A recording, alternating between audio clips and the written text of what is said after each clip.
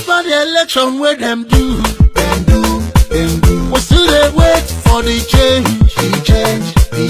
All the promise when they make, it don't they be like saying a fake.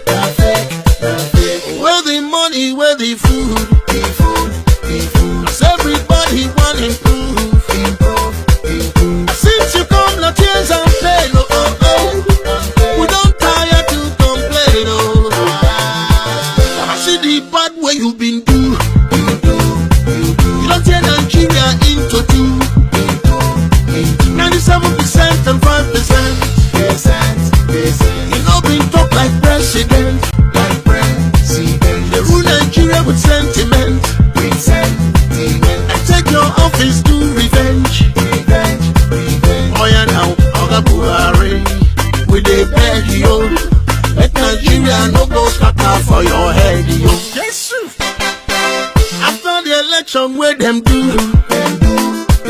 We still dey wait to see the change, yo.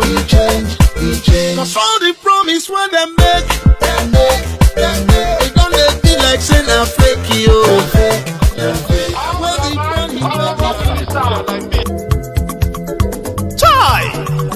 Now wow, people wey suppose talk truth to power don't off mic.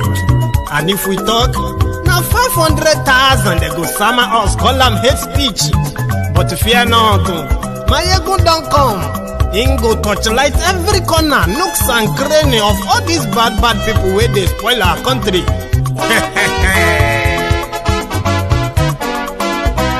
So my people make we loud, Maiyegun don't come, my people make we shout, Maiyegun don't come, Maiyegun don't come, man of the masses, Maiyegun don't come, Maiyegun diary Politico, Maiyegun don't come, this one not the off in mind.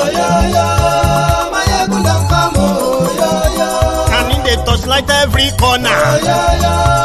Maiyegun don't come. Okay, some people be they holla say they want the power. Them be promise us say we go get light and power. Them hustle so they can't get the power. But now they know they do anything with the power. Every day, dollar just they get the higher power. Over naira, still them talk say make we off mind. But thank God say Maiyegun don't come. So my people make you loud down. Maiyegun don't come. My people make we shout Maiyegun don't come. Maiyegun don't come, man of the masses. Maiyegun don't come. Maiyegun diary Politico. Maiyegun don't come. This one not they off in mind. Maiyegun don't come. Person where they do evil, no one make person talk. Them say that Maiyegun, that man too they talk. He too they talk. Say Maiyegun diary, he they hot like pepper. But every day then they take money in bulk. Poor man picking, they the street they hawk. Still them talk say make we no talk. But thank God say Maiyegun don't come. So my people make you loud. Maiyegun don't come. My people make you shout. Maiyegun don't come. Maiyegun don't come, man of the masses. Maiyegun don't come.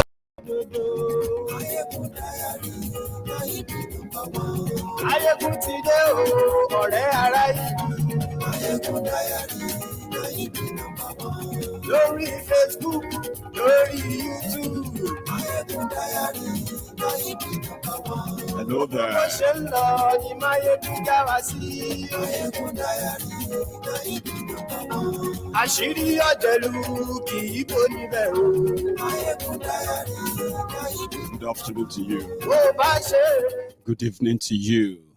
Good morning to you from wherever you are watching from. This is Maiyegun live. Maiyegun diary, Maiyegun diary Politico. Maiyegun diary, Godfatherism. You can tag the Nigeristans, the Buhari Dins, the Buhari Diderins, Tell them we have heard though, that Nigeristan, Afghanistan, Taliban, ISWAP, bandits, and all these things destroying and tearing Nigeria apart. We have heard though how they are funding it. I think we'll go jog a bit while we wait for them. Yes. A quick one. Oh yes, Papa is taking the kick off to Maiyegun. Maiyegun dribbling at the back to Bosse. Bosse is back to Maiyegun. Maiyegun is moving and takes the shot across. The first goal is taken and that's every goal that Papa scores. Back to Papa, you start with Papa by OGSD. OGSD is moving back by the that's it. The trouble there, OGSD. Wow, that's wonderful. The goalkeeper, OGSD. Oh yeah, that's it. That's not counting. Let's go to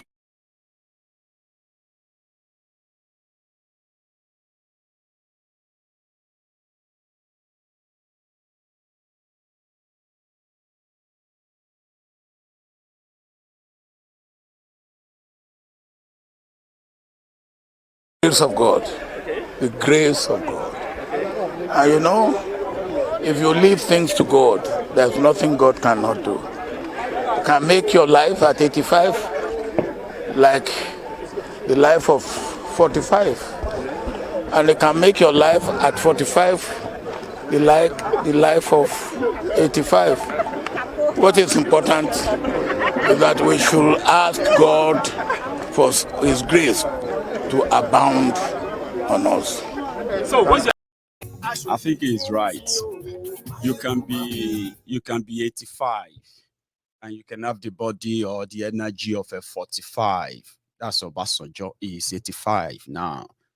And you can be 69 and you don't even have the energy of a 90.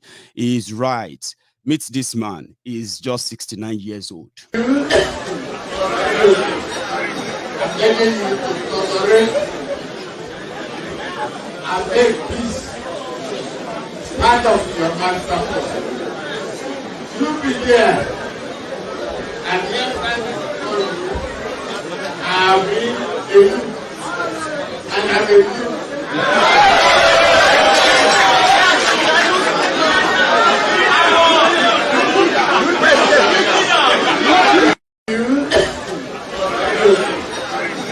Letting you to tolerate and make peace part of your master plan. You be there and let me tell you, I've been a youth and I'm a youth.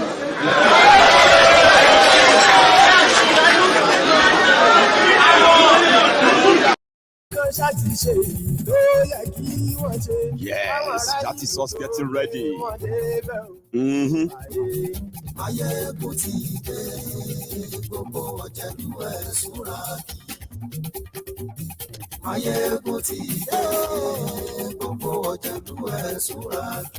ṣùgbọ́n ní bá ti ṣe yìí tó yẹ kí wọ́n ṣe ọmọ bá dẹ́rọ̀ ò ní fi wọ́n níran. Kí máa yí ṣe rere ọ̀rọ̀ yìí kì í ṣe fẹ́. Kí máa yí ṣe rere ọ̀rọ̀ yìí kì í ṣe fẹ́. Thank you. You know, it's always kind of good if you are watching this broadcast as a replay. Somebody still sent me a message and was like, my friend, you know, stop all this music. I was like, you the Chris? Who are you to tell me what to stop or what not to stop? Like, that's how I feel. If you are watching the replay of my broadcast, of course, you can skip it. It's always good to skip these parts and go straight to the points. But when I'm doing it live, yeah, this is how we do it. Especially on MaiyegunsDiary Politico. I bet many of you who have joined so far, you have read the caption of the broadcast, have you? Great.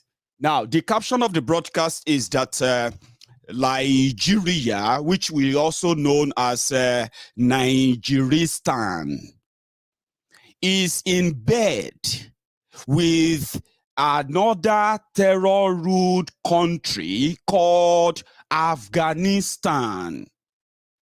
Now you have a Taliban apologist, you have a jihadist apologist, you have a Al-Qaeda apologist who are making decisions in government of Nigeria. And this is the reason why terrorists in Nigeria are getting pardoned, no matter the crime, no matter the atrocity. Listen, before we got to this stage in Nigeria, the Nigeristan, it usually was kind of a taboo when they say terrorists have killed 20 people. Oh, no, sorry, 20 is too much. Terrorists have killed 14 people. They have killed 10 people or more. People will be like, hey, what is this country turning into? Hey, this Nigeria is turning, you know what I mean? That was pre-2015. That was pre-Nigeristan. Now, fast forward 6-7 years down the line.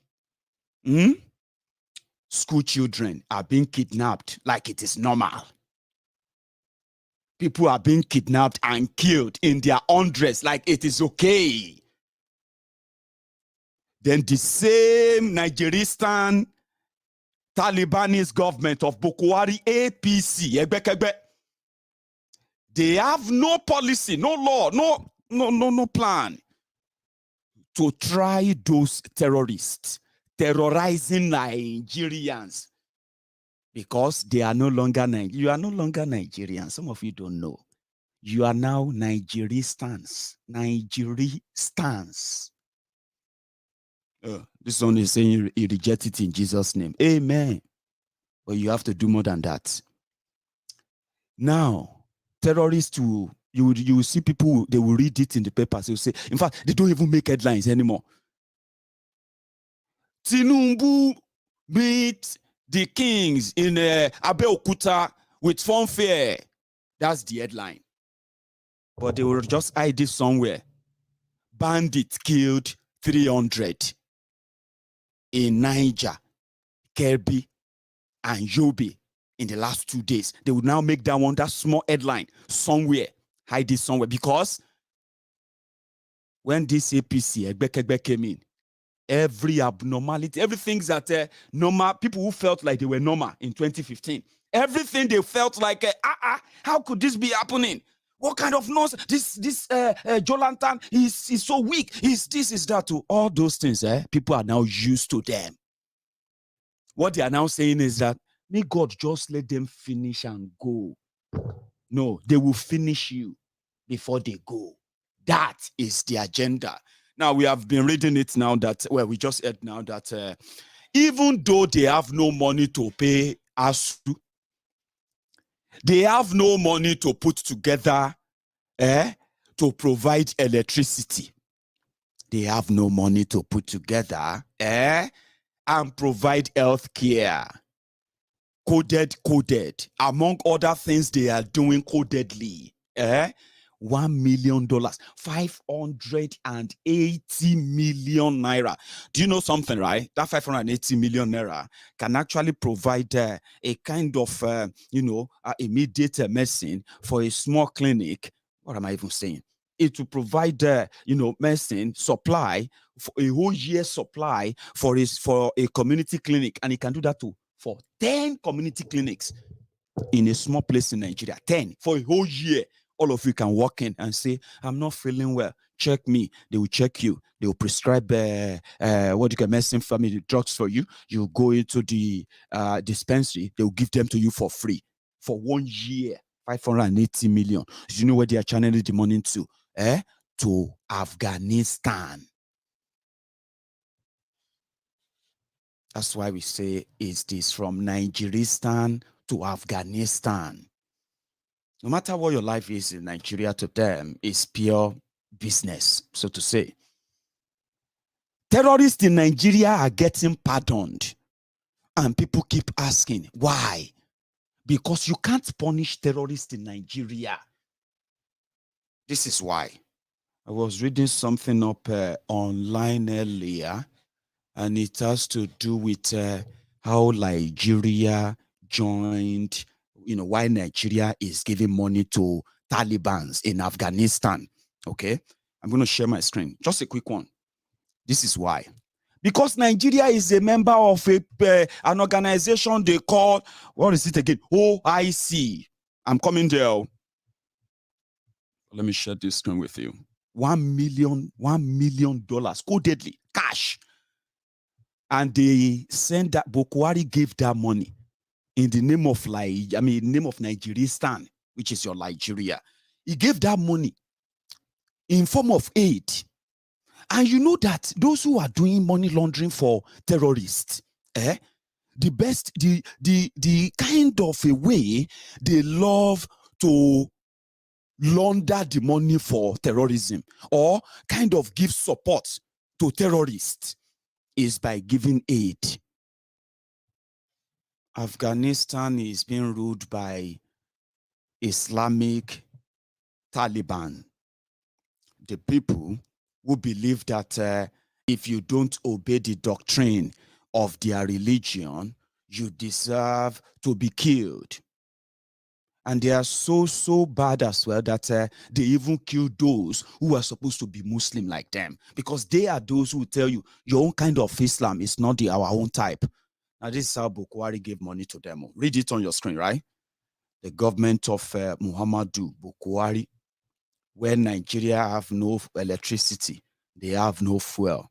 They have been suffering in the past 24, 25 days, nearly a month now, where for fuel scarcity, adulterated fuel, to the point that in Nigeria today, they are now hawking fuel in front of the NNPC station. Imagine you have a filling station right now, but they are not working.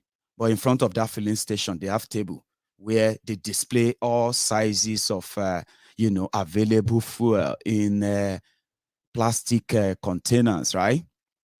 That is Nigeria for you. But this one is the one, it's a snippet. God knows how many billions or multi-millions of dollars they have channeled towards terrorists, because they have access to the money. They are the government. They have the private jet with the clearance of the government of Nigeria. But you see this particular one, they called it donation. And for some of you who have read the Conflicts for Jihad by David Untitled, right? You understand what this gesture is. And the reason why they are using Nigeria money, your money, most of them, the money they borrowed, right? The reason why they can use Nigeria is because you are part of Nigeria. As Yorubas, as Igbos, as, every nationality in Nigeria, you're part of Nigeria. So whatever they do, they drag you into it. OIC. So they say Buhari gave them money. And this guy just had to announce it because he wanted to say thank you. Because all over the world, right, people have not really been responding or giving support to this Taliban terrorist in Islamic terrorist in power in Afghanistan. And I wouldn't even bother, but there is a lot. You see this OIC and this money of a thing. We don't know. We hope that if to see Nigeria is a real place and Nigeria is not a crime scene, yeah? As we are watching this video, you would have seen journalists who would have possibly kind of dug deeper the moment the expose on jihad, conflicts for jihad came out. Because you see, those who are behind the conflicts for jihad in Nigeria, they are those who are now in political power in Nigeria. Therefore, their plots since 1976, plot of Islamization, blah, blah, blah, blah, that you have been hearing about, which we have proved with evidence. Go and read that, Conflicts for Jihad. Go and Google that and read it. Then you will see the characters who are running the government and the characters who are actually encouraging, the terrorism you are having in Nigeria today, funding that terrorism, and at the same time using the instrumentality of the same government to shield the terrorists. They have a lot of connection though throughout these organizations that they dragged you into, religious organizations. They are not meant, they told you that joining these organizations were supposed to build religious relationship, development, exchange of ideas, technology, and all those things. That's the reason why they said they put all this together. But when you now look at what they have achieved with it, you will realize that it's always been a conduit pipe where terrorists all over the world get their funding. And that's part of that. And you have powerful terrorist supporting countries in that OIC. Go and Google them and see all the countries there. So they gave them $1 million. Codedly. The person in charge of Nigeria's communication is a jihadist apologist. They said, oh yeah, it's changed. I'm talking about ISA pandemic. This is how they hover over around you or all over you. And then we call it a contraption. In Nigeria, terrorists get pardoned. They get rehabilitated. And if you dare criticize that, you will be regarded as a terrorist and you will be put in that prison, underground cell for criticizing the government for rehabilitating terrorists. Why is that? It is because on record, northern Nigeria clerics, all these Islamic terrorists, they call clerics in northern Nigeria, they will tell you, that sheikh is, you need to be very careful of what, you know what I mean? Because they are all, majority of them, they are terrorists, apologists. And listen, they used all these organizations instead of exchanging students from northern Nigeria to go and learn and study science or technology from all those Islamic countries. Yeah? When they go there and study Quran and policies that can manipulate the people, manipulate the poor, especially because they do what they tell the poor not to do in that same religion. So they are hypocrites, or let me say their hypocrisy. Instead of using that exchange stuff, when they send their children to Egypt, when they send their students to Bahrain, when they send their students to Saudi Arabia, when they send all their students and all their children, when they send them to all these places, including Afghanistan, you won't believe it. Your popular sheikh, all these criminals you call sheikh, terrorists you call sheikh in northern Nigeria, Iran, Iraq, and all these places, they exchange. And what do they bring back to Nigeria? They bring back terrorism. That is what they bring back. Sharia, terrorism, religious supremacy. And when you look at them, you can say, how far, with all these years of exchanges with all these, terrorist countries, so to say, with all this, what have they brought back to the northern Nigeria? Saudi Arabia, they have 24 hours electricity. Saudi Arabia, they have working. You know how Saudi Arabia is, Abi? But northern Nigeria criminal terrorist clerics, that they will tell you that because, you know what I mean? All these terrorist clerics, when they go to those places, when they send their children to study chemistry, they will return to Nigeria and they will start making bombs. When they send their children to go and study administrative, whatever, Islamic this and that, they come back to come and practice Taqiya in Nigeria. No development, no nothing. So it is all lies, fraud. And that is why the only reason why we all pay for that, we are all paying for it. That's exactly what is happening. We are paying for that because we are part of Nigeria. So when you see people like us asking that, listen, if those who are jumping up and down that they want to be president of Nigeria, if they have sense, which should I put it this way? If they actually have the sense of sincerity, honesty, or patriotism, genuinely, they will not be running to be president of Nigeria that Buhari currently supervises. It is a keg of gunpowder that is going to explode now, sooner or later. If you ask them, what do they stand for? Atiku, what do you stand for? We are seeing it. Nigeria is neck deep into terrorism.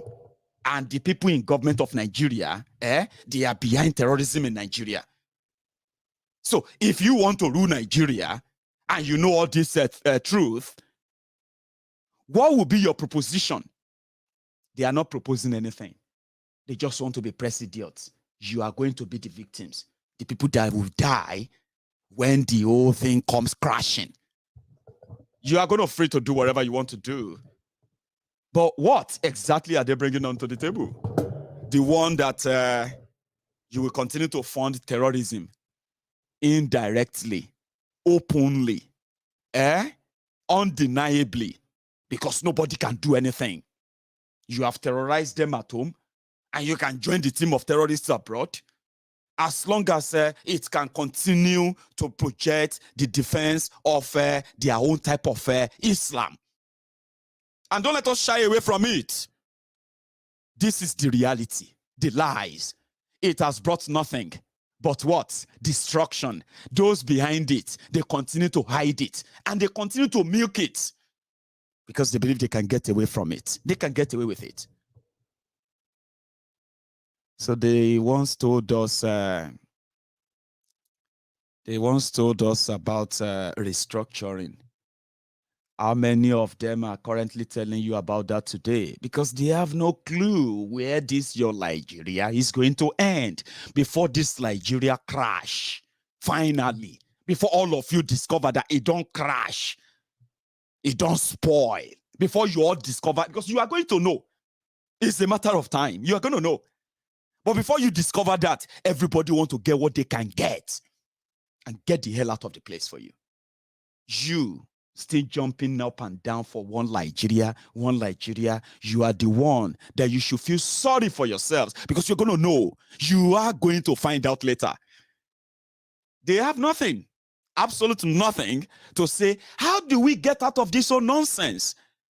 Because you can't get out of it without first destroying and trashing that fraudulent fake book, that decree 4, been a decree, whatever, Abdul Salami book, the workbook called 1999 Constitution. If you don't, the moment you destroy that, the moment you decide to do that, nobody will be interested in becoming president of Nigeria. Why would you want to be?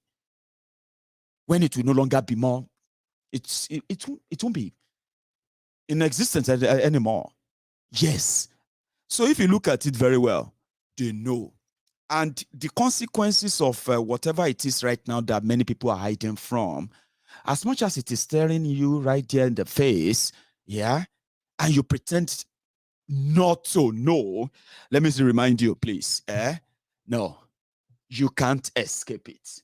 The consequences of all this madness, the kicking the can down the road, pretending that you can have a temporary solution or social solution, or even some of you who pretend to be preaching unity. We call you the unity beggars, right? There is no small time, there's no short time, no mid-term time, or no long-term solution to fixing Nigeria than the straightforward one, which is stop lying to yourselves. You can't fix what doesn't exist, something that is a mirage. Yeah, you can't. The only way to fix it is to break it. And that break it up is to save lives. You will understand it later. You don't have to now. But some people are already. Because the only way you will understand it better is when you begin to process the consequences of what you have been told before and you believed. And you see the impact of that on yourselves. Then you will begin to live that reality, right? And by that time, even all these deceivers, all these vibrators, all of these manipulators and the rest of them, they will be long gone. I just wish you won't probably be the one shaking from the effect of what Nigeria would have done to you by then. This is the effect. Nobody, none of us in any part of Nigeria was told that Nigeria was going to give your money to Afghanistan. Maybe you are reading, you are laughing, Afghanistan, this and that, right before our koro eyes. In that Nigeristan, anything that affects the people of this part, Afghanistan, Iran, You all know how these particular people in northern Nigeria react to. You do? Because they receive their own indoctrination not from that Quran, so to say. Okay? They receive it directly from the violent terrorists from these Islamic countries. And they will kill you if you tell them that they are wrong. You know what I'm talking about. I mean, they are so dangerous, right? That even you, as a Muslim, Baba, they will have to be the one to check and tell you if you are a real one or not a real one. Not Allah, not anything else. So them, and you know what I'm talking about. This is how violent they have become. But it is all lies. It has nothing to do with religion. It is terrorism of people who believe that they could hide behind religion. And since Nigeria is a religious place where everybody is a God fighter, God defender, a solicitor for God and that here and there. So once you drop God, people are ready to kill for God. So they decide to bring that in. And politically, it is a political power. Something like a tool for political power. And that is why when the rest of the places they go to, like Saudi Arabia, like United Arab Emirates, Dubai, like a few other places like that where they have managed to kick out terrorism enough from their territory to other parts, they don't learn anything like development from them. They don't. Because they are a bunch of thieves. They are a bunch of infidels. They are a bunch of liars, manipulators. But they have the political power in Nigeria. And because they do, when they enter any arrangement with any terror, whatever arrangement, they are not entering it as northern or the Sharia north. Though. They are entering them as Nigeria. That is why Nigeria is Nigeristan. How many of you remember when they killed Suleiman? When Donald Trump drone shot and killed, fired and killed Suleiman, that Iranian chief of army, I think something like that. You remember him? And do you remember the reaction of our people from this Sharia North in Nigeria? It was like, to hell with America. They protested that why would America shoot at him and the rest of that? You know what I mean? It was a big thing. I don't know, somehow, they didn't start killing people. Usually, like that, they would just start targeting people and start killing them and start burning properties. And they actually enjoyed that because, according to them, if you are killed during jihad, it's called jihad, holy war. And this holy war, this jihad, is only fought by poor people, poor, brainwashed, manipulated, illiterate in northern Nigeria. Now, those who are educated and manipulated as well, they will now justify the arson and the criminality of those poor people. And guess who incites them? They are clerics. They will read the Quran. They will read and read. They'll just put that aside. They'll just do something else. And they'll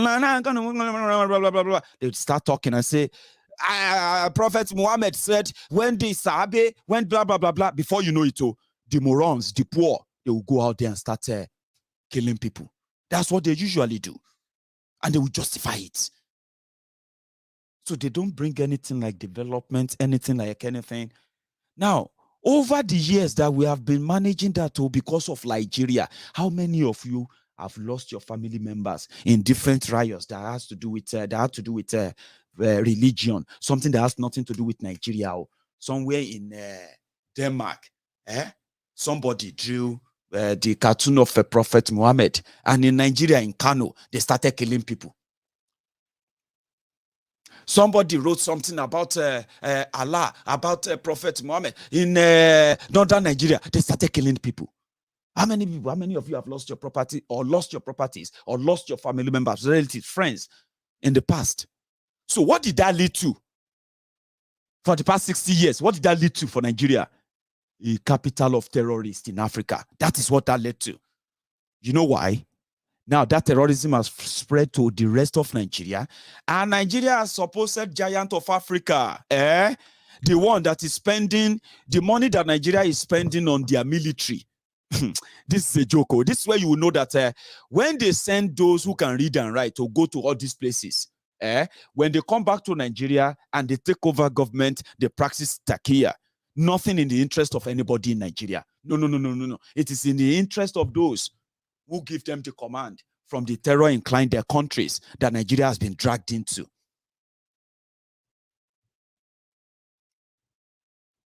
So when they when they come back to Nigeria, they don't bring anything other than terrorism. So in 60 years, what are you dealing with today? Those who have now gained access to power, the police, the military, DSS, every agency, they were supposed to protect the entire Nigeria. 70% of Nigeria towns and villages have no police, have no security or anything as we speak right now. But on paper, Nigeria is the crippled giant of Africa. The budget of Nigeria for defense, since this APC came in, it has not just doubled, it has tripled. Egbe Jolantan was budgeting 1.2 trillion, 1 trillion for defense. This APC, this jihadist in government, they have been budgeting 3 trillion, 4 trillion, 4 point something trillion. Money where Nigeria no get to equip Nigeria military, but they never, ever prosecute any terrorists, and they will never prosecute any. Why would they prosecute any of them? Instead of prosecuting those terrorists in Nigeria, they decided to also take Nigeria money and rehabilitate the killers of Nigerians. So is that not Nigeristan? Is that not Nigeristan? It's just a matter of time. You see, the terrorists in Nigeria, they are so rich that when Nigeria, the money Nigeria is spending on their own defense alone is more than what the entire budget of some African countries. Yet, terrorism is increasing in Nigeria. Have you asked yourself why? How? How is that even possible? You are spending billions of dollars to fight terrorists in Nigeria. That billions of dollars, that is the entire budget of some African countries every year. But yet, instead of reducing terrorism, it is increasing because it is not fighting terrorism. It is now a big industry, terrorist industry under this APC. Now they are telling you that they just gave $1 million. They just gave $1 million. Now, because of the insecurity in Nigeria, that this APC have escalated, Nigerians no longer feel shock. Like I said, if they say 300 people killed, 300 people killed. Tinubu said Atiku should go to hell. I want to read this one. Headline. Koko nuwe royin. Tinubu sọ wípé òun yóò yí orílẹ̀-èdè yí padà tóun bá di ààrẹ. Iwájú Punch paper ló wà lénìí. Tinubu said he's going to change Nigeria when he becomes president in 2023. Front page newspaper. But at the bottom of that front page newspaper, 230 people killed. They don't have names. They don't have address. They don't have, you know what I mean? No, 227, and Nigerians will just be like, this Tinubu will be president, Shani. I trust he's going to, because that is what they have conditioned you into. So as they are pumping money into saying they want to defend Nigeria, what are they doing? They are also allowing the terrorists to come in and take the weapons. The terrorists in Nigeria are not different from the terrorists in Iran, the terrorists in Iraq, terrorists in Syria, terrorists in Afghanistan. At some point, Islamic State of West African Province, they call them ISWAP. This is a branch of Boko Haram.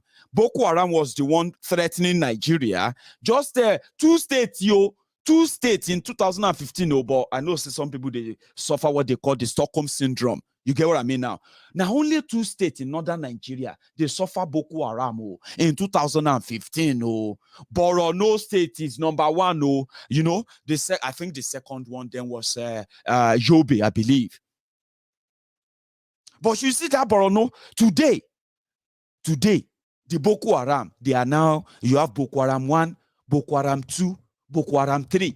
Then you now have a branch on its own, bigger, called Islamic State of West Africa Province, ISWAP.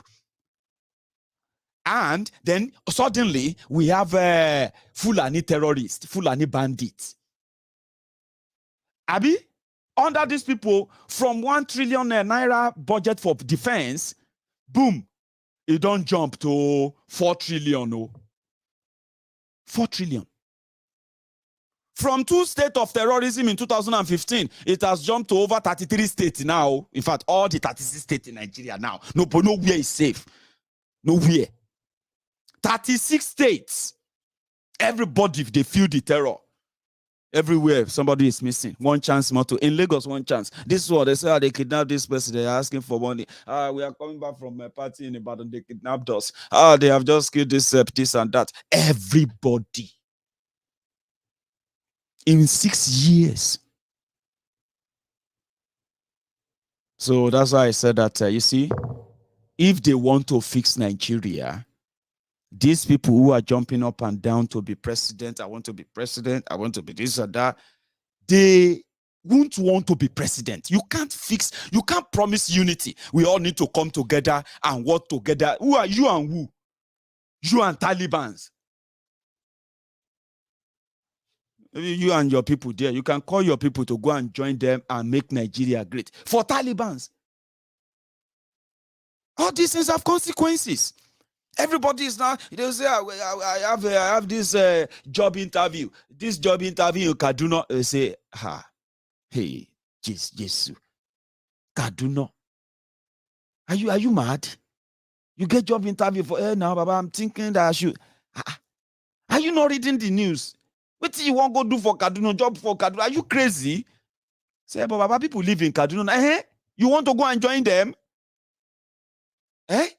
This one that Nigeria is, that's how everybody live. Then you turn around, you say, all of us should come together. You and who? Come together for who? I say, keg of gunpowder. I'm not saying you're not going to sit on it, and I'm not saying that it is not going to explode or it's going to explode or not. But you should be prepared for the consequences. What they want to be president, even the one where they shake like Kolu want to be president. Now, all of you are walking about in Nigeria right now. You've not had what do you call it? You have not had your real petrol. I mean, take a look at this. In 2015, these rogues, APC, Egbe, including this Kolu, Tifnumbu, when the France was challenged, they call on Charles de Gaulle. When America was challenged, they call on Abraham Lincoln. Now, 6 years down the line, Kolu is coming back to say, you see, your future of your children is important to me. In 2015, they told you that it is not a rocket science for Nigeria to be the oil producing country and not be able to refine our own crude oil. It's a shame. That's what they said. But what they didn't tell you then was that when they were coming in, your refineries in Nigeria, they said they were still working at about 40% capacity. Or 40% capacity is unacceptable. After that, so much money have been expended, they've stolen it. Buhari came in and he made himself the Minister of Petroleum in Nigeria. So, you know the story. We'll cut time short. 25 days ago. He probably doesn't even know that you don't have petrol. Femi Oponu Adesina, maybe they didn't tell him that you don't have petrol, you don't have anything. Now, Baba, 24 days ago, 6 years, 10 months, 6 years, 10 months after APC, Egbe, said they were going to change Nigeria. All your refineries are now dead. People don't get shame. All your refineries are now dead. Instead of building one refinery every year, by now, when they said what they promised you, by now Nigeria should have 6 refineries, new ones, cha-cha, brand new ones. And you should be getting ready to celebrate the 7th one. All of the worries that told you that was what APC, Egbekegbe are coming to do. Today, they are now regrouping. They are abusing me. The worries that promise you all the nonsense. APC will change Nigeria. It doesn't cost any much to build refineries. Then. I want weary. I want lawoku. Shut up your mouth. APC will change this thing. We are talking about. They make Megad, Minister of Petroleum. 6 years after, in the refinery, no day. 0 refineries. And you have to import your product 100%. You have to import everything 100%. That's a shame.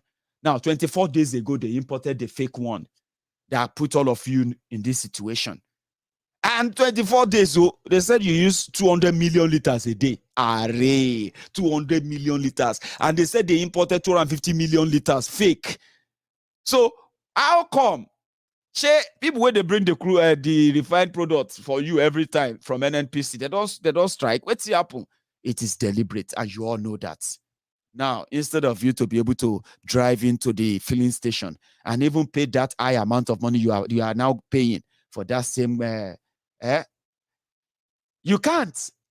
All you have to pray for now is that make people shall say that they share petrol for party. Very, very crazy country. You see, you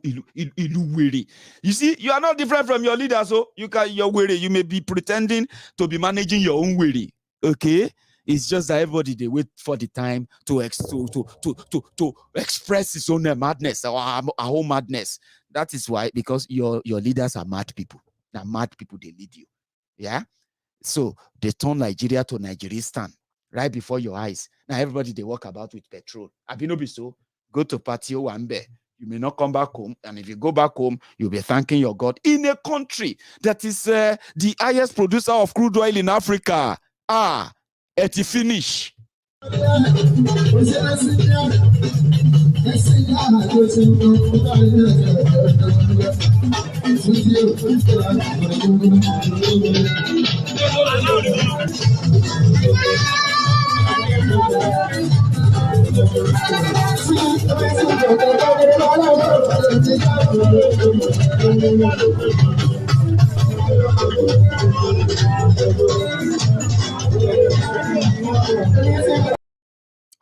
Petrol. Now petrol they inside those jerry cans. And if you want to know that how they actually got ready for it, watch this one. I think I got this. When they were putting all of them, for everybody to come in and collect 5 liters. Petrol is the new gold. Now, if you don't believe me, or if you think when I talk about this, it puts Nigeria in a bad light, you are just dumb. This is what put Nigeria in bad light. And some of you may be pretending it because some of you know normal again. You are not well again. Okay? Every abnormality is normal to some of you. And it's not your fault. You are being led by mad people. Who can say some of you know mad? Some people are taking this to the next level. Feel as souvenir. If you are not in this party, forget it. You are not chilling with the big boys. If you don't get fuel, make it come this party. If you don't get fuel, make it come this party. I can't believe my eyes. Fuel as souvenir. Star blog, make it see. Some people get levels. You see? Every abnormality is normal to them. Oh, come and chill with the big boys. We have petrol. Hey, if any man won't marry me right now, any man will give me petrol can marry me. You know what I mean? They are throwing banters in a despicable situation. That's them. Nigerians who are living in Nigeristan that Buhari turned you into. Femi Opono Adesina said, you have survived worse. You will survive this too. It's a cruise. They call it cruise. Petrol at a party. Malaka was even playing there, by the way.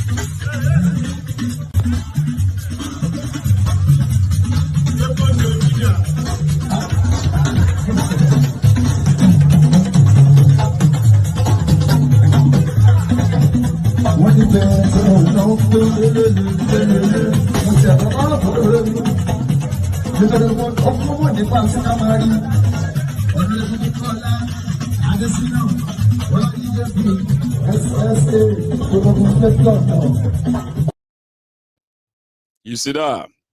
Yeah. It's a mad jungle. It's a mad place.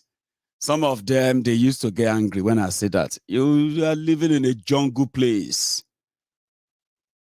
You're not different from your leaders. All of you are just, you know, to some extent, you are just hiding your own madness, pretending that you didn't know when you are not.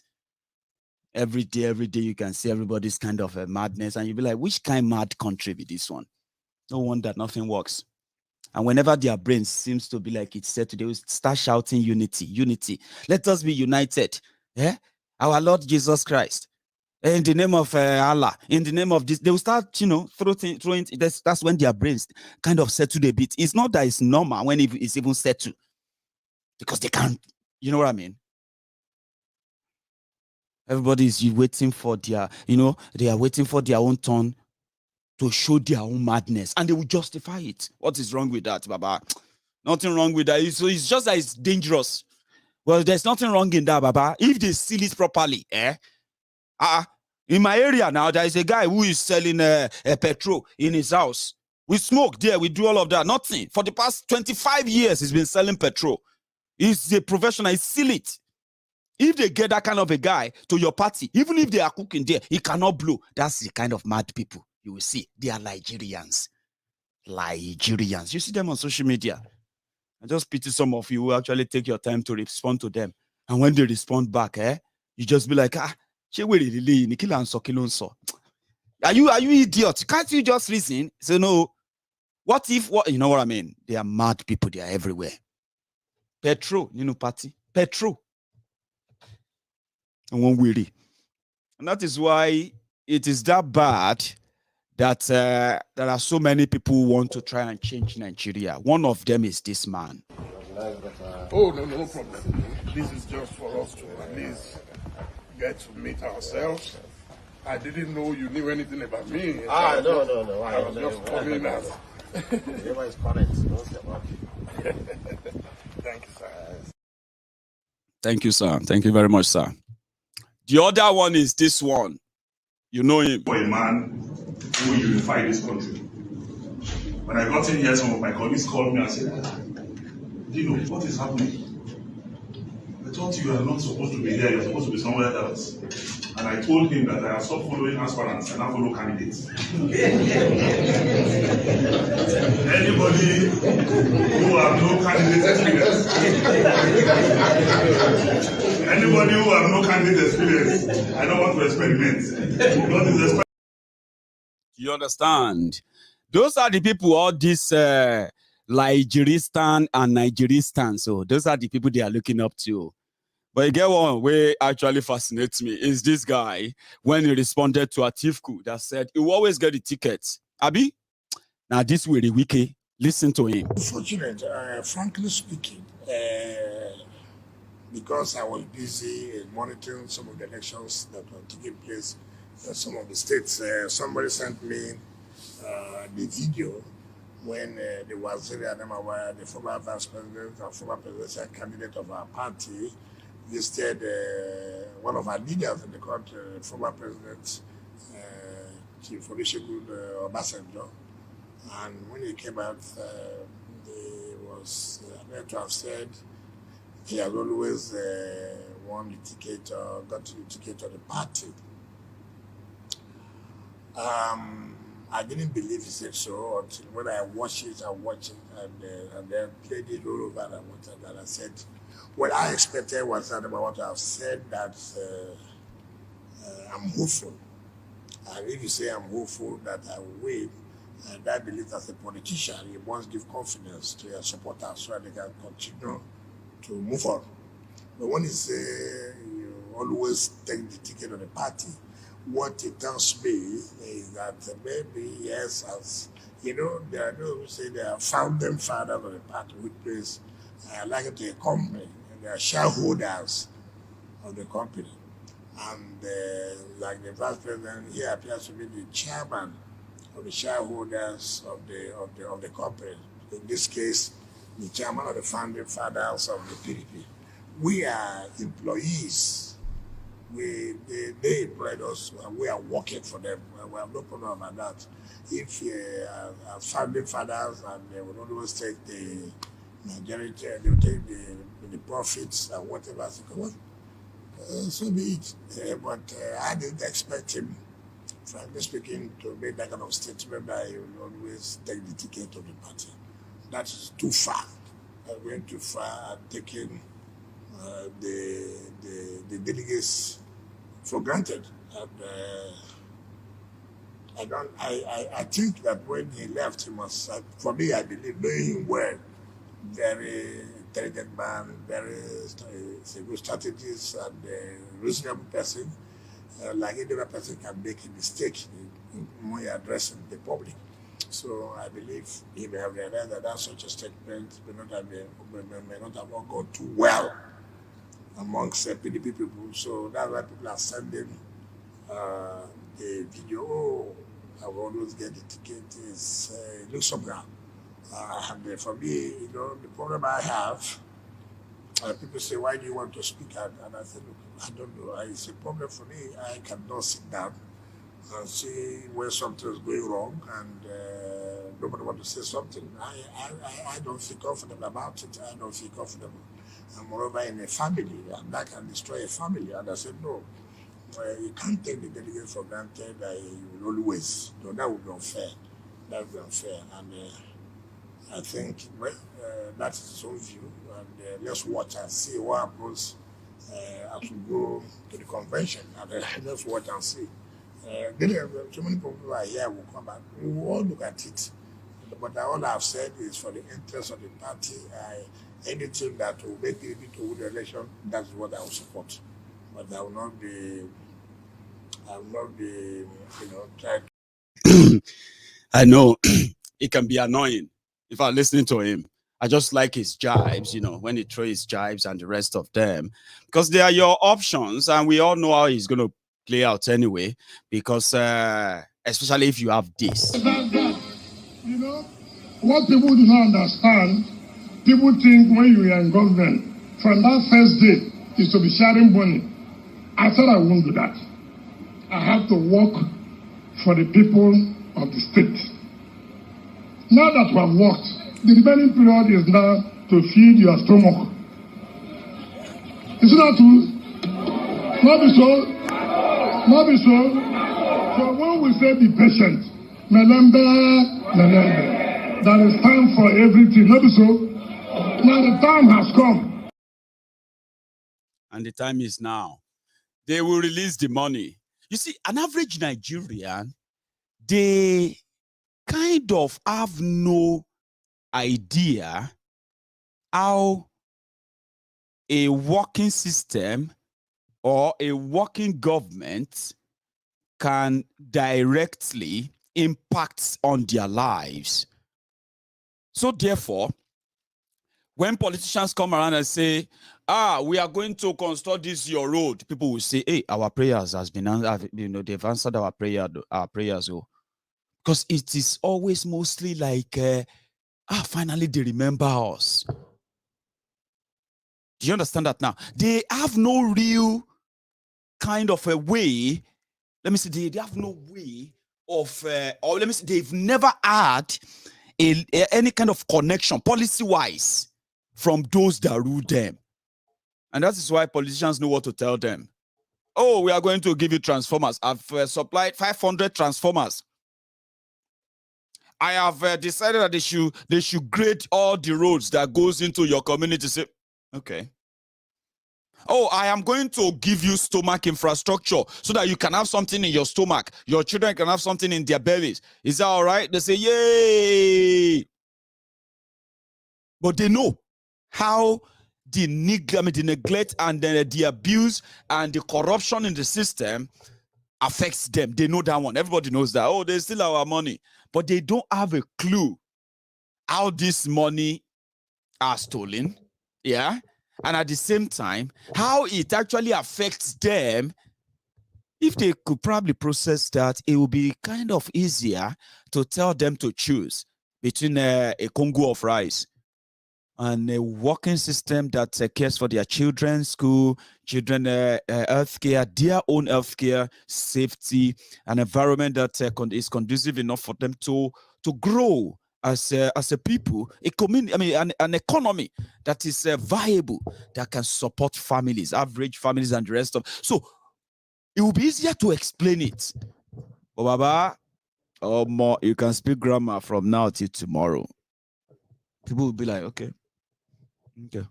If somebody walks in and say, how many of you here would like me to give you 1,000 naira and let us leave this room? I have a meeting in the other place. How many are ready? The people listening to your grammar, I love what you're saying. Oh, how many of you will come here and take my stomach infrastructure? So they know that. They do. And these are your choices. They are your options, Abi. In your Nigeristan, I wish I could pray for you, and that prayer will be kind of, answered. But I can't, because you know what you brought upon yourselves, and as divided as you probably are on what you think is going to fix Nigeria, it is my own kind of job to remind you that don't waste your time. Please don't. The solutions to what is going on in Nigeria, we have laid them bare. I can repeat them for the sake of you that are watching me for the first time. Don't let us pretend. Don't let us hide behind anything, okay? You have a system, right, where some group of people can decide within themselves, and they can utilize the common patrimony of everyone for whatever cause they feel like. For example, you have a country that is a poor country, who have no real money because they have, you know what I'm talking about.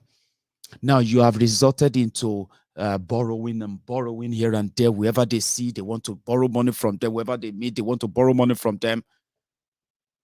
And they are ready to dip you into anything that they ask them to dip you into. I know, thank you. But they are only able to do that without consulting you, consulting anybody. As long as it serves their interests, they are fine. But the bigger consequences of that action is actually felt by all of you. Me, with the UK now, I am feeling it. Yeah, you know what I'm talking about. All of us are feeling it as they strangulate you in Nigeria. Some of you run around and you look for those you can also drag. And many of us have been dragged to subsidize the ruined economy. So that is what Nigeria is. And the reason why is because Nigeria as a rent-seeking place is not meant to be developed. Do you understand? No, it's not. If you want to develop a place, you have to develop the people. You have to invest in the people. You have to invest in real infrastructure, which people are going to use. But when you use decades to squander whatever you could have used to build on, squander them, and now you have a bigger population that are now in a way concentrating on whatever comes from these rogues who are in charge. Meanwhile, as Nigeria gets bigger, the resources of the place is further harnessed by these rogues for themselves, for the few. And what did that do? It didn't create a poor Nigeria. It created poor Yorubas, poor Igbos, poor Efik, poor Ijos, poor Awusas, poor Fulanis, poor indigenous people in Nigeria, while their own selected minute number of their elite enjoys. So if you want to save a place like that, you save the people. You see, if you continue to preach one Nigeria that you can't even define, expecting everybody to fall in line, you are deceiving yourself, because it won't work. It never worked. Do you understand? What is the solution? Stop pretending. Stop running away from it. One Nigeria is not solution. Unity begging is not solution. Let us all pray. Let's pray so that Nigeria is no solution.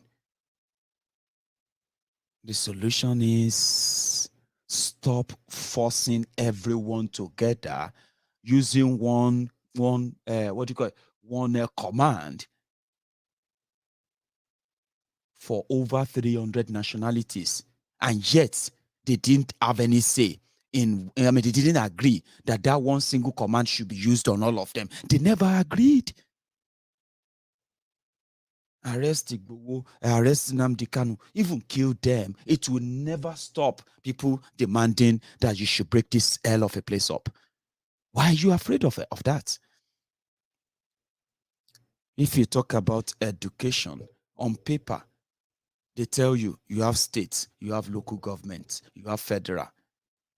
On paper. And they all have their responsibilities. The local government should handle primary health care, primary education, and then local communities, blah, blah, blah, blah, blah, blah. But they have no money. They have no access to their own money.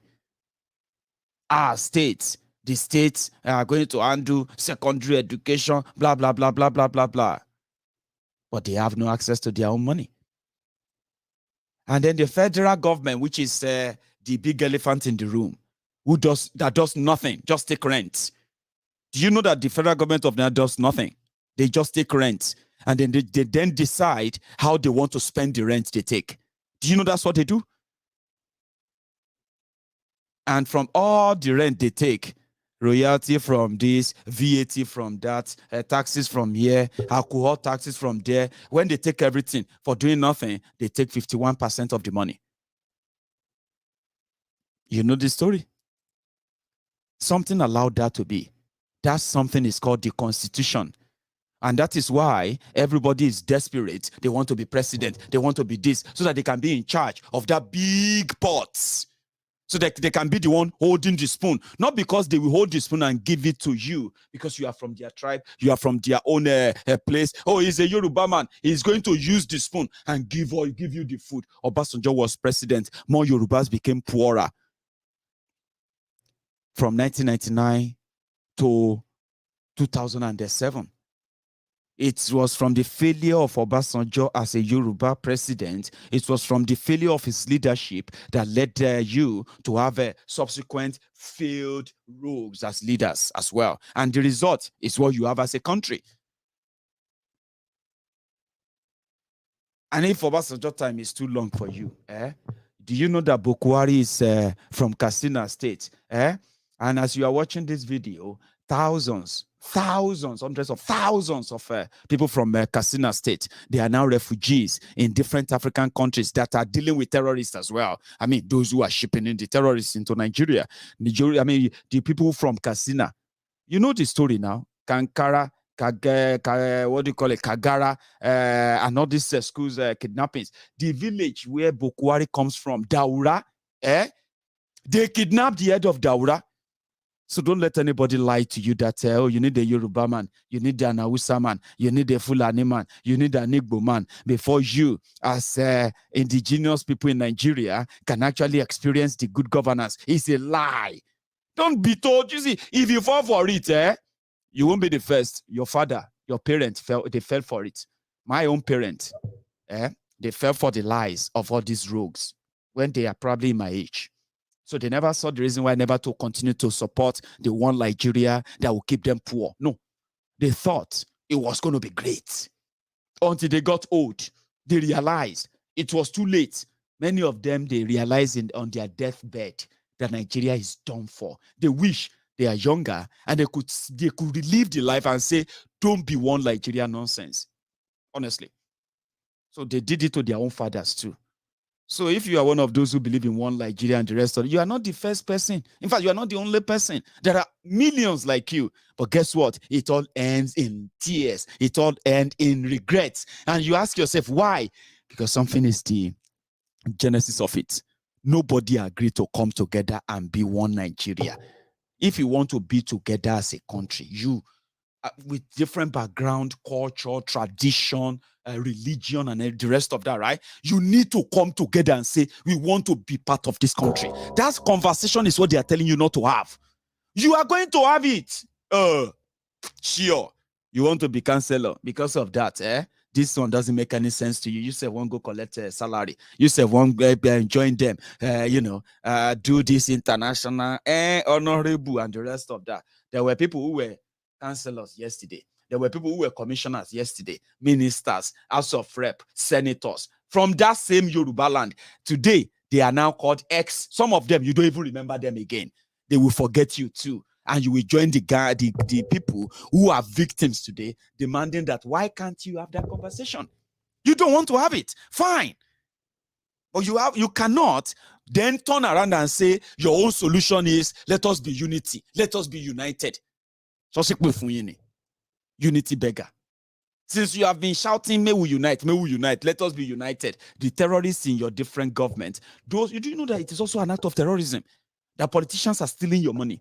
Your money for schools, for road, for electricity, for security. They are stealing the money, buying themselves properties abroad, sending their children to different schools abroad, sending themselves to different hospitals abroad. Do you know that's an act of terrorism? When many of you are dying of needless sicknesses in Nigeria, and you are saying, nah, move along. You see, God give it and God take it, because they conditioned you to say that. They know that God give it and God take it too, but your millions, your billions are making them live a longer life, even though this now kind of money can't really buy all of that. I know. It's an act of terrorism. When they deny your school, when they deny your children the proper food, proper meal, and the access to a better education and a safe school, safe environment for them, yeah? When they deny them, that all of you are improvising, trying to protect yourself, fend for yourself, you are demeaning local government yourself, right? For denying you them is an act of terrorism. You can turn around and say, we're no longer listening to you. So yeah, stop running away from that conversation.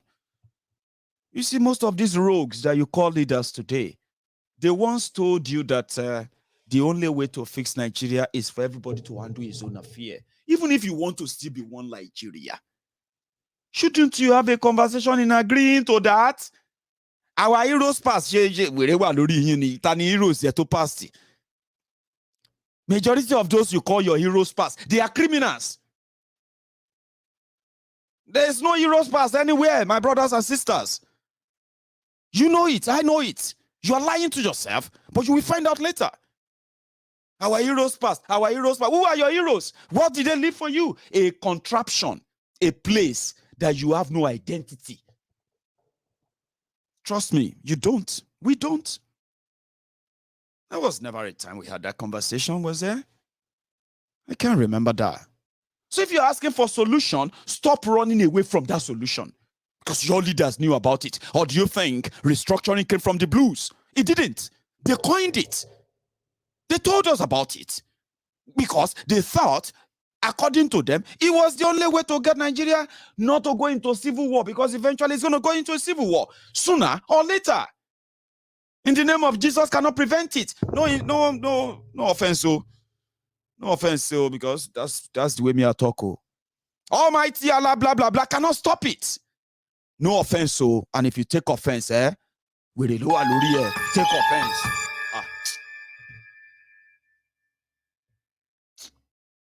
Do you understand what I'm saying? What I'm trying to say is that all these cannot prevent it if you are running away from the conversation. The conversation is this: Nigeria is not working. It will never work, right? Okay, what can work? We know it. Break it up. No, we cannot break it up. Then you are not ready. No, you're not. And then don't turn around and say, God, no, God will do this and that. Please, please, save me that. Okay? Because you know what I'm going to say. I don't believe in your Nigeria God. It's fake. It is lie. Okay? It is only your Nigeria God that threatens you if somebody disagrees with you. Oh, I disagree with you. So are you saying that you are smarter than God? No, I'm not saying that. So are you trying to say that God cannot? Are you saying that God cannot say? No, I'm not. I'm not saying that. My friend, you better watch what you say, because God can do this. I say, you are talking about your Nigeria God, because it is your Nigeria God. That your Nigeria fake God, the one that you always call to help you punish your criminal leaders because you can't fight them. The ones you always call to help you ensure that as I get home tonight, God, I pray that there is electricity. May God let us have light tonight. May God let us have that water. All those things, they are Nigerian God. And if you have sense, if you have real sense, it actually makes you to belittle that real God you probably have in your mind. So don't bring it into it. It's fake. It's not real. That's what they do.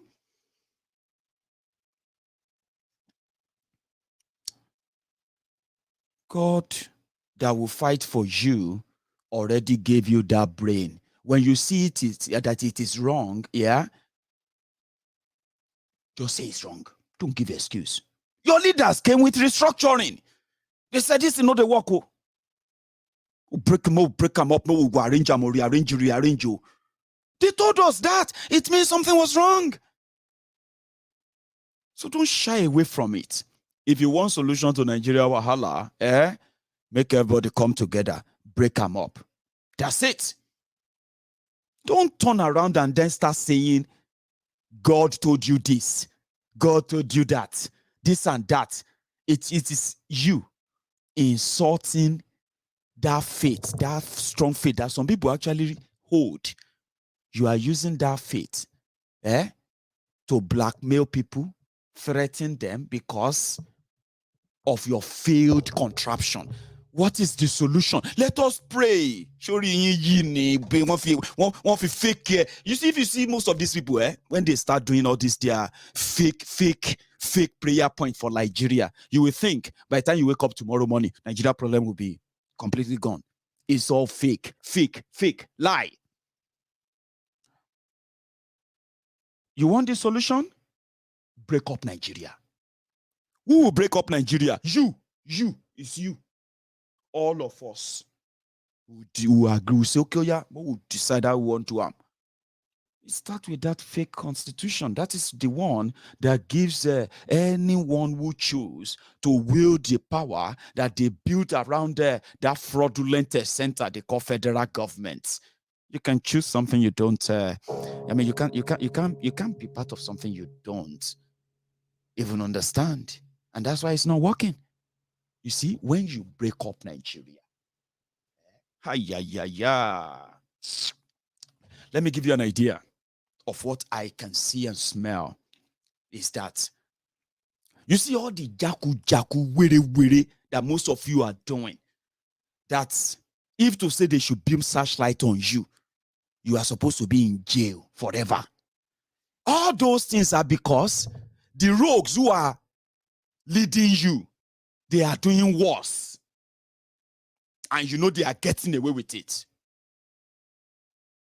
And in Nigeria reward crime. Nigeria punishes honesty, sincerity, and rewards crimes and rewards criminals. That is what Nigeria does to you. Sorry, I just got a message there. Give me a sec. I'm going to be back in a minute. Just 1 second. And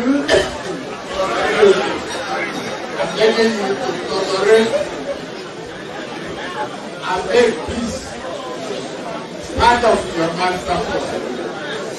You be there, and every I will a youth, and I'm a youth.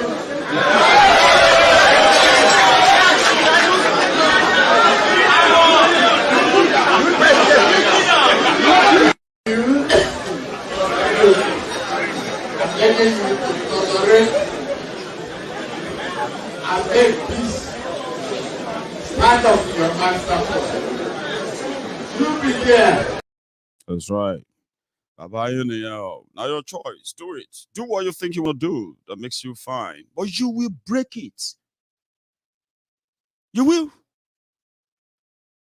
something you're not in any, you'll break it. Well, you will get there. For now, some of you haven't really reached that. But when you get there, you will do it, and you will do it well. But for now, I could not just something. What shoko they knew.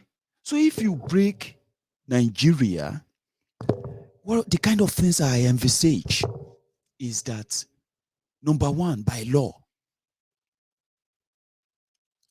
you will be punished.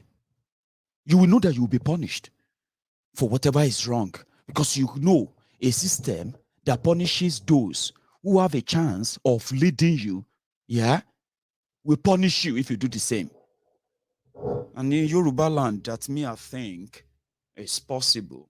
It starts from the kind of those who are interested in that Yoruba nation. You see, right people should join. Right people should propagate it. The advantage is endless, because you know what?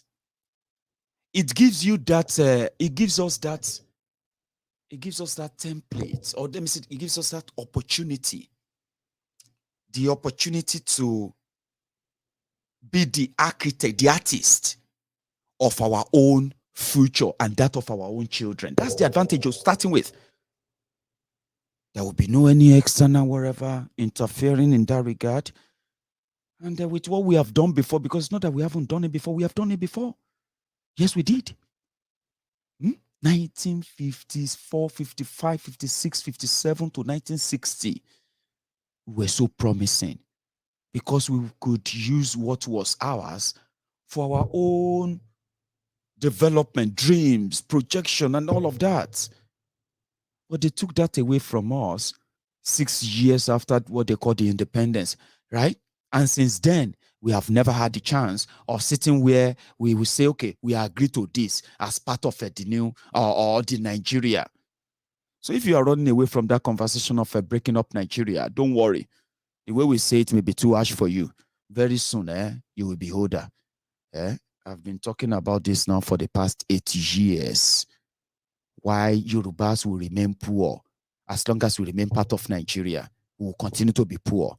And wherever northern Nigeria or all the rogues in the Nigerian system, whenever they drag Nigeria into either borrowing, into war, into different things, they have to expend your resources, recklessly, you will pay for it.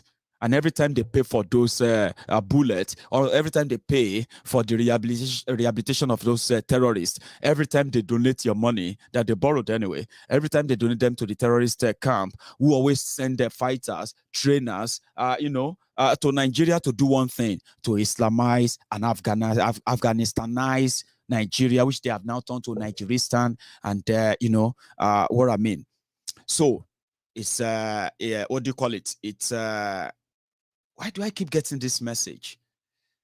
Again, I am sorry. I am going to quickly pick that. But this time around, when I get back, I think I'm just going to start taking my calls afterward. So sorry. I keep getting that. Take one family member, 2 family members, knock on all doors, and make sure that new registration, because they may not announce to you on time. The BBC you have has expired. Yes. Yes.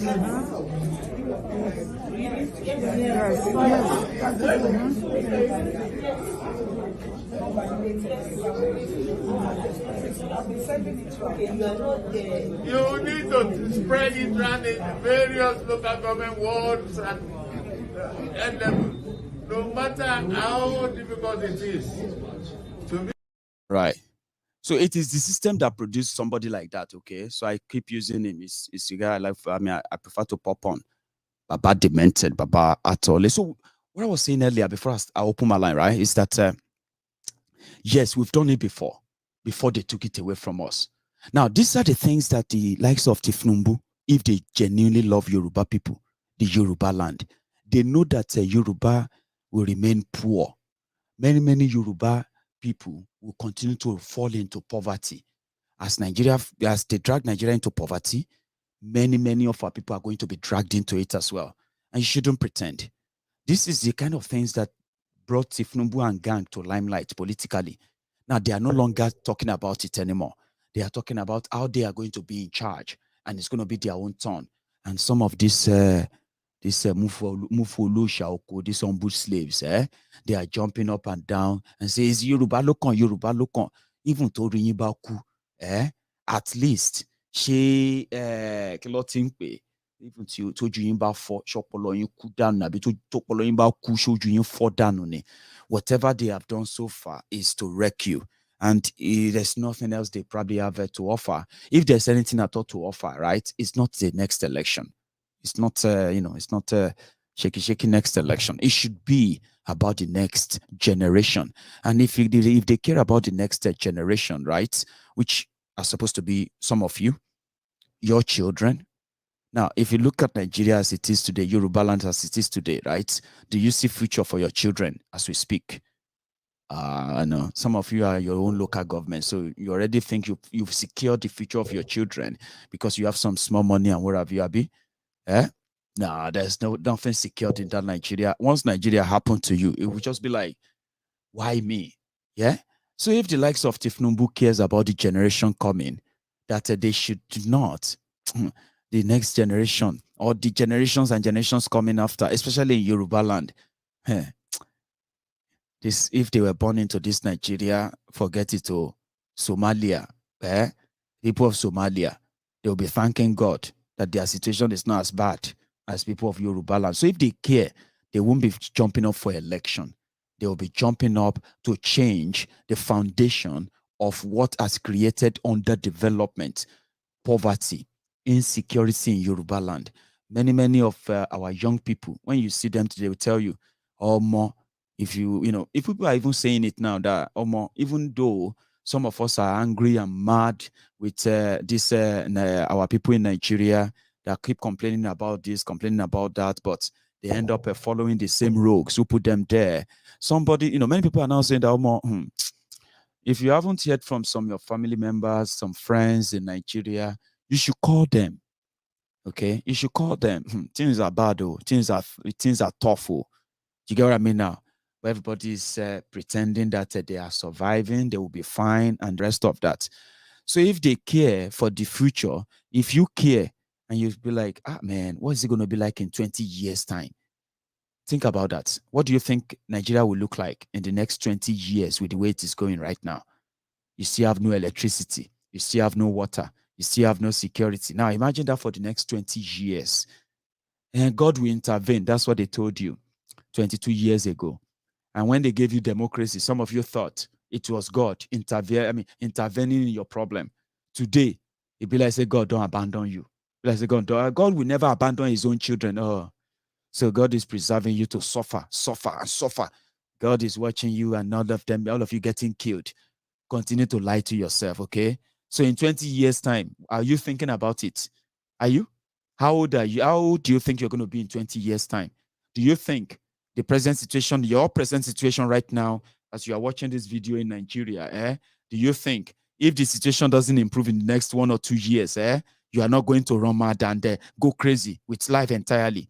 If your situation continues like this for the next 20 years, do you think you can still shout and say, one Nigeria, one Nigeria? It's up to you. Mine is just to remind you that your decisions will always have consequences, just like they say elections have consequences. Why not save yourself from those stress? Why not? Why are you running away from the truth? Why? What is wrong with you? Why are you running away from it? You want somebody to be president so that then you can do what? Do what? Get electricity. Is it Atiku that will give you electricity? Saraki or Tinubu? Who's going to give you that electricity? Who's going to give you that whatever you think you have in mind? But in 20 years' time, you are likely going to still be talking about no electricity. Some of you have no shame. 4 years mean nothing to some of you.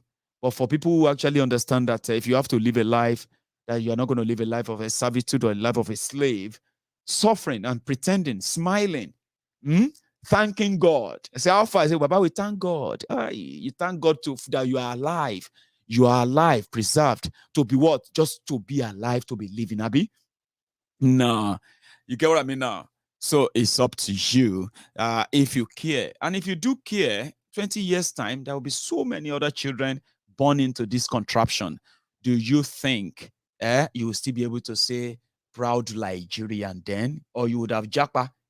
Aha, you have your own plan as well. Then why are you pretending about one Nigeria? If you can travel out of Nigeria and leave Nigeria that you don't want to go back there, why are you opposing? Why are you against the breaking away of Nigeria? Do you understand that now?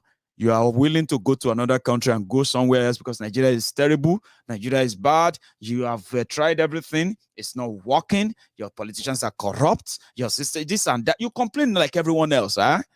When you have the chance of complaining and you want to leave Nigeria, Abi, but somebody is telling you that you can have it better if you are not part of that Nigeria anymore. There are many ways you cannot be part of that Nigeria anymore. There are many reasons why you are part of that Nigeria right now. Until that stops, right? Even if you go into somewhere else, is that not you running away from Nigeria? Why not join those who say, let's do it in the best way and save our brothers and sisters, so our precious, especially our precious sisters, all these precious, Yoruba sisters, young ones who could be in so many ways, always of a virtue as they are. They grow into a women of virtue, right? We see all of them are now being shipped down across the desert, being shipped down across the sea, different places where they are being sold off as slaves, sex slaves, ruined, destroyed. Beautiful women, damaged for those who didn't get killed in the process because they are trying to run away from the jungle called Nigeria. So don't go abroad and turn around to become patriotic Nigerian from abroad. It is deceitful. And it is really, really sad. Okay? So the truth of the matter is that there's so much better that can be done if those who understand that they can have it better. If you have a plan of Japa, then why are you opposing the breakup of Nigeria?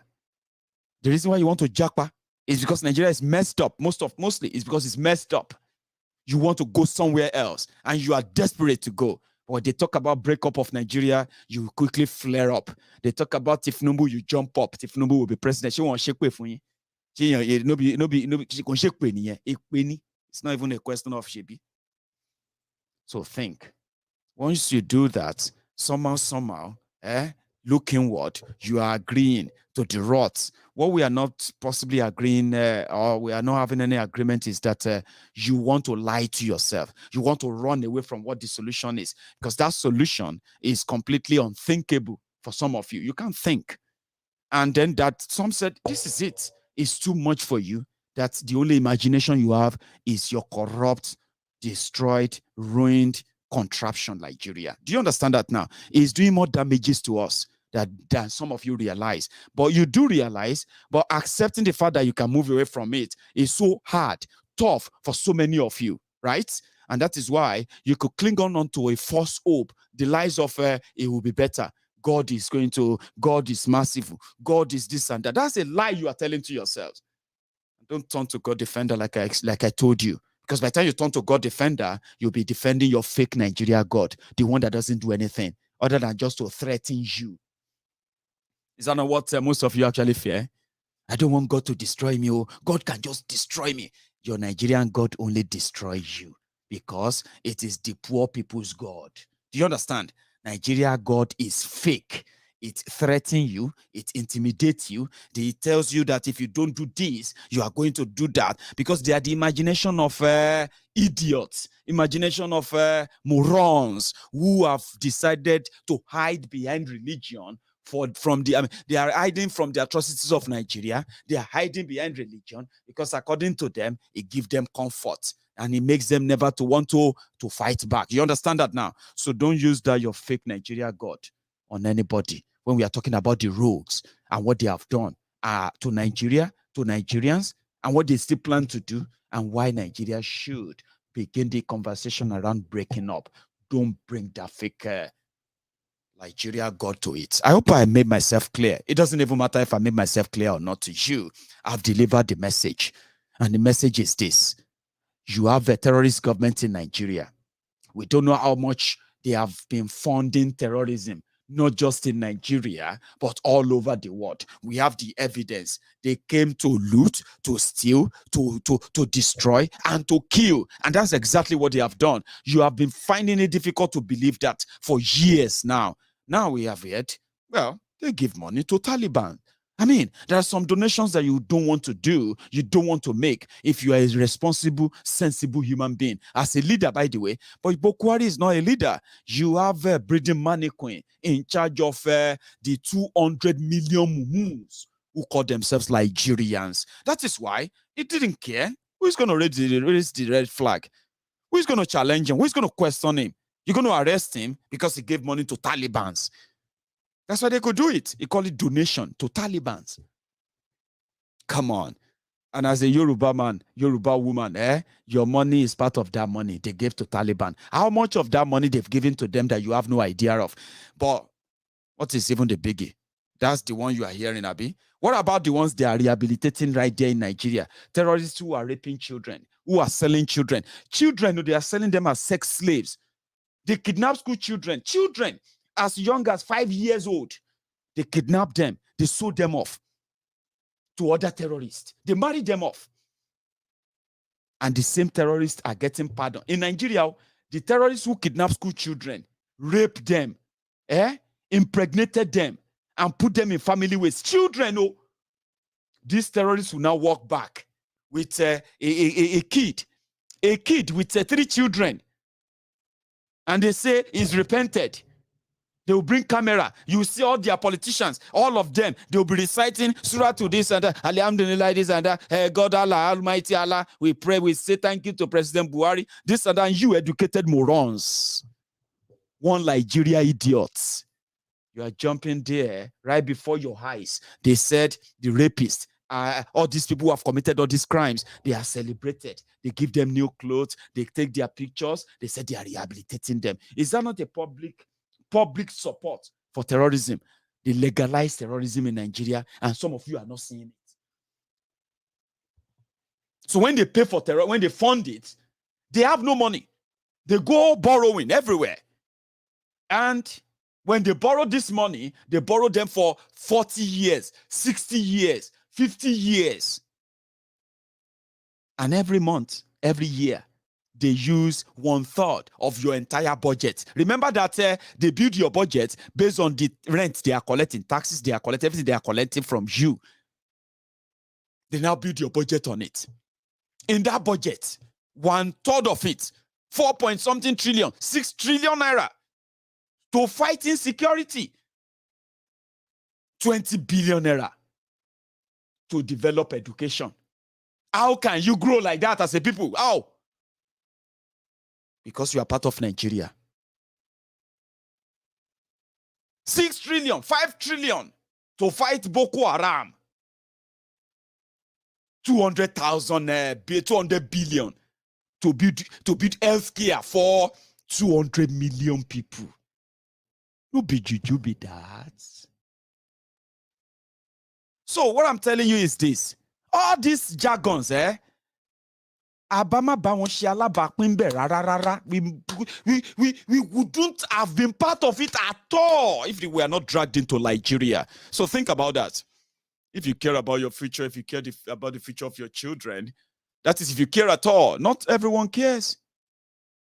But if you do, if you think, you will know that being part of Nigeria is what drags us into this.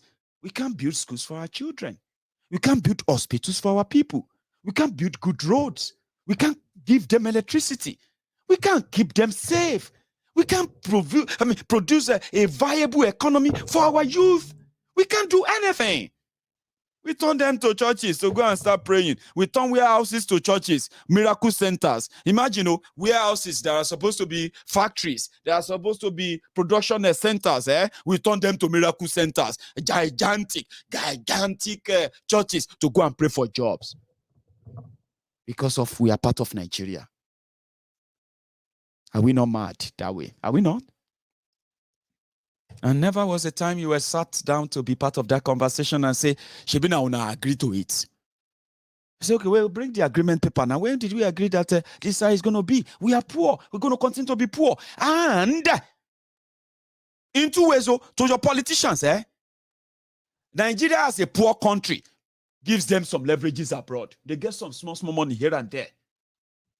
To your religious leaders, Nigeria being a poor country means God love Nigeria because God love poor people. Brainwashing. How can you say because they say God love poor people? Are you mad? Can't you see that? You see, our leaders are stealing our money. Hey, pastor, imam, you see, our leaders are stealing our money. Look at all of this. Hey! Your leaders don't understand that what they are stealing from the poor people, the day God is going to take it from them, it will take more than what they stole from you. And you believe them. Say, no, don't worry. Let God fight. God, you see, there's a way God fight for the poor people. Do you know that's the impression of people in Nigeria? So many people actually agree. They will say, we are mekunu. Mekunu newa. They shall know our mekunu. Please help us, the poor people, You know that we are poor people. You see a woman in a shop selling provision. Say, hello, ma. How is market? Market has been very dull. Help us beg the government. There is no electricity. There is no road. There is no hospital. They should help us, we, the poor people. Because they kind of generally believe that it is, though they don't, nobody wants to be poor. But guess what? There are many people who actually love being poor. And they are in their millions because they want to go to heaven. It is difficult for a rich man to pass through the hole of a needle. Rather than for they shall have, you know what I'm talking about. All this brainwashing. They are to calm you down. You see them, they want to go to heaven. You say, Baba, you will see the God that I serve. The God that I serve. If I called him my God, he will destroy them in 7 days. I say, Baba, calm down. Calm down. It's not that your God cannot destroy them in 7 days. But that is not how it works. That's not how it works. Don't wait for 7 days because that 7 days can become 70 years. That's not how it works. So there are people like that too. They like it. They tell them all these things they are doing to you. You will see they are going to hellfire. You just continue to pray to God. Continue to serve God in faith. God will send a miracle. God will make sure that, you see, at least you are not rich and you are not poor. You are managing. Yes, we are thanking God. Though. The woman they are telling that is, you are thanking God, you are managing. If they call it crisis, if that same person that is, we are thanking God, and say, hey, mama, someone will bring 1 million naira or papa go die. Hey, 1 million naira. Now that time you realize that they'll begin to say, God, why? God, why? God, have I not served you? God, I served you.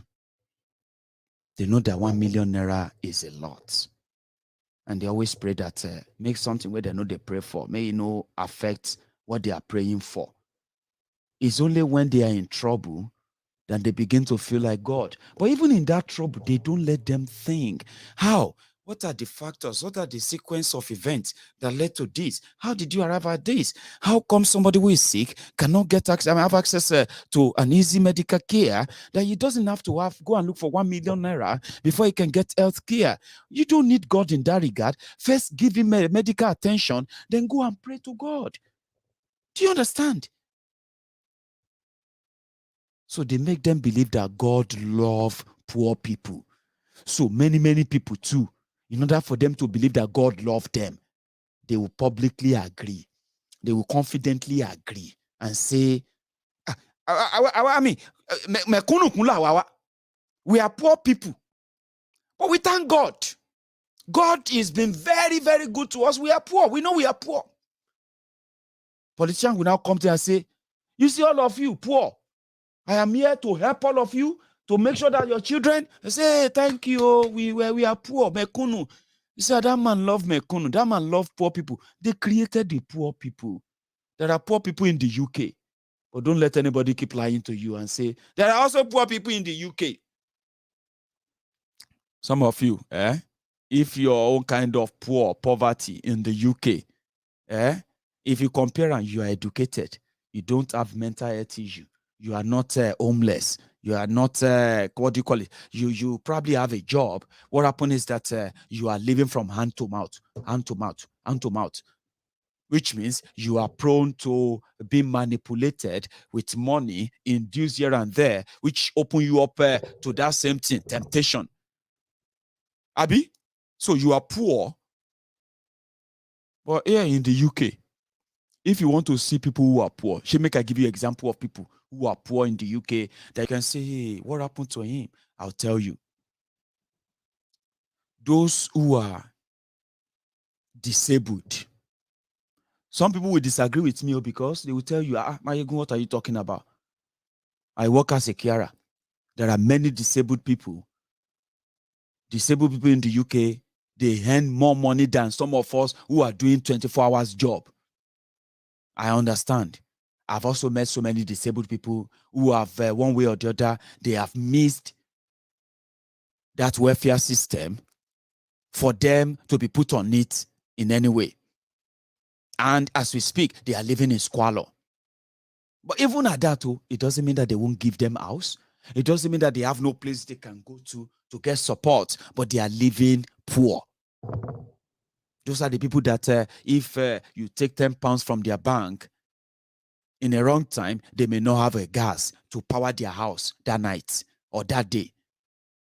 We have people who live in that poverty in this country. But they still have few places they go to, not to individuals, so they don't go to politicians' houses, so they don't go to their representatives' houses, so they go to government buildings, government agents, government, agents and all of them for that help because they are there. Do you know other people who live poor in the UK? Drug addicts. People who have used most of their money, and every money they get to buy drugs, which means they will have less to take care of themselves. They will have less to buy, to eat good food. So when you see them, some of them, because they cannot afford to pay for electricity, to pay for gas, they will rather go and start sleeping rough.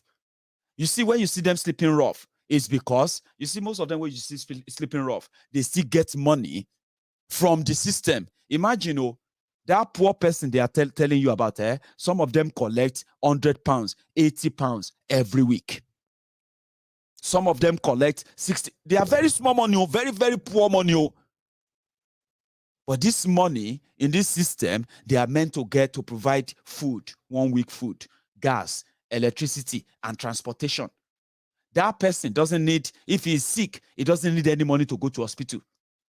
If he decide that he wants to go for, even if he's a drug addict, and decide he wants to go for rehabilitation, he will not spend a dime to go to rehab in this country. There is always help for them. But you can see, he's very poor. What happened? These are the reasons. So because they will use all their money on drug, because they cannot afford to keep buying the drug, because money they get from government is so little, they go out there to start begging. Please help me. Please help me. If you see anybody begging in the UK, and that person is British, it is because they have issue with drug. It's not because they're not getting money. They are getting money, but it's not enough. When you also see people who are also poor in this country, these are undocumented immigrants. I was in that category once. That was when I was doing, I had to do cleaning. You have to do cleaning at odd hours, horrible weather, poor pay. You have no paper. You're living rough. But to me as a Nigerian, who come from that place, despite the fact that I was doing odd jobs, Baba, in my own regard, in my own little way, I was rich. I'm talking about hard jobs that could at least give me £500 a week. That's a lot of money. I was okay. But it is within, what do you call it, somewhere around the poverty line too, if you compare what I was doing. I was working as speke. You know, the people who work in the toilet. Some of us who work in the toilet and you give aftershave to those who come to the club and the rest of the tip you, they give you money and the rest of that. I did that for good 5 years in this country, in this Scotland, in this Glasgow. So I was in that category. I was making good money. I won't consider myself as that category of people who get small, who have to live below poverty and all that. I wasn't getting any money from any government. And for the past, since I've been to this country, I've been in this country now for, well, more than 8 years, or 9 years rather, yeah? I have never had a cause to go to anywhere and say, please help me, I need money. Because they told me categorically I never qualified for it. So, the point they are making is that, yes, I live here and I still have the chance. And we saw the people who live in poverty too.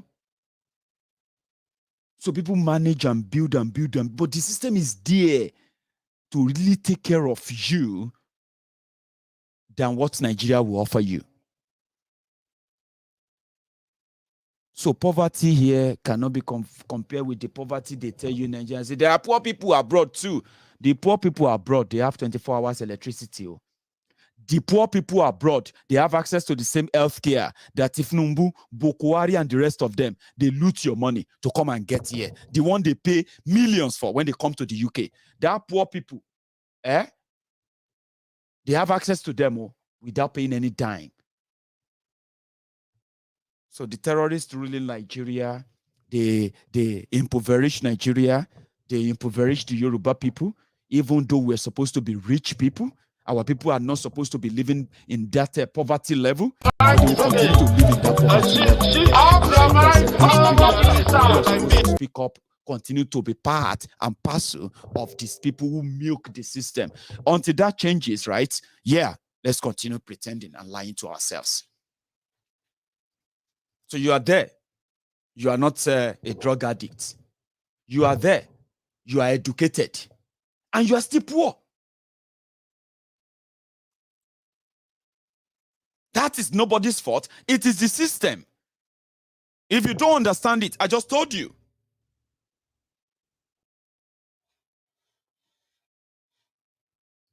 So if you want it differently, what do? You create your own opportunities. These ones can't give them to you. That's what I'm trying to tell you. They can't give it. They won't give it to you. All this hardship that you are, everything you are seeing today, 20 years ago, now so it be. 40 years ago, that's the same thing. This is your own time. In the next 20 years, another set of people will be here. They will be complaining about no electricity, no this and that. How can you then say Nigeria is going to be great? How? How?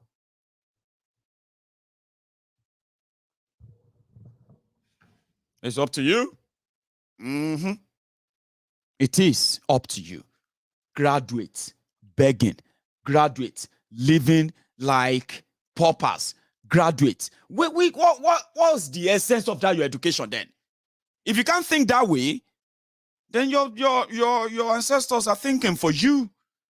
So what do you expect? Their thought, their line of thinking is to create poverty, weaponize it, and you are helping them because your brain is weaponized already. If you can't think straight this way, you're going to queue behind them. They care about the next election. You care about the next election. You don't even care about yourself. But one thing you should remember is this, right? All these have consequences. Remember that. That's all I'll tell you. So don't pretend later and say, God, why? God, why? What is God, why? There's no God, why. You know why. Cannot plant maize and expect to reap potato. Let me go to bed. Guys, thank you so much. I thought I could take some calls earlier. But it seems say I don't use all the time. Somehow we shall manage to enjoy ourselves tonight. So to my friends on YouTube, my friends on Facebook, lately Facebook will let you share MaiyegunsDiary, Politico. I don't know. Whatever they like, they keep doing. It doesn't really matter. But for the fact that all of you who took your time to to watch this tonight and be with me this long, remember before you go, don't leave the temple of truth without dropping your offerings. Don't. Like the video. Share it so that when we meet again, good afternoon to you, good evening to you from wherever you are watching from. And yes, this is Maiyegun live. And yes, again, it is Sunday sermon. You're welcome.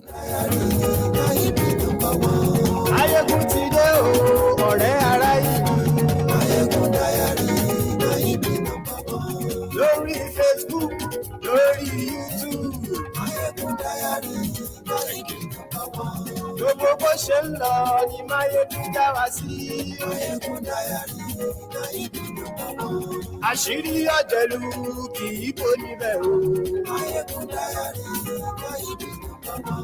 Bó bá ṣe. Livestock. Livestock, national livestock. I will talk about it. He doesn't know. He doesn't. I think he doesn't know. These are all directed at Mr. President. So corruption, yes, let me... No. He can talk for himself. He doesn't know. He doesn't. I want Nigerians to give you another opportunity to do another 4 years. Why?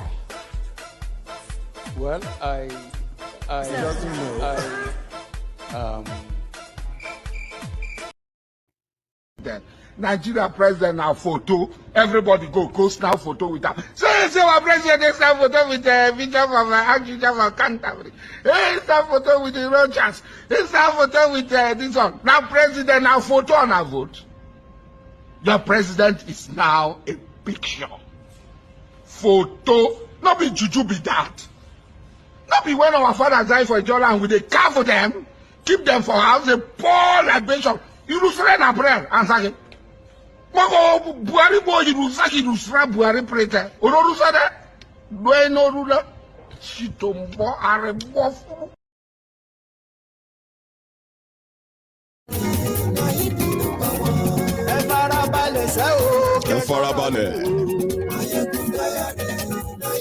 Thank you very much for joining me. Thank you. Share the broadcast.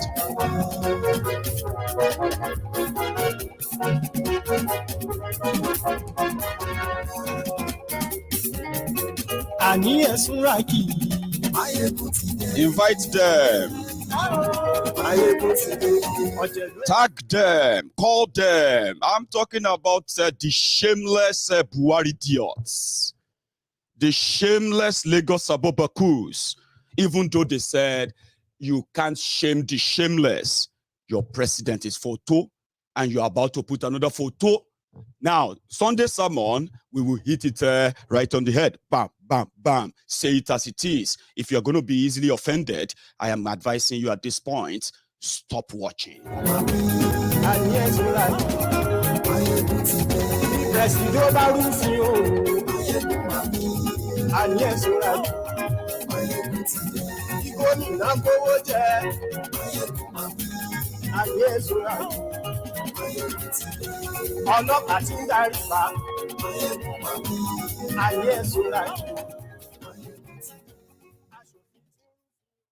Maiyegun Mawi. Thank you.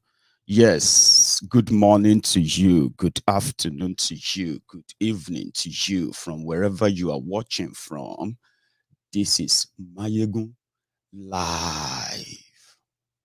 And I bet some of you have actually seen the news that Buhari is on his way to London for medical checkup.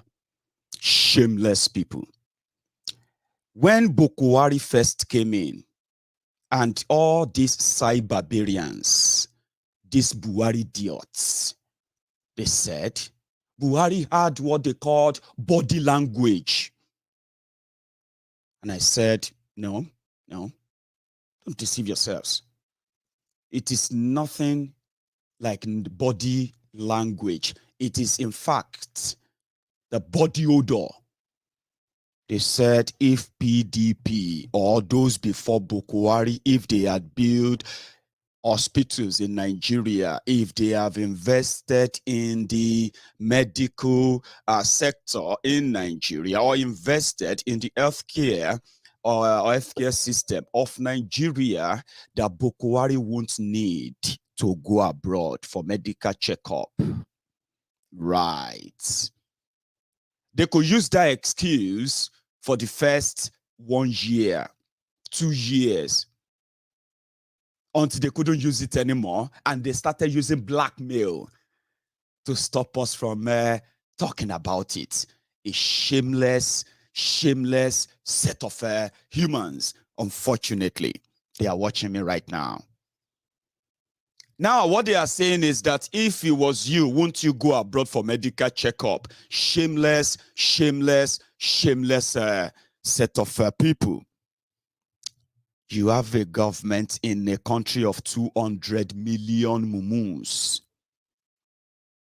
who have accepted their fate that the worst of the worst is meant for them, while the best of the best is meant for their ancestors, the rogues, the criminals, the shaky, who actually have no clue what most of you are going through. Of course, they have no clue. They might be so kind of deeper and atlas with what they have done or what they are doing, but they actually have no clue how much of you are feeling it, because you are also culpable where you defend them. They have the right to go abroad for medical checkup, but when you fall sick, that is the moment you begin to possibly question God.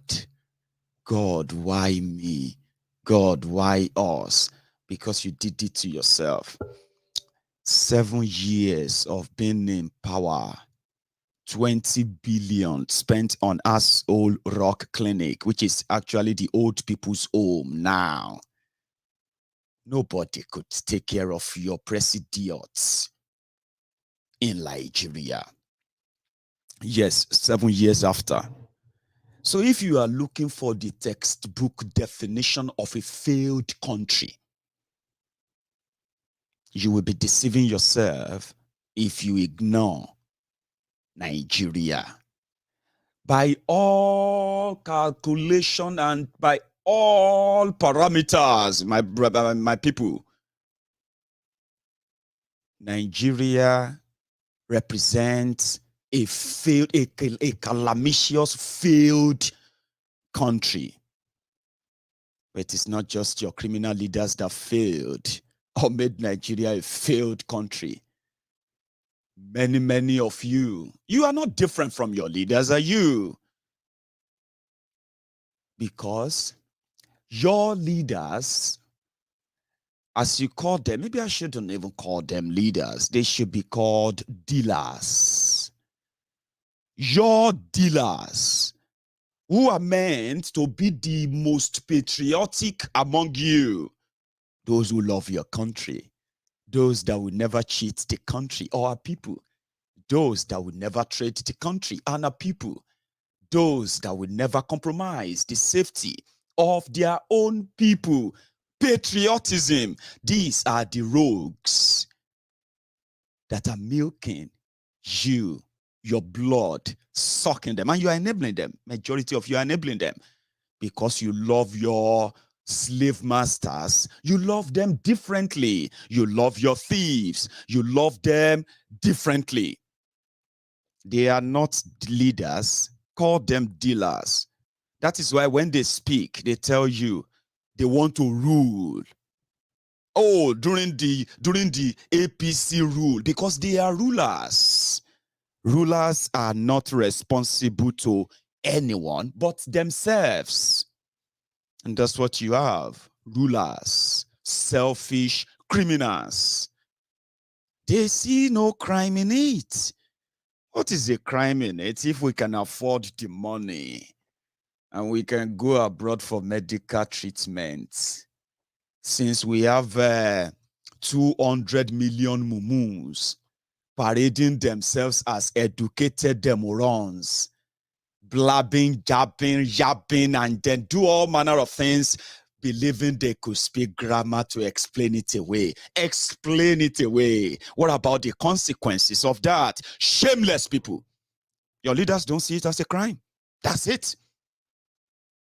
That you could destroy your own healthcare system, underfund it, ship away your medical personnel to become extra hands that help develop the healthcare of other countries, while your country is and your people are presented as a third world country, poor people who always deserve sympathy, help, crumbs, stipend from the rest of the world. Please come and help us. We have malaria outbreak. Come and help us. We have a Ebola outbreak. Hey, the whole world should come and help us. So we have a Lassa fever outbreak. Shameless people talking about patriotism. Come on. When patriotism traveled, the word patriotism, when it traveled from this west down, when it got to the cloud of Africa, it changed definition. Rogues who destroyed your healthcare system, they are not afraid to flaunt it. They could put it out there in the media. President is going for medical checkup. And one thing is this, right? There are those who are actually counting. Out of 7 years of Buhari as a president of Nigeria, he's been outside Nigeria for almost 2 years of those 7 years, 2 years. Out of that 2 years, nearly 20 months have been spent on medical tourism. Now, by the time you start putting numbers, well, like I'm doing right now, by the time you start putting numbers in that cost of those days, then you understand why it is a crime. It's a big crime, but they don't see it as that. It's a right. Healthcare to you is a privilege as an ordinary, as they call you, ordinary Nigerians. I mean, I took offense in that kind of definition or description. A long time ago, I was a teenager, and I think I was reading a newspaper because I've been that kind of glued to buying newspapers since I was probably about 15. I've been reading newspapers since I was about maybe 10. All those old newspapers, Suya paper, all those things, right? So I took offense in ordinary Nigerians. I said something yesterday. I said, when you see those they made poor in Nigeria, the poor Nigerians, as they call them, they are proud poor Nigerians because they believe that their leaders are meant to punish them, but God will always show mercy, even though their leaders are evil. And they will always support their leaders. But God will always take care of them, as poor people, because God loves poor people. If you are poor, God loves you. How ironical.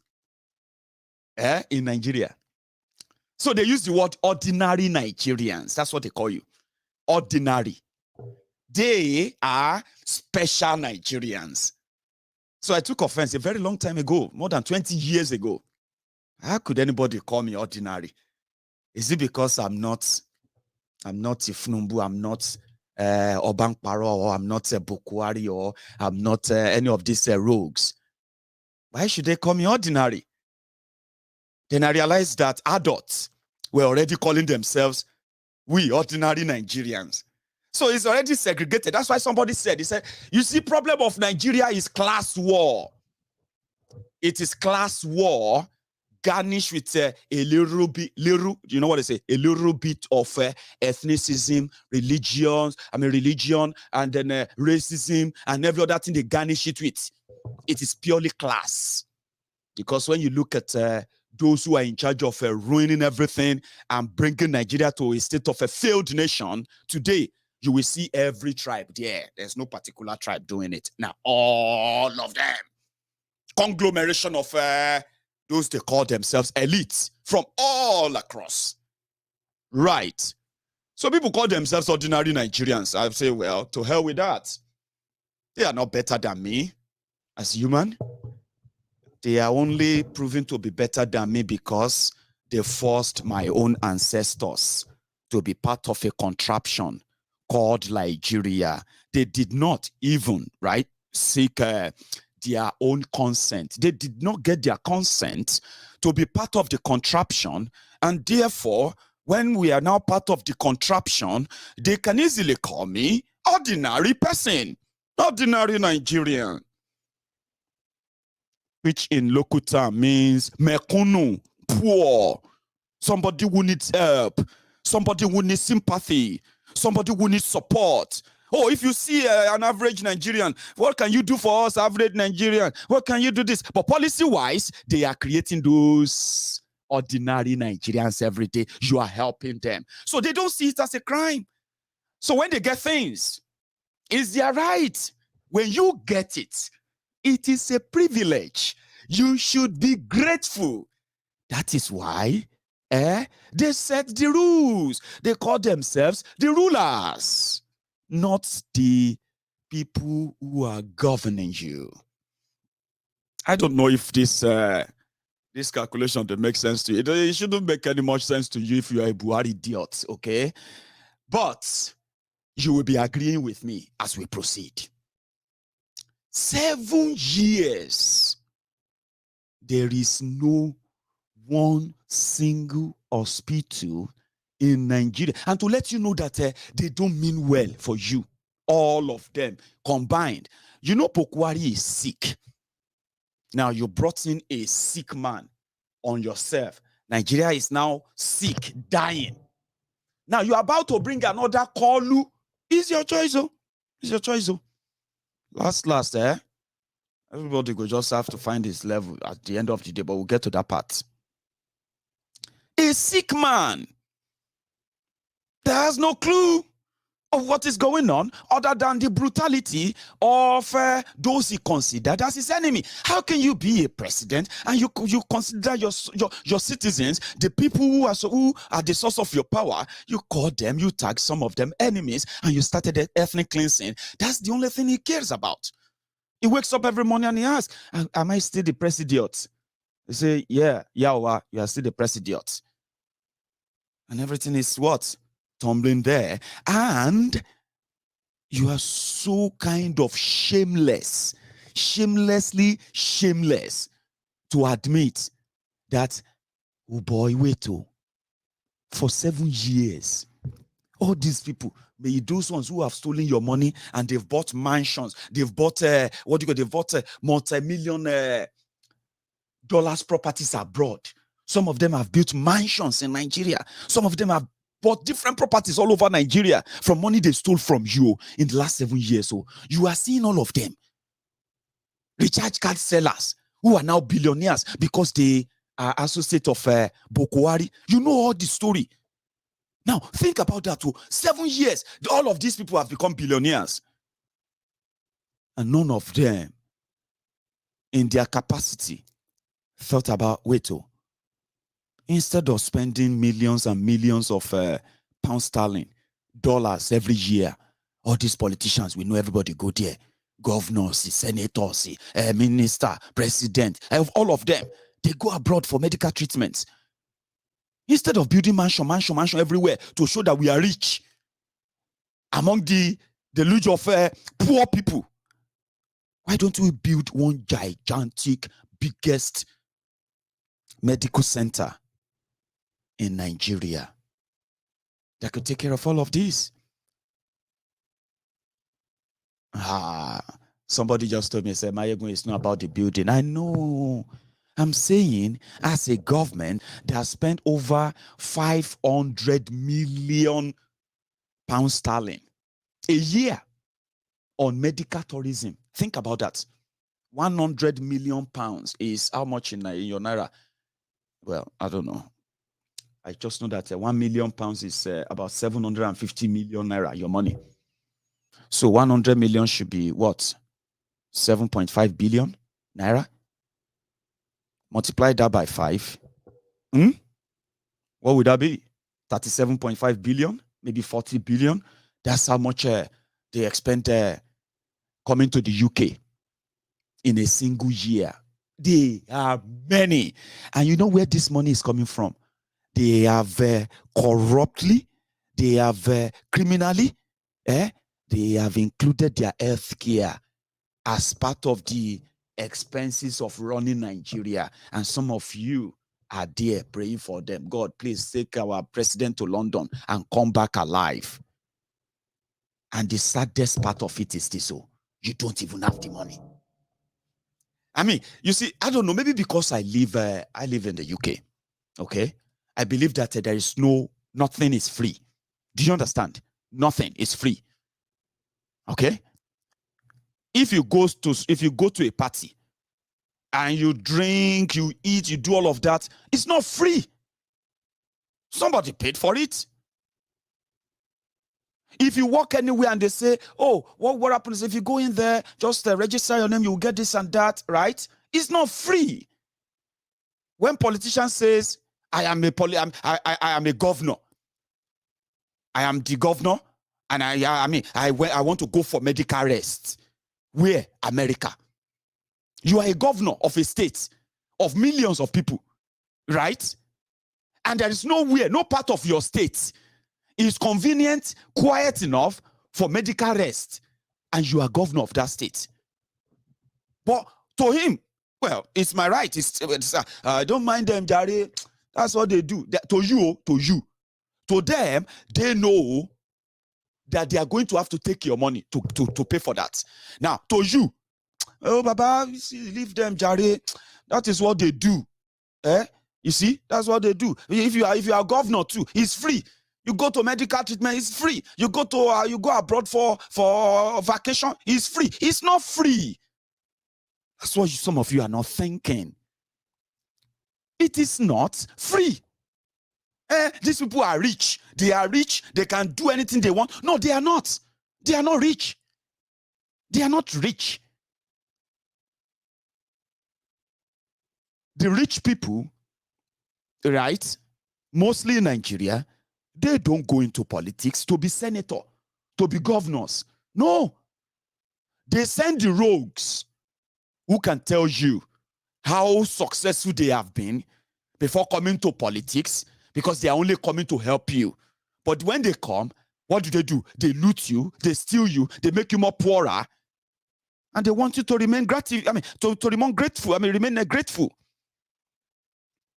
The rich people give them money to deceive you, so that you can believe them, give them the power. And when the old looting, criminal looting of your common patrimony, they benefit from that. These guys are not rich. They became rich because they are the way of stealing from you. The way they steal from you is because they steal the resources that are meant to provide you the real infrastructure, the real talking about healthcare now. Healthcare, education, you need real resources to be channeled into, building them and maintaining them. This money is what they have budgeted for themselves. How? Because they have the authority to do so. You gave it to them. So they could sit down and say, to build bridges, we'll spend 10 naira. To build roads, we'll spend 10 naira. To build hospitals, we'll spend 10 naira. Now, for the governor to have his own security, we need 30 naira. For the governor to dress well and dress nice, everybody can see that the governor is looking fine, we need a 50 naira. For the governor to drive a nice car and be safe in that car, we need a 100 naira car. Now, for the governor to live in a very comfortable place, because he needs a very comfortable house to work, we need 200 naira. For the governor to be able to get proper medical care for himself, his family, and everybody around him, we need the 1,000 naira. Remember, they have to scurry, they have to scratch every resource they can get from you to make the governor comfortable. Now put a president there, put a senator there, put all these rogues there. They are there to decide what goes into what. And that's the right you are giving to them every time you jump up. And you're jumping up and down for them. What it's resulting to is that, yes, Buhari is an example. You probably will never know how much they have spent on his medical trip to abroad, to the UK. You may never know. Every time they have to fly your private jet, the presidential jet down here, and those who come with him, and the rest of those who get the Esther code, collecting money for following him here to come and check his healthcare. Buhari want to come and check his healthcare, yeah, in the UK. And they are bringing a horde of hundreds of people that comes with him. They're going to be in the UK for 2 weeks. ASU is on strike, I know. Because they don't care. The reason why they will tell you that they have no money for ASU, they have no money for this, they have no money for that, is because whatever they have allocated them to themselves. But you, oh man. So I was reading the paper and I saw where they are like, God, please. They said Buhari is living for the UK. He's in the UK. I mean, he's coming to the UK, by the way, for medical checkup for 2 weeks. And I just saw, and guess what? Oh, by law, Buhari was supposed to write the National Assembly in Nigeria, right? That is going for medical checkup in the UK for 2 weeks. So that he's going to then transfer power to fake Pastor Ruga, Ikene Shatabandu, Agboworin Baba Oja, your star boy, the special advisor to Buhari on burial arrangements, condolences matters, and then trader money. So, in the course of you to know that Nigeria is man, I don't know what to describe it as than just a failed place, a failed country. Buhari didn't transfer any power to the National Assembly. He did not transfer power to his deputy, to his vice president. And on Facebook, they said Buhari is going for medical checkup. Guess what? The mumus, the humbled slaves, the obedient fools, the religious morons, Allah will see you, Almighty Allah will send you to, we protect our president. Baba will go and come back, inshallah. Our Lord Jesus Christ will follow Baba in Jesus' name. Baba will come back in Jesus' name. I won't weary. They are watching me right now on social media. They are praying for Buhari to come and get medical treatment here. Because according to them, their law says section, this section, that of their fraudulent 1999 constitution, I believe they call them, the fraudulent book. It says that if the president is going anywhere, going abroad, or this or that, or he's incapacitated, he wants to go attend to his health care, he will have to write the National Assembly that I'm going abroad for 2 weeks. For these 2 weeks, I'm transferring power to my vice that will act on my behalf for that period. He didn't do it. They stopped doing it. You know why they stopped doing it? Because he can't shatabandu na ole. They are all mad criminals. That's why I'm saying that you see this kolu that some of you are going to get the kolu. I've been what do they call that? Koli. That koli that all of you last. You see this one that is strangulating your neck. This Buhari, it will be like a child's play. In fact, some of you, after Buhari with kolu, you will be praising Buhari that Buhari is better. Because they have ruined you psychologically, no joke. They have.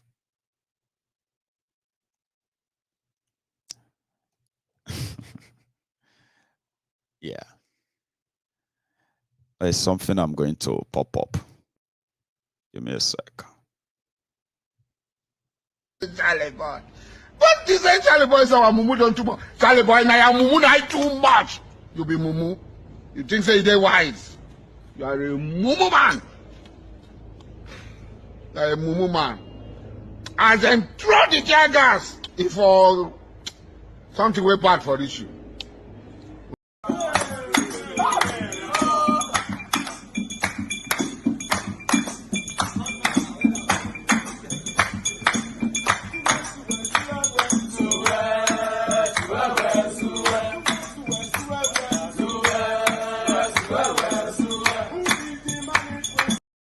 I'm sorry. When I get any little distraction, right, I just prefer to attend to them before I continue, okay?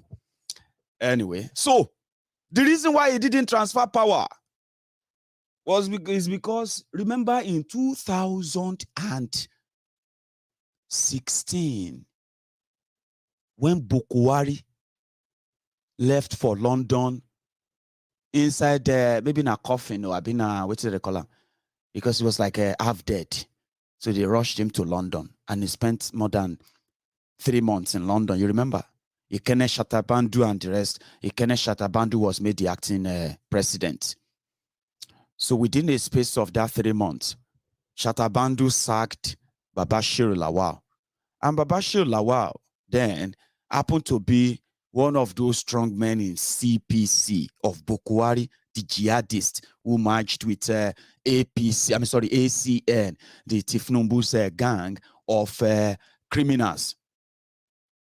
So that was a big one, a big blow. How could you sack him because he stole just 242 million naira? You decrease. And now so you're going to use your power.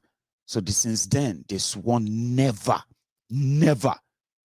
to hand over power to fake Pastor Ruga. Because within that short time too, that was when Pastor Ruga collaborated with Nema and they stole over 5 billion naira. 5.5 billion naira.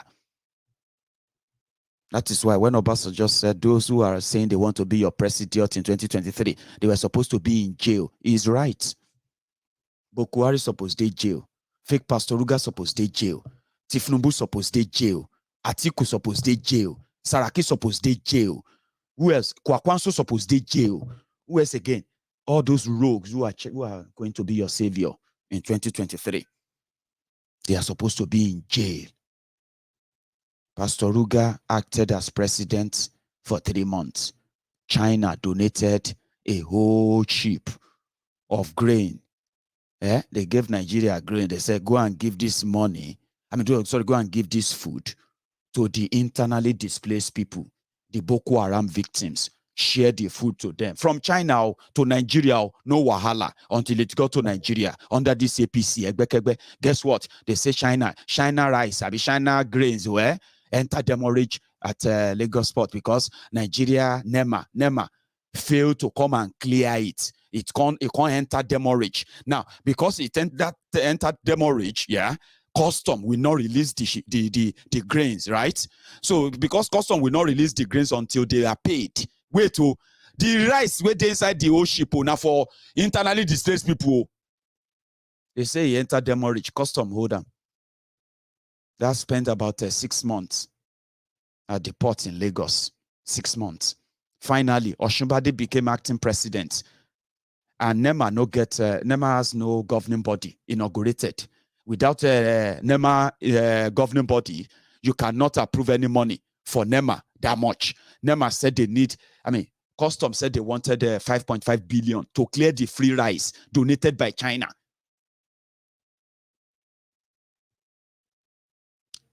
Buhari didn't approve it too. Just about 3 weeks after Buhari left, fake Pastor Ruga approved it. No governing body. They released the money to NEMA, 5.5 billion. By the time they released the rice, they just put it in the storage. By the time the Saraki team said they are investigating. And what they found out was that even after collecting 5.5 billion, they collected the rice. Guess what? They locked the whole thing up and it became moldy that they cannot even give it to animals to feed on. Last, the rice from China or the grains from China, the 5.5 billion, everything enter kosher. They said Oshunbade must be probed. That was when the Buhari idiots, barbarians, they rushed to the market, forgetting that Saraki was also part of their conspiracy that brought them to power. They said Saraki is enemy. His enemy. He wants to destroy a man of God. Fake Pastor Ruga is a man of God. To the morons who believe that there's actually a man of God among all these rogues. Man of dogs. God, dogs. Fuck that. So they didn't hand over to him. Nobody is talking. They no burn them well. They decided to make the whole thing the mess. When they call it Iso Inueku in Yoruba. Iso Inueku. You know what that means? It means when you are wearing a masquerade costume, covered from head to toe, you can't fart. Papa, now only you go to feel am. What will you do? You go the manager. You won't complain. Would you complain and say, so you go this fat they smell? Oh. No. That is what is happening to Tifnumbu, Pastor Ruga, and the rest of all those Yoruba saboteurs, Yoruba betrayers, those who have who rode on the back of being Yoruba in this Nigeria enterprise. The betrayers, the traitors, they can't stalk because they are waiting. Okay, we'll just wait for our time. We'll just wait for our time. We know all of this. All the illegality. Nobody feel do pen. So that Kolu can come back and do his own. And the northern Nigeria, this whole thing go dey funny, eh? In fact, at this point, I actually wish you get your Tifnumbu. Because APC are the only people who have the capacity to rig election and kill you if you protest. Do you know that? I'm just saying it all. They are the only one. So if they eventually put Kolu there, I'm going to see how this whole thing, the twist is going to be. When Kolu will be visiting London himself to get medical treatment, and I'll be watching all these other people from the northern Nigeria who have been very proactive defending the lifeless Buhari. It will be fun to see. It will be fun if that ever happens. But people don't think, people don't reason, people are emotional, and the worst part of it is that they blame other people for their own problems. You, this Maiyegun, you are trying to create problem in Nigeria. Problem, Woloju, problem that your president, sick president, no fit get treatment in Nigeria. Which kind of problem was that past that one? Where majority of you cannot even travel from one state to another without carrying your cross, carrying your anointing oil, carrying the handkerchief, magic handkerchief they gave you in your church, carrying your Bible so close to your chest, carrying your Quran, carrying everything you can carry because you believe that now only God could save you for where you are going. No be so. Am I the one who created that? Did I start that?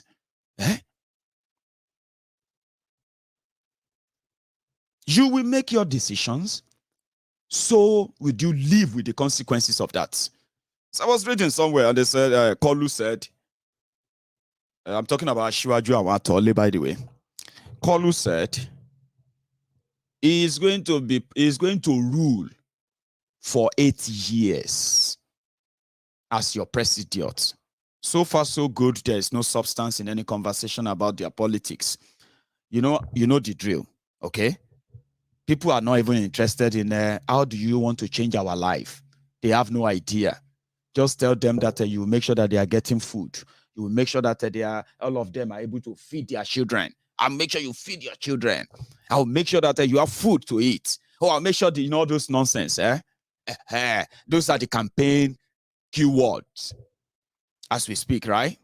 Then I said they are going to rule because they consider themselves as rulers over you. And that is a concept that some of you, as educated as you claim to be, you are actually weaponizing that. That's what you do. If it's not Tinubu, who else? She won't shake for you. Sorry if I'm saying this in Yoruba because that's the best way I can say it too. When you say the team feel hit well. You go there, they are talking about as the whole thing be like this. You are a Yoruba man, a Yoruba woman. And they put Tifnumbu in front of you.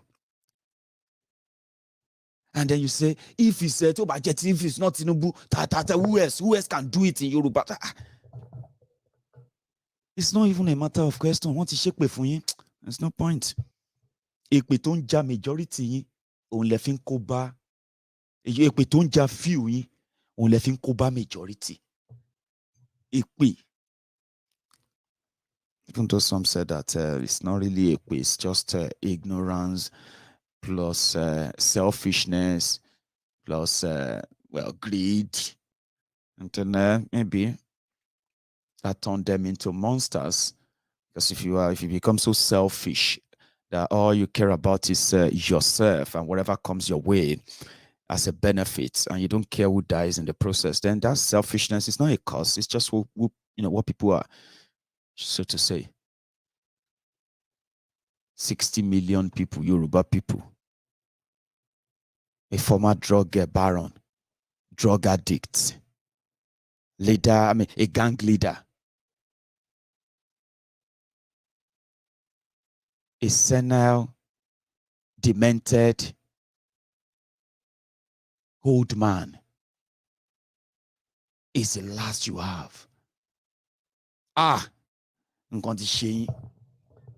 Good luck with that. Good luck. Good luck to you on that. He said he's going to rule for 8 years. And then he will look for somebody who is smart. Very smart. And they have the good following or followers. And they will now make that person your next president. 200 million mumu. The man that is promising them that is no other man than this guy. Check his hands. I'm begging you to tolerate and make peace part of your master plan. You be there, and every I will do, and I will do.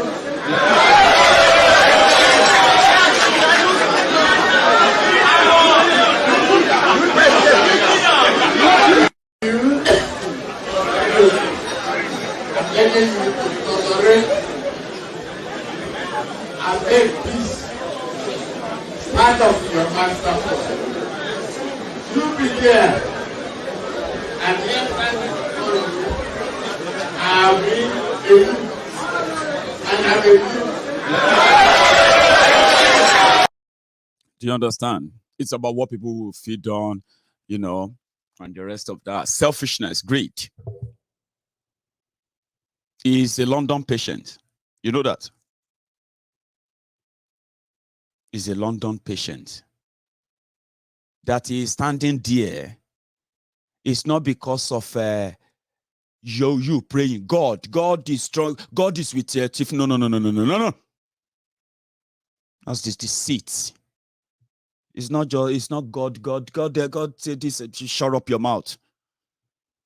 Millions of your money, if not billions of it, are currently in the pocket of the UK and American healthcare system. And if anything spark like Buhari, they are not going to take him to your church. They are not going to take. You have the biggest churches in Nigeria, Abi. You have the biggest mosques in Nigeria, Abi. You have the most fearful preachers in Nigeria, don't you? You have the most scary mullahs, clerics. Abi, what do they call them? You have all of them in Nigeria now. How come when all these old demented criminals, when they come under the weather, you don't take them to synagogue, take them to Redeem Church, take Tinubu, take him to Oyedepo Church. Even Oyedepo doesn't go to Oyedepo Church when it comes under the weather. So they do that to deceive you. And that is kind of insulting, honestly speaking. It's insulting. So you should know what is coming your way when you go for it. That is what is coming your way. They call you. And all the best to you, like I said, on that. So some of us choose never to be part of the whole thing because we know that it's a mob. It's kind of a mob war. But the only way to win a mob war is to let the mob turn on themselves and watch. That stage is where we are almost at now. Let the mob turn on themselves so that they can become what they call adorumoto. What they deny you is what they get elsewhere. And when you decide to get that something as well in your own place, they turn the gun on you. What does that make you? What does that make you, citizen? A proud citizen of Nigeria. God is with Nigeria. Are you mad? Does that place look like a place God is where God is with? How do you lie to yourself so unprovoked? Or should I say unprovokedly? Oh, you mad, eh? My brother, let me tell you something. I was praying. And I entered the spirit. God showed me. He showed me a thing. My dear, God has a bigger plan for Nigeria. The reason why Nigeria hasn't fought war, the reason why Nigeria hasn't started this and that, the reason why Nigeria hasn't broke up is because God loved Nigeria. She is mad, all this hunger, poverty-laced vision. Or visions, have you heard the color? What is your goal as a young person? What does it make you? In your own country, Nigeria. Every day, bad news, every day, terrible news, nothing really cheerful, and people try to create their own happiness. Even at that, yeah, the sad thing, the sadness continue to envelope that, and you continue to lie to yourself that it is well. It is not well. Then when you tell yourself that it is not well with this place. Oh, God is not with this anything here. Oh. Maybe by that time, you will begin to see the clearer picture and better vision. Now those fraudulent jaundiced hunger-laced vision that some of you are projecting. And you do that every year, by the way. They call it 2022 prophecy. Bunch of scammers. What is your goal as a young person in life? Let's even start that. You are watching me from Nigeria. Let's say you are watching me from Nigeria right now. And somebody approached you and say, what do you think is your goal? And how do you think that goal is going to be achieved? It will surprise you, everyone, that more than 80% of those who are currently trapped in the contraption called Nigeria today, they can't clearly define what their goals in life are. Nigeria has forced them and forced a single goal on them, and that single goal is to survive. Do you understand? There is a difference between I just want to survive or I want to succeed. Those who want to survive, they don't have ambition. Okay, let me put it this way. You need to have a goal as a human being. And most of the time, majority of us had goals when we were growing up. Until Nigeria happened to us and you realize that you need to adjust it. What do you want to be when you grow up? I want to be a pilot. That is a young boy from a village in Ikere Ekiti, in a small village, aspiring to be an astronaut, to be a pilot. Because he could dream, she could dream. What do you want to be when you grow up? You remember when we were growing up doing all this Christmas thing, whether you're a Christian or a Muslim, it doesn't matter. As a kid, they take you to this Christmas, you go and see Father Christmas, and there will be TV8 in Lagos, and they'll be interviewing the children. What do you want to say thank you to? I want to say thank you to my mommy, to my daddy, to my auntie Tokwe, auntie, you know what I mean? What do you want to be when you grow up? I want to become a pilot. I want to be a nurse. I want to be a doctor. Or I want to be, you know what I mean? Then as you are growing up and growing up, you say, what do you want to be when you grow up? I want to be you start adjusting. When you now get to the teenage years and then, you know what, you say, what do you want to be when you grow up? I don't know. Somebody said I should try and study mechanical engineering because I'm very good at this. And I was okay. Why don't you go for that? What do you want to be when you do? I want to be an accountant. Oh, yeah, you're studying accounting. Then 10 years after that, they are now in their 20s. They say, Baba, how far with that your goal and your dream when you were a young child, a young kid, and then as a teenager, and now, how far with your dream? I say, Baba, forget to. Now, supervisor I be now for one Indian company where we do plastic.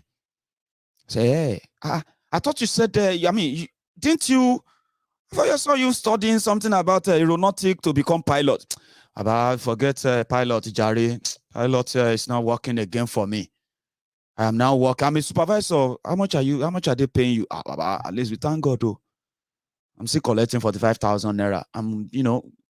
Once I get to that stage, I'll get to this stage. I'll get to that stage. That's what Nigeria did to so many people. So many people. Terribly. You see, kids do have dreams that they change. It's all right. Right? All over the world, you see all this part of the, will tell you, I want to be this or that. Then when they start growing up, they say, what are you doing? I'm an IT expert. He's making good money, good life. He wanted to be doctor when he was growing up. Now he's grown up. We have internet. We have everything. He's like, okay, I'm going to be an IT expert. He's doing a better life. In Nigeria, reverse is the opposite. It's the case. Reverse is the case. So what do you want to be? I want to be an engineer. I want to build bridges. I want to build this and that. And they say, Baba, what you they do now? My brother, this country tire me. Oh. Now, Okada the right now. Say, but you are a graduate now. But if you are claiming to be graduate in this country, you are going to go hungry. Oh. I'm just doing Okada temporarily so that I can try something else later. That is what Nigeria does to you. It changes that. So if I'm asking you right now, what exactly is your goal? The goal is to survive. Do you understand? And that is terrible. It has done a terrible damages to millions of people, generations to come, and that should concern you. It should worry you. And when we say, if you do the same thing again and again and expect a different result, you are just a madman. Trust me, you are. Nigeria, change your dreams from whatever you dream of to nothing, to survival. Say, my person just survive, Jari. And survival. This country now, Zoo. Say, but this one don't be say I go school, I be graduate. But if you go Zoo, that is what Nigeria turned you into. That is what you normalize. And if you realize the damages it's doing to you, the damages it's done to Nigeria itself, oh man, you will not be part of and party to any arrangement that will further this by any inch or any kind of inch. You will never support it. But what do you know? What do I know? A lot of ignorant people are currently neck deep, head deep in the ass of their slave masters. Terrible, isn't it? Terrible. Everybody will want to jackpot. Everybody want to leave. But at the same time, we also have those who are not also sincere. Those who have left Nigeria. And they are doing patriotic Nigerians from abroad. It is sad. Let me tell you what you are doing. You are not helping. I know why many of you are doing it too. Let's be sincere. Okay, because most of the time, this whole thing self gets a whole plan. I love Nigeria. I love my country. And all those things that you all propagate abroad. You don't love Nigeria. You don't. You don't. You don't love Nigeria. What you do love is your relationship with those who are helping to to cement this kind of backward contraption. That's what you are supporting. It gives you a bit of a leverage. Nigeria breed poor people. Nigerian politicians and government at all levels, they have no plan of lifting Nigerians out of poverty. So you believe that you have lifted yourself out of poverty by traveling abroad. Yes, it's a leverage. And the only way to enjoy that new status of yours, or that status that makes a lot of people want things from you, to continue to look up to you, or in fact, to continue to pray that one day they will be able to afford things you have as well from Nigeria. How do you enjoy that if everyone in Nigeria is living like you in America or in the UK? Imagine that. Imagine people who have no job, young people who have no job, have access to real proper training that will prepare them for a real world where they will get a real job. And at the same time, prior to that, before they even get any of those jobs, they have access to a welfare system that takes care of them. And they don't have to be the muzzle for politicians who stole from them. They don't have to be the vuvuzelas for criminals who continue to make their life miserable. You know what I'm talking about? If that is in Nigeria, you probably won't be supporting Nigeria if those same people are telling you they are making their life hell, even though they are having that same welfare system. But they don't have it. But where you live, they do. And you know that where you live, people live moderately, even people who are poor in your own standard. You know they don't give a damn about you, whether you are wearing a golden hair, a golden this or that. They don't give a damn about you. The most is they will see you as a clown. Nobody cares how much you have in your bank here in the UK. Nobody really cares. But in Nigeria, you can make an announcement because there is you have hordes of people who are living in one of the worst economy you can come across for a supposed giant of Africa. You know what I'm talking about? So some of you, Nigeria remaining as it is, help fulfill your childhood fantasy as well. You have left Nigeria. You do patriotic Nigerian from abroad because you know that whenever you want to go to Nigeria, oh, I'm going to Nigeria in December. What do I need to? Maybe I should quickly build a house. Say, okay, see, if you want to put together a small project for me in Nigeria, how much is it going to be? So, but if you have about 30, 40 million, we can do small space and, you don't need to finish. I just want people to see that I'm building something, because I'm coming home. Say, okay, Baba, we'll do that for you. And then you say, okay, yeah, let me see if I can. In the economy you are living in, where you know that you could have a plan and at the same time you can meet your plan and there is no worry that will suddenly change your life overnight by just one single policy that serves its own friend, right? You know that in the economy you are living in, you say, okay, how much is it going to cost me to stay in Nigeria for 1 week? 1 week. Okay, it's going to cost, maybe I'll need another 10 million for that 1 week. That 10 million, normally you will never spend 10 million naira where you are living, Everybody knows how they pay their bills. I know how I pay my bills here. And I know how I also take care of my disposable cash, keep them somewhere for the raining day. I will never wake up one day and suddenly spend almost 10,000 spend 12, 15,000 pounds in 1 week. People just be, are you mad? What's wrong with you? But in Nigeria, you can put it together because you need to go and show off. I'm now a successful person. You don't see Maiyegun. Say no. He's back. Oh more. Hey, oh boy, money good. Oh hey. If you see Maiyegun, that same Sheyi, we all of us day here. He don't come back. Yeah. If you see the car, or more. Now Picanto Express Gold, blah blah blah, Rim, blah, all these nonsense names, right? 15 million. Baba. Yesterday, all of us we did with him.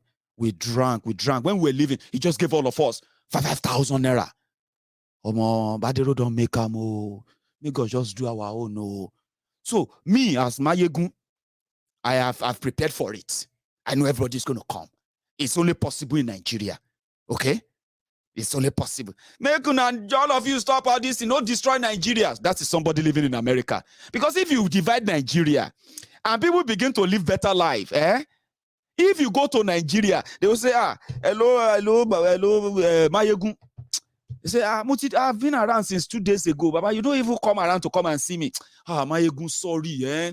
You see, from my own office, we have been so busy. We're embarking on this social project. I called AK.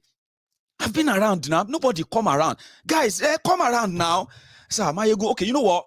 Are you going to be around on Sunday? Sir, why are you asking me if I'm going to be around on Sunday? I just came back from the UK, guys. You should come and see me now. I'm always here. Maiyegun, we are so busy. You know, people are, even in this area, I expected people to say, Maiyegun, we know they do that here anymore. This is no longer Nigeria. You know, we don't do that anymore. We are busy.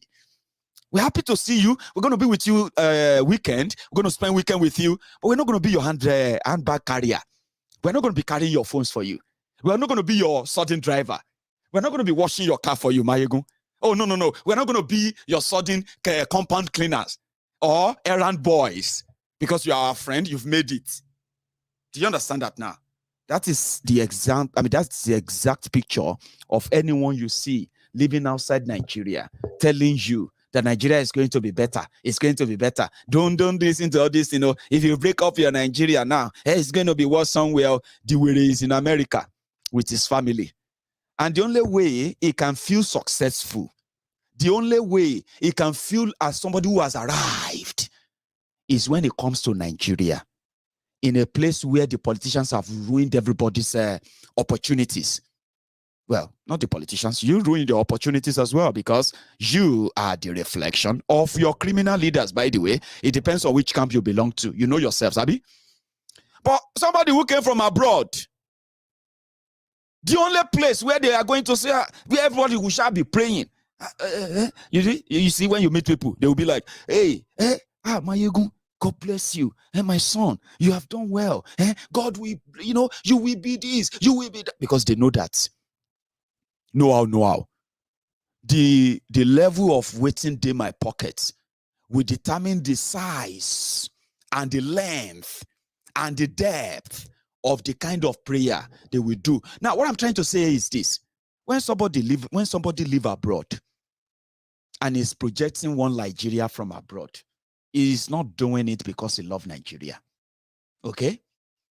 Is doing, even if the person is not politician, even if the person is not into all this political whatever, right? Look at my own, look straight into my eyes. Most of them that we call the Mumumadus, the Bele lecturers, the Mumu lecturers. The Mumumadus are the ones I just described to you right now. It's not because they have anything to gain in who becomes what. They are not interested. They are okay. They are living abroad. But the only reason why they want Nigeria to be Nigeria is because the Mumumaduzo is because if they ever come to Nigeria, it is the only place you all carry them. You carry abroadians. You carry them because you know whether you like them or you don't like them. You know that if you are nice to an abroadian, something will come out. And Nigeria has forced you to the level of survivor mode. You have no goal. You have this. If they say, what will be your goal? You start mentioning ridiculous money.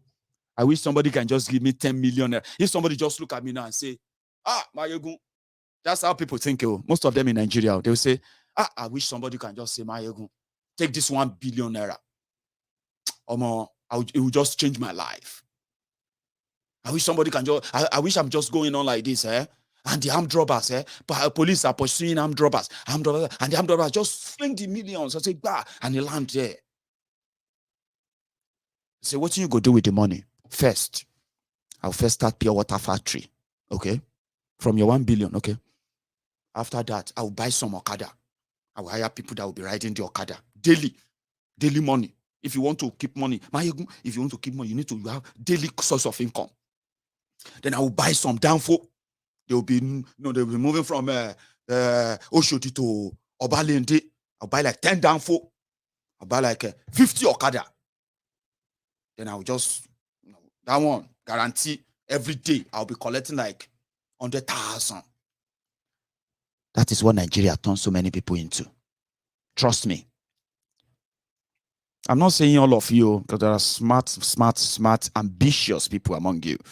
that have managed to lift themselves a little bit above poverty by yourselves, right? And you are still ambitious. You want to do great things. But the point here is that Nigeria has limited your opportunity.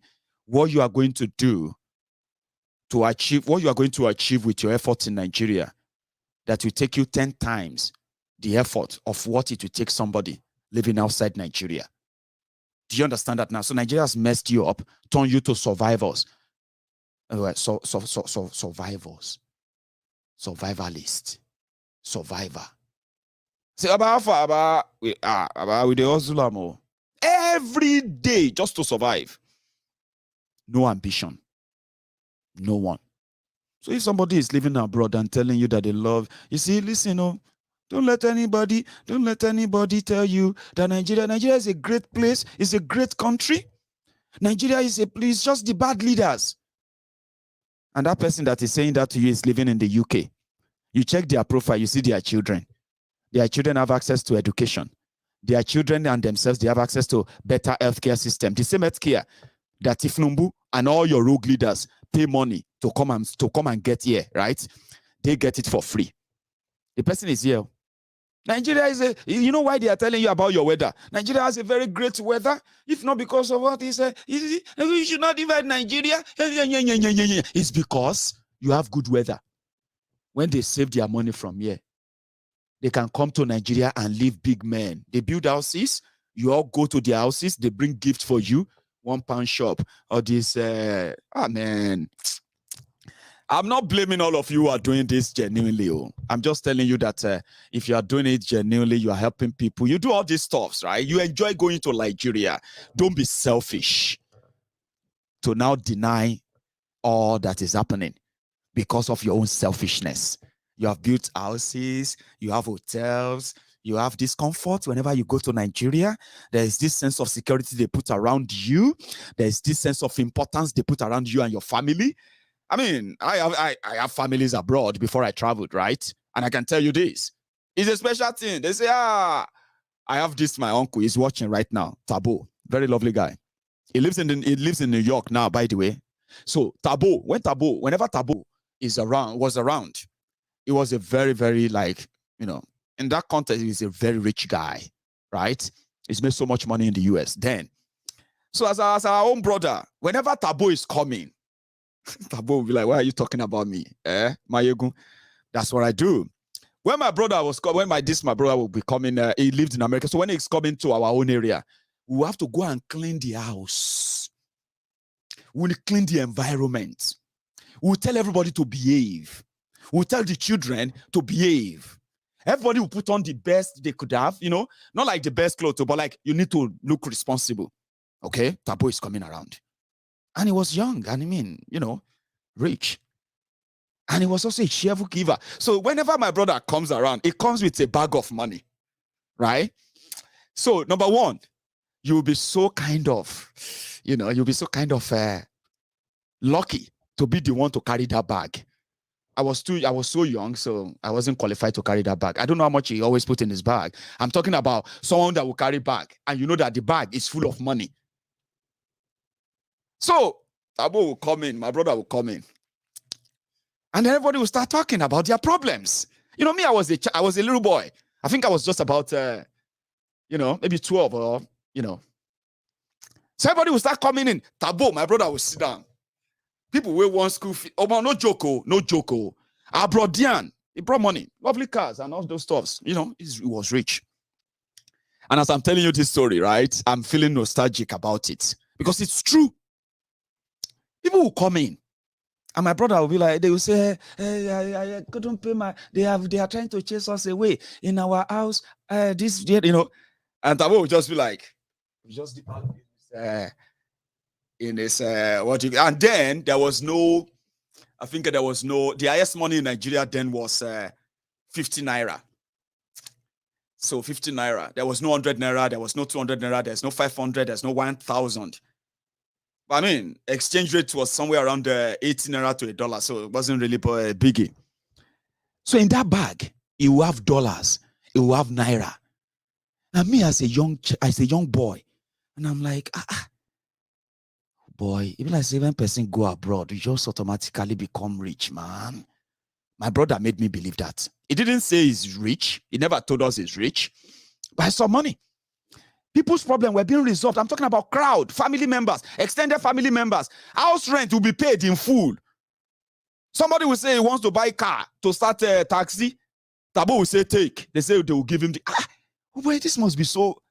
So Tabo was like so important. He's my brother. And I love using him as an example now. It was important. He understands this. So all of you can now put yourself in this scenario who have done the same to your family, for your family members. So you've done it them genuinely, okay? But then don't say because of what you feel like, what you enjoyed, the privilege, the support, the attention, the respect, and everything that makes you be like, wow. And in fact, even if you don't know, right, many of you inspired many of us who later traveled out of Nigeria because we actually wanted independence. They say you have to work hard. You go wash dead body. You go wash old people yansh. You go watch. Work in the mortuary. You will do this and that. Say, but people are doing that same thing in Nigeria. I mean, you don't know. There are people who are doing who are carers in Nigeria, washing old people's bum in Nigeria. There are people who are working as a morgue attendant in Nigeria. So what's the big deal? If I go America, they take care of dead body. You know what I mean? So we're inspired by them. But it will be selfish for you to say Nigeria is better or Nigeria is going to be better because of that thing you are enjoying. No, that's selfish. It's not right. I don't know much about well, you may be right about those Uncle London. Somebody said all those Uncle Londons, they were stingy. Yeah, I think well, I would say you may not be 100% right, but you are right. Because this is my brother now, Yankee, now from America, you know, and the Benjamin they hold, trust me, especially if you actually hold that Benjamin in America, you spend it. You spend it like but you don't just spend it. That's one thing about Americans. I mean, those in America, they spend those money. I didn't know then. They spend those money with kind of precision because it's like it's planned. You get what I mean now? Nobody spend out of whatever the budget when they go to Nigeria. I found out that I found that out when I came to the UK. And you know, Uncle London. I remember somebody I have in London, and it was so similar. But it seems that the pound sterling is really tough to get. Trust me, it's not different from what you get from all those places as well. But hey, it's not easy to get, and therefore it is not easy to give. But there are those who can give you anything, who have been doing just the same thing I described right now. They have been doing the same thing for their family members. Okay, but the real thing why I share that story with you is to tell you that when I tell you about the Abroadians, right, from before I came abroad myself, right, I can tell you the sense of importance that so many people, or the reason why so many people left Nigeria, so that they will come back there, and the respect. Let me tell you this, so I haven't told anybody before. When I was talking to somebody who wanted to give me, to give me the documents that I was that I needed there for my own visa application in Nigeria. And in one of those days, it took, it was meant to be a letter, a statement of account, all right? And I would take care of the rest. But because of the kind of person he was then, he decided that just to extend my own thing, Nigeria, they believe that if you don't suffer for something, right, you will not value it according to them. That's why people believe that you have to suffer and suffer for something that people can just say, okay, is that it? Okay, yeah, go for it. Is that what you want to do? Take it. In Nigeria, you have to suffer for it. But I haven't told anyone this before, okay? I'm sharing it with you now. In one of those days, when I went there, when they said, okay, come and collect the letter. So I was there.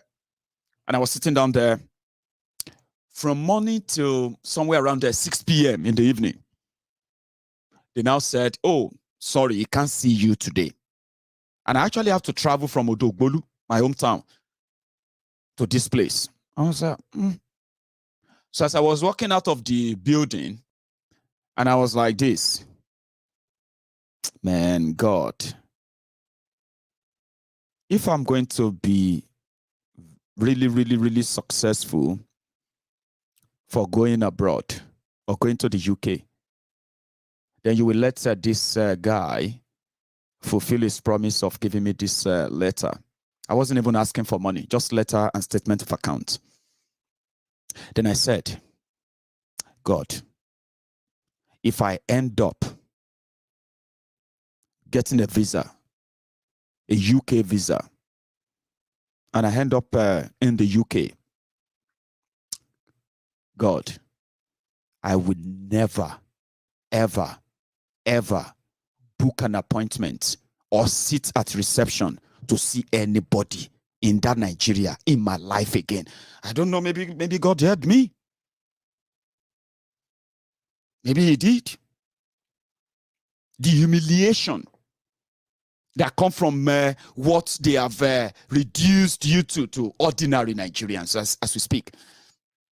So I was like, if I should by any chance get this UK visa and I end up in the UK, I will do everything legitimately possible that I would never become somebody that they will keep at any reception or somebody that will chase after anybody before I see anybody. If I have to chase you, my brothers and sisters, to hell with you, I would never, ever become somebody anybody will keep at a reception and say, we are waiting. How many people on the queue? No. You will open the door if you hear that Maiyegun is outside. I don't know if I spoke that I spoke the word into life, and it gained its own life. If I call you, if I go to Nigeria, if I'm in Nigeria today, if I call and say, hello, we are stopping by at your place now, and I'm going to be there in the next 20 minutes. You will put everything you are doing on hold for me. That is, if you are that important, because yes, that's the value I have put on myself. Because I won't chap your door, knock your door, like somebody who sees that you please save me. And that's why, that's one privilege of me coming to the UK. In Nigeria, I'm going to need a lot of money to get there, which I would never have. Now, I don't have money. I don't have money. I'm not a millionaire, or well, maybe I'm a millionaire in your naira if you change my money to your naira. But no, I'm not a millionaire, right? But like I said, I won't book an appointment to sit at any reception. That's how much that's where I've gotten to now. People get ready for me. People wait for me. People get prepared. You don't keep me waiting, because that's what Nigeria have made many, many of you. And that is why you see them, they live this life of godly life. So you know who you are talking to. I said, then who are you? God. They made them be like gods because you made them gods. And they don't see anything wrong in that. You don't have to have money before you earn respect. That is the point. They have no respect for you. Some of you don't have respect for yourselves. All these things people condemn here and there, you know what I mean? They are also enablers on the other part too. Enablers. People who choose what suits them, and even if he has to make the life hell for others, they don't care as long as they're better off. And that is why, if you are living abroad, and this is what you are enjoying, that privilege of people carrying you like you are more than what you are. Here in Glasgow, even though I'm beginning to have some people that always kind of stop me now. Maiyegun, I am one of your fans. I have been watching. We are living in Glasgow together, Baba. How far? Except for that. Nobody cares who you be. And you see those ones who are like, Maiyegun, hey, Maiyegun, my name is, you know what I mean, when they meet me in town. I've been here for about 2 years, sir. They're not doing that because they care about what I have in my wallet, no? It's because it is simply about, wow, Maiyegun. And me too. I'm not going to be like, See how this one is calling Maiyegun. Do you know who I am? Can't you just bend down and say, Chief Maiyegun, sir? I have this brother, he's watching right now, Ahmed. He lives very close to me, right? And sometimes we do meet on the school runs, when I take my son to the school, or when I probably go and pick my son from school, I will meet this brother. He's watching possibly right now. And he's so respectful. And he's always like, Maiyegun, sir, Maiyegun. I'm like, come on. Baba. You know what I mean? I don't expect that. You don't need to be so rich, have all the money, this and that, like they are doing in Nigeria before you earn respect. You deserve to be respected. And if you are not respected, whoever doesn't respect you doesn't deserve your respect. So you can't live abroad and be a patriotic Nigerian simply because of what you personally benefit, because you live abroad. That is selfish, and it is also dangerous, because you'll be lying to yourself and you could become a victim of what you are trying to deny and brought about by APC. This is not even about Buhari and Tinubu alone. It is APC agenda. And when you support that, if it is all this PDP agenda, and when you support that, it is one Nigeria agenda, and when you support that, you are supporting what is going to kill you now or later. So it is selfish to be a patriotic Nigerian from abroad and start using the grace of God. God loves Nigeria. That is also a lie.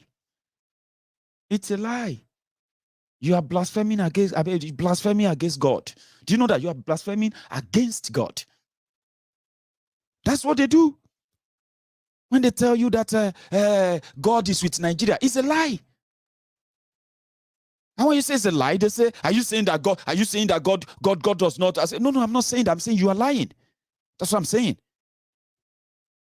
The God, we should all know that it is because of God that Nigeria has not broken. No, it's not true. So are you saying that God is not capable of keeping Nigeria one? No. That's not what I said. What I said is that you are lying for saying it is God that kept Nigeria as it is. You are lying. Don't turn it to, are you saying that God is not capable of making Nigeria? No, shut up your mouth. You're lying. You said God makes this Nigeria, and I'm saying you are lying.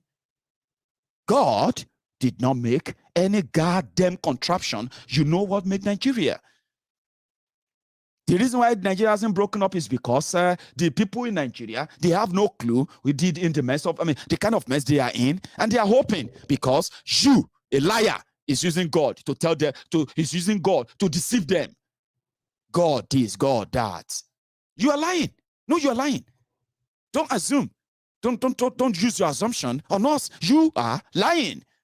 God did not create this. God did not keep this. This is the blood of innocent people that are being shed every now and then, and the fear that is spread that is keeping Nigeria, and it does us no other thing but destruction sooner or later.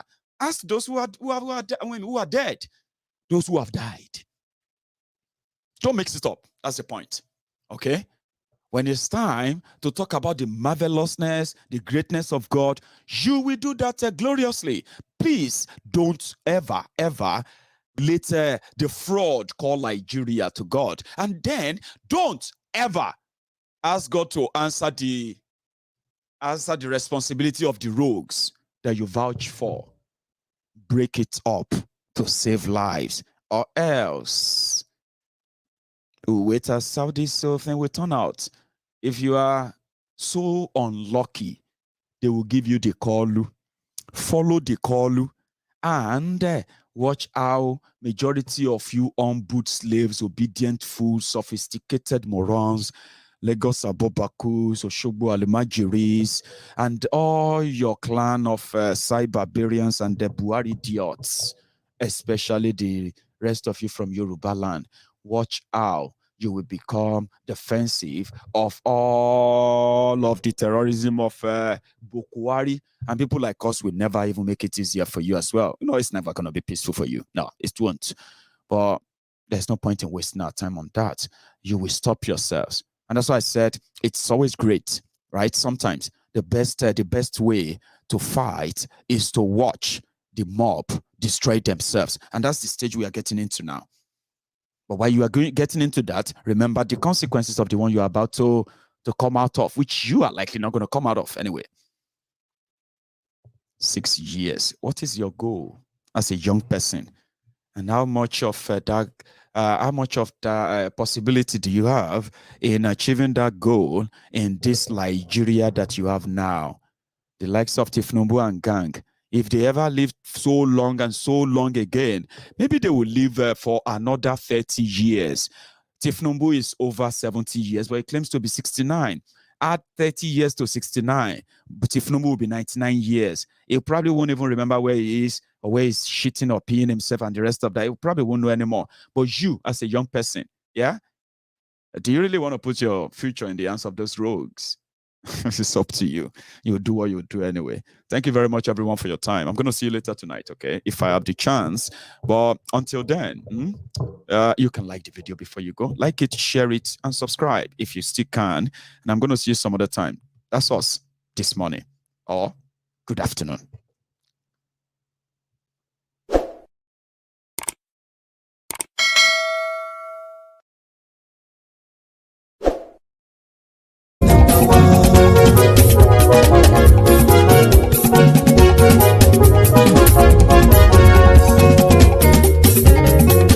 Àní ẹ̀sùn rákì.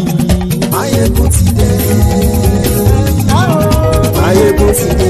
Ọ̀jẹ̀lú ẹ̀sùn rákì. Maiyegun ti dé. Àní ẹ̀sùn rákì.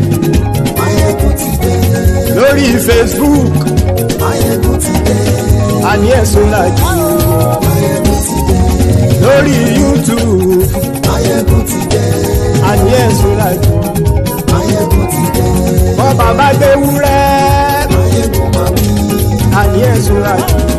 Maiyegun ti dé. Ijó ìgbádìyẹ. Maiyegun máa wí. Àní ẹ̀sùn rákì. Maiyegun ti dé. Prẹ̀sìdó bá rúfin o. Maiyegun máa wí. Àní ẹ̀sùn rákì. Maiyegun ti dé. Tí gómìnà kówó jẹ. Maiyegun máa wí. Àní ẹ̀sùn rákì. Maiyegun ti dé. Ọlọ́pàá tí ń darí bá. Maiyegun máa wí. Àní ẹ̀sùn rákì. Maiyegun ti dé. Aṣòfin tí ń rúfin o. Maiyegun máa wí. Àní ẹ̀sùn rákì. Maiyegun ti dé. Òpùrọ́ olóṣèlú. Maiyegun máa wí. Àní ẹ̀sùn rákì. Maiyegun ti dé. Ọ̀jẹ̀lú ẹ̀sùn rákì. Maiyegun ti dé. Àní ẹ̀sùn rákì. Maiyegun ti dé.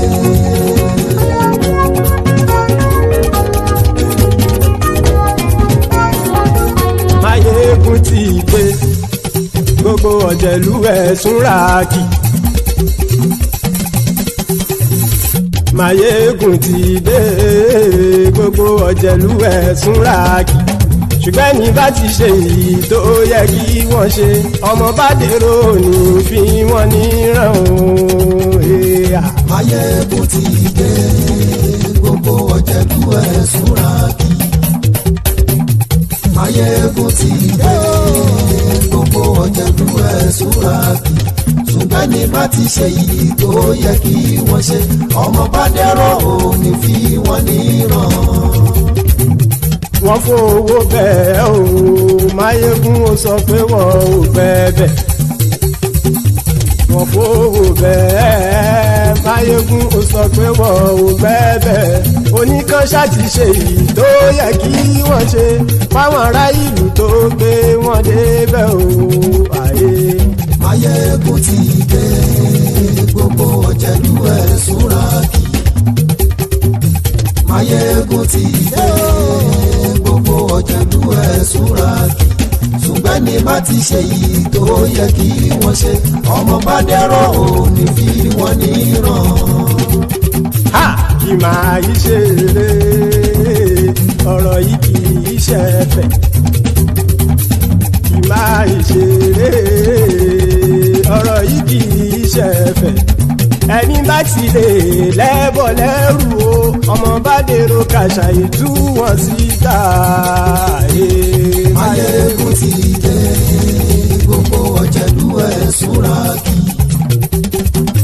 Maiyegun ti dé. súraki ṣùgbọ́n ní bá ti ṣe yìí tó yẹ kí wọ́n ṣe ọmọ bá dẹ́rọ̀ ò ní fi wọ́n níran. tẹnitẹni ọmọ Máyégún ọ̀rẹ́ ara ìlú mọ̀mọ́ ni mo fọlọ́run sọ ẹ̀ bá kìlẹ́bù lóòótọ́ olódodo ìlú ọ̀tá ìlú mọ̀mọ́ ni ìwọ ṣá máa ń ṣọ́ra kò sì mọ́ bẹ̀rù bọ́tà ń lé ibo níṣègùn lé káwọn mọ̀mọ́ fi ṣera wọn ni ó ti dẹrùn tí wọn ò gbọ́dọ̀ sì mọ́ bẹ̀. èèpo ọ̀bọ lọmọ bá dérò tàjẹ́ ò gbọ́dọ̀ jẹ́ ó ti jọba lórí àbínú ẹni kò sì mọ́ fòyà àìsíwọ́lu ní ẹnìkẹ́ ìgbódì ẹyin lábàrá ó kó ẹni tó bá dán wò á kàmù Máyégún ti dé gbogbo ọ̀jẹ̀lúwẹ̀ tún ra kì Máyégún ti dé gbogbo ọ̀jẹ̀lúwẹ̀ tún ra kì o ẹ̀yin bá ti ṣe èyí tó yẹ kí wọ́n ṣe ọmọ bá dèrò òní fi wọ́n níran o. Máyégún ti dé gbogbo ọ̀jẹ̀lúwẹ̀ súnra kì Máyégún ti dé gbogbo ọ̀jẹ̀lúwẹ̀ súnra kì ṣùgbọ́n ní bá ti ṣe yìí tó yẹ kí wọ́n ṣe ọmọ bá dẹ́rọ̀ ò ní fi wọ́n níran.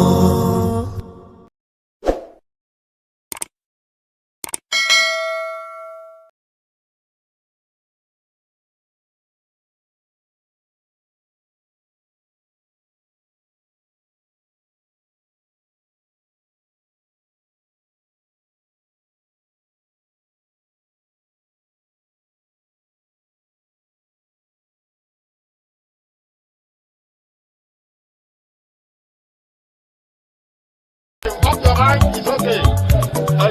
She off your mind, what you decide like me. Chai! Now wow, people wey suppose talk truth to power don off mic. And if we talk, na 500,000 they go sama us call am hate speech. But fear not, Maiyegun don come. Him go torchlight every corner, nooks and cranny of all these bad people wey dey spoil our country.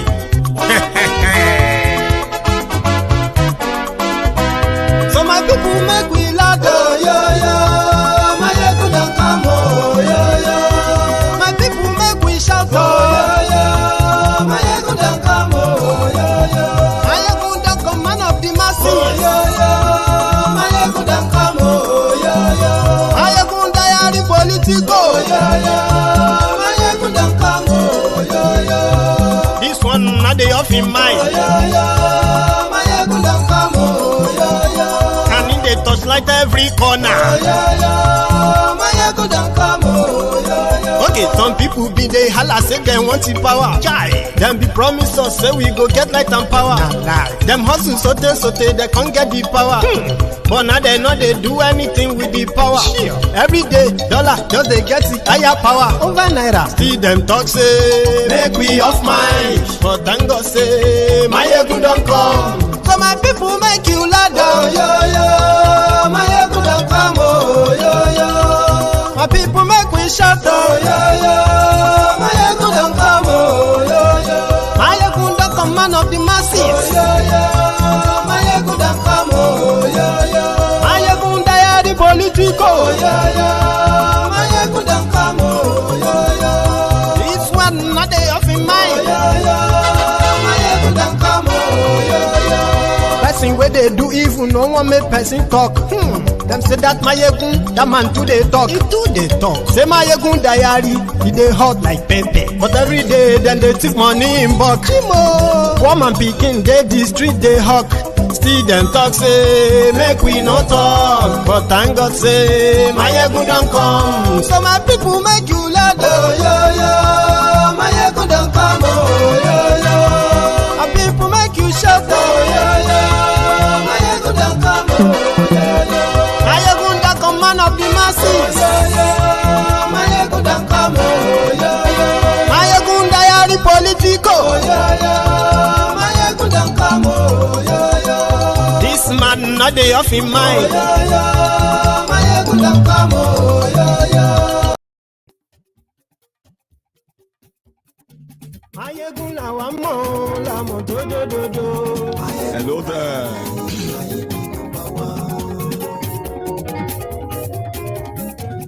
Yes, good afternoon to you.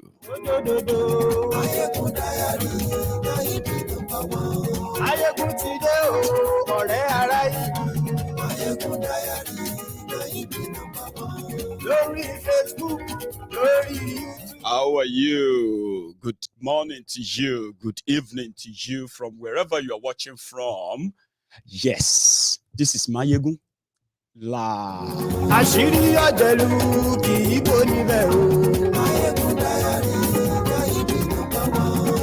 the broadcast.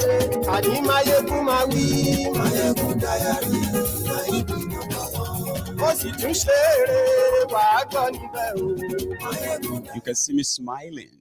Yes, because I've got some good news for you.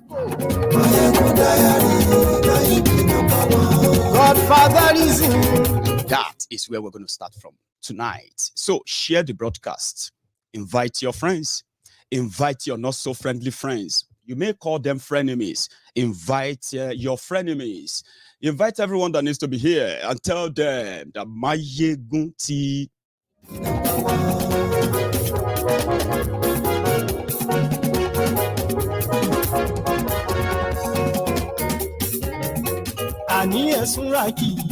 Maiyegun ti dé. Maiyegun ti dé. Ọ̀jẹ̀lú Ẹ̀súnràkì. Maiyegun ti dé. Àní Ẹ̀súnràkì. Maiyegun ti dé. Lórí Facebook. Maiyegun ti dé. Àní Ẹ̀súnràkì. Maiyegun ti dé. Lórí YouTube. Maiyegun ti dé. Àní Ẹ̀súnràkì. Maiyegun ti dé. Ọba bá gbé wúrẹ́. Maiyegun máa bí. Àní Ẹ̀súnràkì. Maiyegun ti dé. Ijó ìgbádìyẹ. Maiyegun máa bí. Àní Ẹ̀súnràkì. Maiyegun ti dé. Ìpẹ̀sìdó bá rúfin o.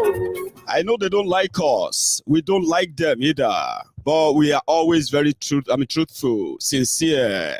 So I'm going to open up tonight with an update on the intervention in the illegal detention of Oloye Sunday Igboho. They say, no, talk about, don't say it in public. What is wrong with all of you people? You are just telling them all your ideas. Why can't you just keep it to yourself? Don't tell us what you are. Shut up. Shut up with your mouth. We will tell you what we are doing, the one that the public should know. You know why? Because we raised the fund for this intervention publicly. I beg you, keep your idea to yourself. They don't like us, as in we don't like them. And whatever they feel about it, it doesn't really matter. As they see with us, we go depend them. As they depend them, we go they see with us. You're welcome. So today, we have kick-started our intervention in the illegal detention of Oloye Sunday Igboho by Benin Republic. So we have kick-started that today. And that's a good news, by the way, because, yes, legally, we are now involved. So every one of us who put together the money, who put together the fund, you should be jumping up a little bit if you can right now where you are sitting. Because what this simply means is that we are now involved as diasporans. And we are not just getting involved, we are getting involved in a big way. And I need to let you know so that you can at least feel proud of what we are about to start. Today, the Ogunlana Legal Chamber has agreed to take over the case of Oloye Sunday Igboho in Benin Republic, specifically Benin Republic. The reason for that is because every case that Igboho is mentioned, including the one he's suing Nigeria, is being handled by those we believe are credible enough, because there have been those who have given us any kind of good news since this persecution started, remember? Yeah, they were those who secured the release of those they illegally, kidnapped from his house.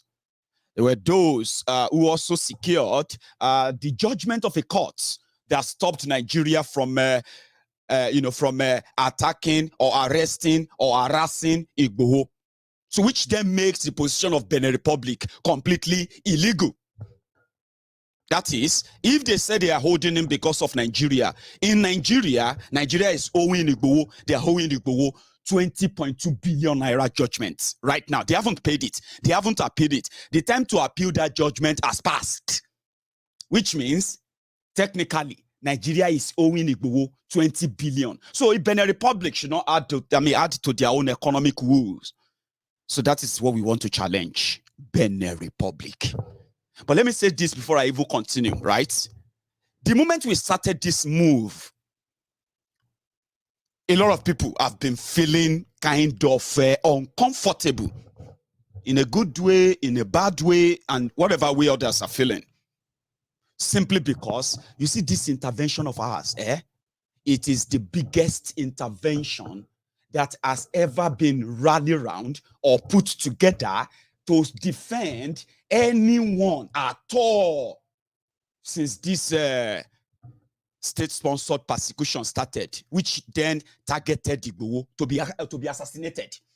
This is the biggest.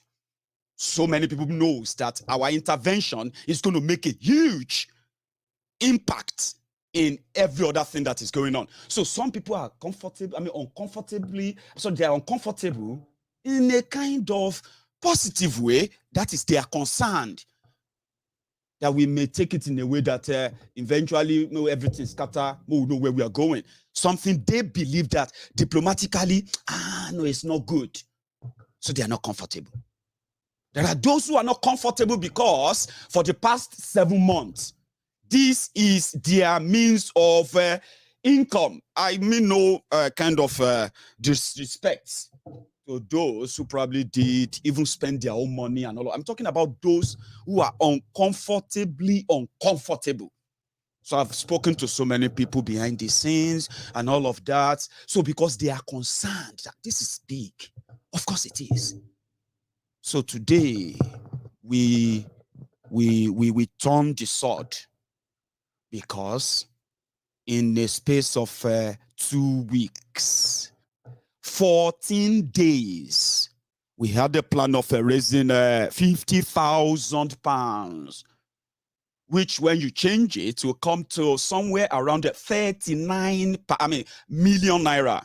Good enough to kickstart a legal struggle that you probably don't know how long it's going to take, but it's going to be worth it.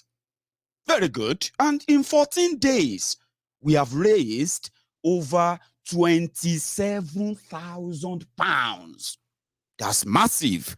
In 14 days. That means we are battle ready. Yes, we are. And we don't care where it's going to turn out and the rest of that. We just want Igboho out. That's it. 27,000 pounds. I did the multiplication of that by exchanging it to your naira in Nigeria. That actually put us in a kind of a financial state of over, of over 22 million naira. But guess what? Just within these 14 days, or let me say in the last 7 days to be exact,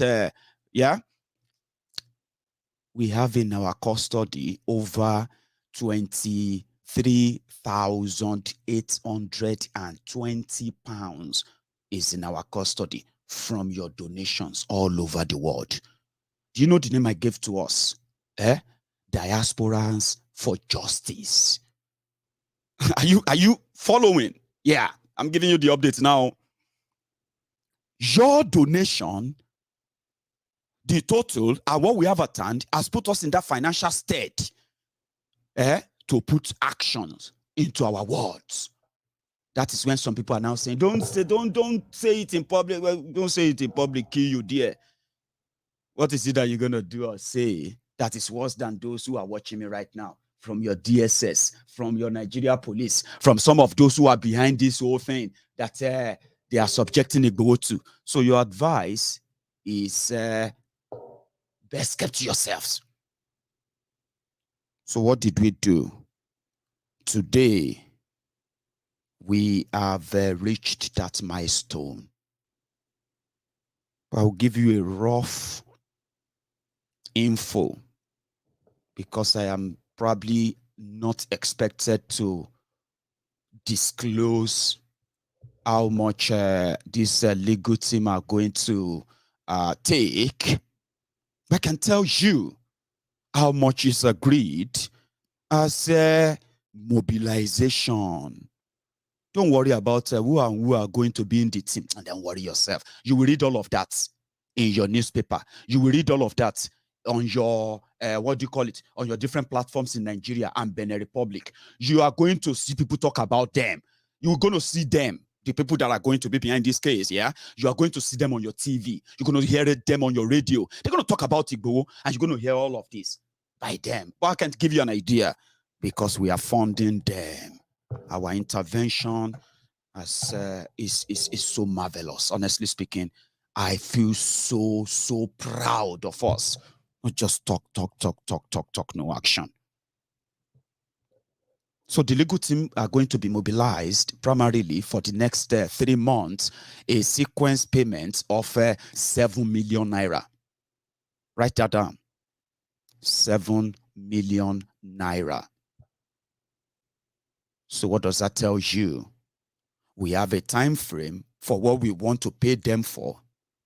We have a time frame for what when we expect to begin to hear the report of what they are doing. Then we have a time frame when we will know either to reimburse them again or not. I like it. I like that. So today, Oloye Sunday Igboho, Majasola Osha gave his approval that he is comfortable with this legal team. Therefore, we will mobilize them first with 2 million naira. Somebody said maybe I shouldn't say that. Well, maybe I should. Because as I'm talking to you right now, I feel like I'm speaking to over 700 people. 700 people who heeded the call that can we do this? They said, yes, we can do it, Maiyegun. Just give us, how do you want us to? We will do it. I bet I'm speaking to all of you because you deserve to know. For those, everyone else who is listening, yeah, it is just to let you know that there is this power behind the will, or let me say, behind the people who have the strong will to change their own destiny, starting with somebody else's attack that, or persecuted. So I'm speaking to everyone, and I'm speaking to my donors, specifically, in particular.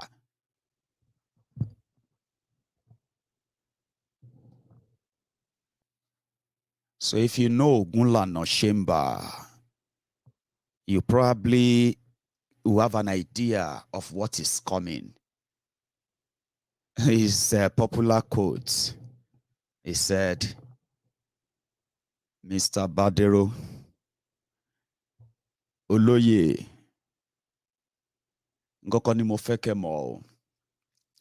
Ẹni tó bá gbé adìyẹ òtòṣì, ó ti gbé taláròyé. All I want is that don't come back and tell me that some elders said, some leaders said, and this, that we are going too fast, or we are, you know what I mean, that because of that, we should calm down, that as long as we are not coming to say that, let's let the Gbedu begin. There's so much I won't tell you. They will tell them themselves. They will tell you themselves. And at the end of the day, you are going to listen to them more. Remember that our intervention is called intervention, and it is called the legal aid to support those who are being persecuted. All right. I just want us to know that our efforts is to free an innocent man that is unjustly locked up. When many are mocking him, laughing, Many of us have been having sleepless nights because we decided to put ourselves in his shoes, and we felt so uncomfortable in those shoes if it was to be us, and we decided to intervene. We are not in any competition with anybody, okay? All we want is for Igboho to be out. And let me tell you something, right? And I think I should tell you so that nothing comes to you by surprise, okay? Like I said earlier, our intervention and our move and everything, people know about it. Oh, no joke. Oh, people are calling meetings. They're having conversation, private meetings. You know, this one, WhatsApp meeting, that meeting, all because of this. So no joke. Oh, they are waiting and all of that. So in the course of shaking and pulling here and there, we discovered that they may think they will pull a stunt on us. And that stunt is that I have been hearing that the Benin Republic don't want trouble. Benin Republic don't want wahala with anything to do with Igbo, Yoruba nation or anything. And now that they are hearing that some diasporans are putting together teams here and there, they have no idea what is coming. And they said this issue of keeping Igbo for another 6 months may not really be in their own interest after all. So they would rather just say, Buratai, do you have a plane or do you have a chopper? Come and take Igbo. So you may wake up one morning just because of what we're about to do now. You may wake up one morning and they will just tell you that they have returned Igbo to Nigeria. Don't panic. I'm saying this to you now because, yes, I have been hearing, come on, you know, the usual. What are they up to? What nonsense is this? What kind of, you know, they're just going to make it complicated. We are trying to we know that if you try to free Igbo, the next thing is that Benin Republic is just going to send him to Nigeria. And then if they send him to Nigeria, they can just kill him. That is the fear factor. Why some of those who have been telling us that they are working to get him released, that is why they don't want him released yet. Because according to them, they fear for his life. Do you understand? So those are the people I said, in their own positive way, they are uncomfortable with what we are about to do. Because according to them, what we are about to do now can make Benin Republic to take it back to Nigeria. And the reason why I said you should not panic, you should not worry yourself is because, yes, I have also had that kind of a conversation with the representative of Igbo and indirectly and directly with Oloye himself. And you know what he said? He's not afraid of going back to Nigeria. I'm not afraid, Maiyegun. Not afraid anything. If they want to take me to all this nonsense going on, I'm not happy. That's what he said. I'm not happy. Everybody's coming here with different promises, with different this. We are doing this, we are doing that. Every day. Last, nothing. If they want to take me to Nigeria, let them take me to Nigeria. Is that not where Nnamdi Kanu is? Is that not where they are keeping Nnamdi Kanu? Have they killed Nnamdi Kanu? That's what he said. So don't panic. What you should be happy about right now is that, as you are in the diaspora, and you feel so concerned and so worried. Do you understand? And you have no real information. What is going on? You get what I mean? Dead worried. Now that time is over. Now you will know what is going on. You will understand what is going on. And you will get to know who is doing what and why. Because you are paying for it. We are paying for it. That is what gives us that leverage. And that is the leverage we are going to use this time around. So let's say we have done it. We are now involved. There are so many things going into it. Do you understand? But the most favorite part is that we are starting on a sound, strong, legal footing. I love legal. I love everything legal. Even when you are dealing with illegal, lawless people, you still kind of have to use legal means of, dismantling them. So I love how we are starting. So what we are starting right now is that we, the diasporans for justice.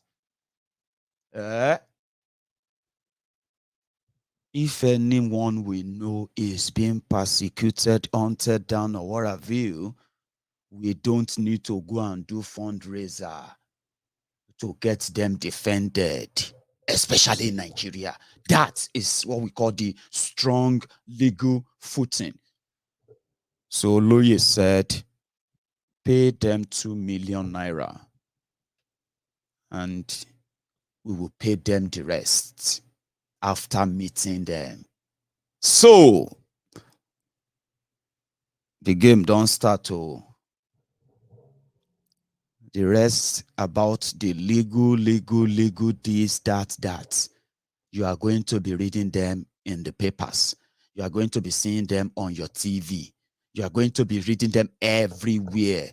The issue of illegal detention of Sunday Igboho is going to be everywhere from now on. And you know the good news is that by the time we make the payment of 7 million naira in the next, let's say in the next 4 weeks, because their plan is that they wanted to be paid in a lump sum so that they can continue their work until they probably will need anything again, which can be a couple of months. 7 million naira is not for our case. Don't forget that. This is the beginning. And even if they want us to pay 7 million naira times 3 for the rest of this year, do you know we have it already? Do you? Yes, we do. I wish I can show you that bank account. That would just be like going to Extra Mile, right? Every time I check my bank and I see 23,820 pounds. That's solid.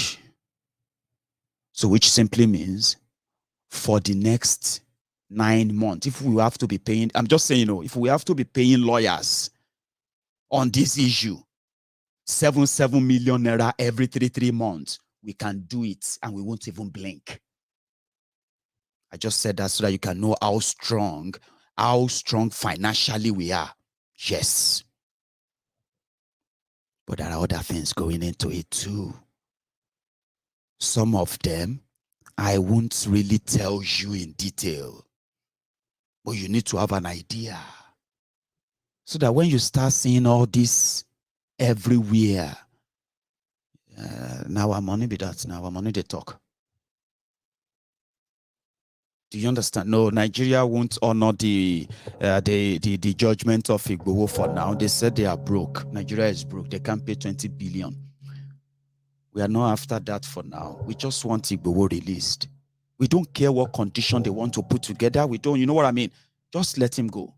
Once you let him go, we can deal with the rest of the issues after that. Do you understand, everyone? Yeah, that's our own intervention about. Okay? Anything, everything that is going to help the legal release of Oloye Sunday Igboho from the illegal detention of the government of Benin. That is our intervention. We are not fighting anybody, no? Although some people said, Maiyegun, you say you are not fighting anybody, you're not fighting, you don't want fight, you don't want fight. Do you know that because Igboho is not free, that is why some people are comfortable planning about swagger about 2023. Do you think if Igboho is free, organizing that same rally we saw in Oshogbo, with the rally we saw in Ekiti, that rally we saw in Akure, the one we saw in Ibadan, if he should organize that until 2020, Baba, do you think 2023 will happen? Now that they have managed to find a legal way to lock him up, Maiyegun, all of you for diaspora, you are putting money together to get Igboho released. and you say you are not looking for trouble. I say, well, I don't know what that means, except for the selfish people who feels like what Igboho is talking about, the safety, the security of Yoruba land, it is not anything close to their heart. If not, why would locking Igboho up be the solution for them to solve the insecurity in Yoruba land? I was like, I'm not fighting anyone except those who are going to fight me. And I know they involve myself in any illegal. I don't get myself involved in anything illegal. Wherever I can't defend myself, I don't get myself involved in. And I'm so glad for the grace that I've managed to protect, to defend what is so precious to me to this point, my name. Do you get that now? So the entire UK financial system, they know that I am raising funds. Do you know that? The entire UK, the entire Scottish financial system, they know that I currently have almost £24,000 from donation. They know that I have it. The entire UK system is going to know when I begin to disperse that money. Do you understand what that means? Yes, it is because when you do it according to the book, people may get offended, but when you are doing the right thing, you are not so worried about anything. So don't worry about me. Don't worry about them. What we should worry about is that the safe release of Oloye Sunday Igboho. So if they want to take him to Nigeria to shock us, they shock wa. They actually make it. The reason why we are actually spending this much is because the lead counsel to this legal team, Barrister Adeshino Ogunlano Esquire, who is going to put together the entire team that are going to do the whole digging across Benin Republic and Africa, wherever this is going to take us, we'll pay them. It's because of the shot to and fro, going back and forth between Nigeria and Benin. That's why we are actually going to be spending this much. So don't let them surprise us. If they want to take Igboho to Nigeria, which we are not comfortable with, primarily as an option, of course we don't want it. If they have to take him back, then we'll keep the battle there. In fact, it will make it more interesting. You will see the film better. It's going to make it more interesting. But again, nothing to worry about. So I just thought I should give you that update. It's so important we have that update. Okay, I know some of them don't like it. But should we care? Some of you are watching MaiyegunsDiary Politico tonight because you want an update on this issue of Sunday Igboho. Now you have it. So let's take a little break. Like that video. Share it if you haven't, okay? My friends on YouTube, we are nearly 1,000 on YouTube as we speak. But it seems that only 200 of us have managed to stop by to actually like the video. You can do so before we continue. So I am going to take a break. Like I said, they may not like the way we do it, okay? It doesn't really matter. If it pains them, it's sweet sauce. As they see with us, you go they pain them. As they pain them, you go they see with us. Yes. Remember this guy? That is Femi Okpono Adeshina. Femi Okpono Adeshina is the deputy to Garbage Shehu. Garbage Shehu is the one that is called the presidency, or the combination of Femi Okpono Adeshina and Garbage Shehu. Their combination is called the presidency in Nigeria. They have been more ridiculous than all those ridiculous spokesperson for president since Nigeria came back to democracy in 1999. You see this guy, this madman, Femi Okpono Adeshina, is and then a Garbage Shehu. These two are the most ridiculous of them. But somebody said, Maiyegun, wait for those who are coming after them. You will know that Nigeria can only give you the worst of the worst of the worst. They said he is a pastor, a redeemed pastor. The Olori Bruku is the one who told the people that which one do you value most, your life or your land? Why don't you give up your land for your life? On the issue of Fulani terrorists versus the indigenous people in Nigeria who are opposed to Katu colony, Katu colony, what's that called? Katu grazing routes, rural grazing routes, and all those nonsense that they brought up as a solution to the incessant killings of the farmers by the armed terrorists called the Fulani terrorists in Nigeria. He's the guy who said that your land or your life. So recently, he also made this usual assertion, right? He said that this fuel scarcity in Nigeria, the Nigerians have actually seen worse. Initially, he said it's a snafu. I don't know. It's a snafu, whatever. That snafu is like, is it that people don't have they don't have fuel just for this past few days? Is that why everybody is complaining like heaven is going to fall? Yeah. So then Diwere, which is a mentor to some of these Buhari idiots, some of these cyberbarians, they are watching me right now and they're like, shut up your mouth. Stop abusing him. Just say something you want to say. You don't need to be abusing him. We really ati wa ati femi oponu adeshina. I want to fish mentor and you will did. He came out he said, some of you have faced worse. 22 days or 23 days since the fuel scarcity started in Nigeria. But you all know what the genesis of the fuel scarcity is. You do. These rogues, this criminal, APC, Egbekegbe, which Buhari is the Minister of Petroleum. Do you know that? That Buhari is the Minister of Petroleum in Nigeria. So Buhari and his own NNPC, they imported adulterated fuel to Nigeria, over 200 million liters, they said. 200 million. That damages so many people's, cars, some of their, what do you call it? Their generators. I better pass my neighbor. You know, Nigerians, they just want to enjoy life as much as possible without any kind of discomfort. I mean, voila, too much everywhere, right? No electricity, no good road, no hospital, no this, no that. Now you still manage, you manage, just manage above. Buy yourself a car, buy yourself a better pass my neighbor, so that you won't have to complain about electricity all the time.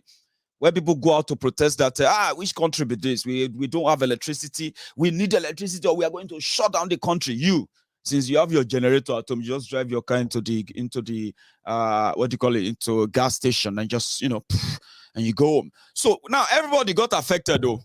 They brought in adulterated fuel into Nigeria, 230 million liters. Where should I start from, Jare? Where I go will make you understand this very well, because it is a crime. They committed a crime. And when this Femi Oponu Adeshina, Ademis Road, Adesina tells you that you've had it worse, so what's the point? You survived. All of you go survive this one too. You are going to be okay. Why is everybody reacting like, say, heaven go fall, heaven go fall? So when heaven come fall, 23 days, say people know they leave. So I'm trying to see if I can tell you or describe, describe the genesis so that you understand that they committed a crime. But because it is Nigeria, they can grandstand, and you will see the obedient fools, sophisticated morons, humbled slaves, Facebook bandits, social media adsmen, our family cyberbarians, the Buhari idiots. Once the likes of Adesina, once they where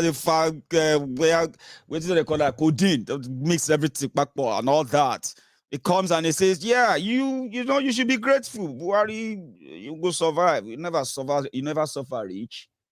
Say your guys, so we don't suffer. This Buhari himself, you know, it could be another level. Say you go survive. Maybe you survive the other. So, but I want to know how this one. I said, don't worry, you go survive.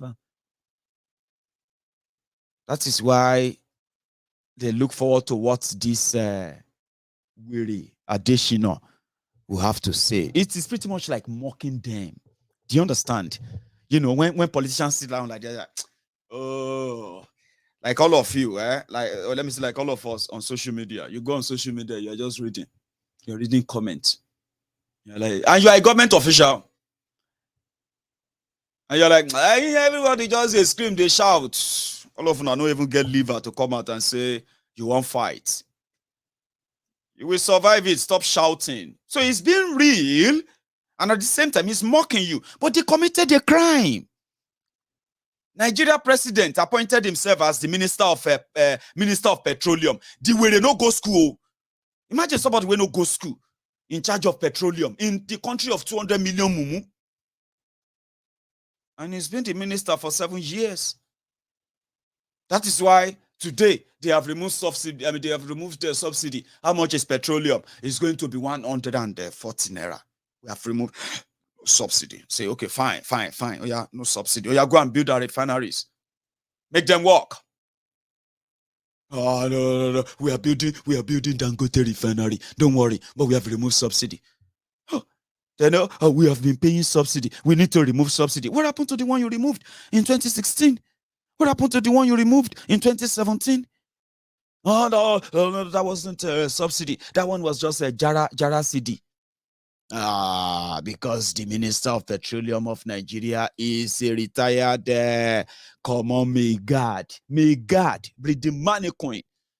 They shall do everything. Now them go bring adulterated fuel to Nigeria. They brought in 200 million liters. They said in Nigeria, they say you all use over 100. I think they say you use about 10 million or 20 million liters a day before 2015. Now that everybody is losing their job, more people are falling into poverty. People selling their properties, selling their cars, selling everything. But Buhari's government suddenly said the reason why they are paying more for subsidies is because all of them they use more fuel now. Yes, you are using more fuel. So Nigeria is now consuming about 100 million liters a day. 100 million liters a day. Hey, they barrel long.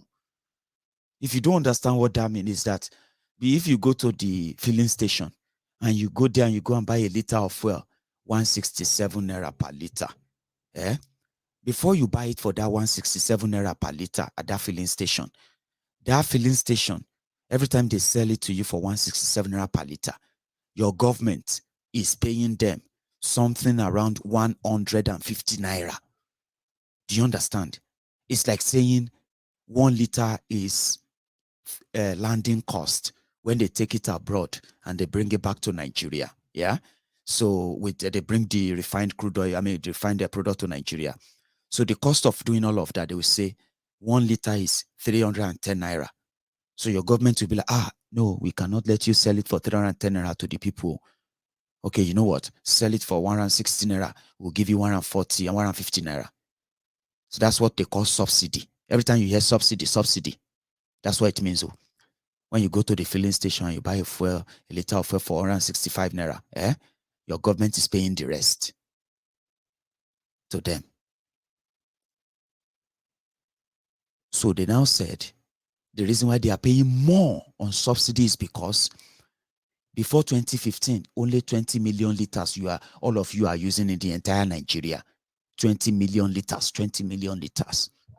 So then they were paying subsidy of 800 billion, 500 billion a year. So now, Buhari's government, after poverty has taken over the country, Buhari's government says Nigerians are now using over 100 million liters a day.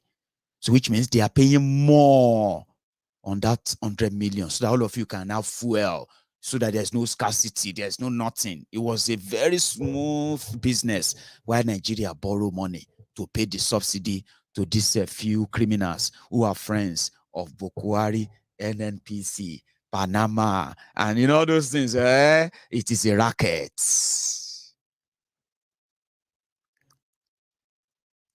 So then they brought 230 or 250 million liters.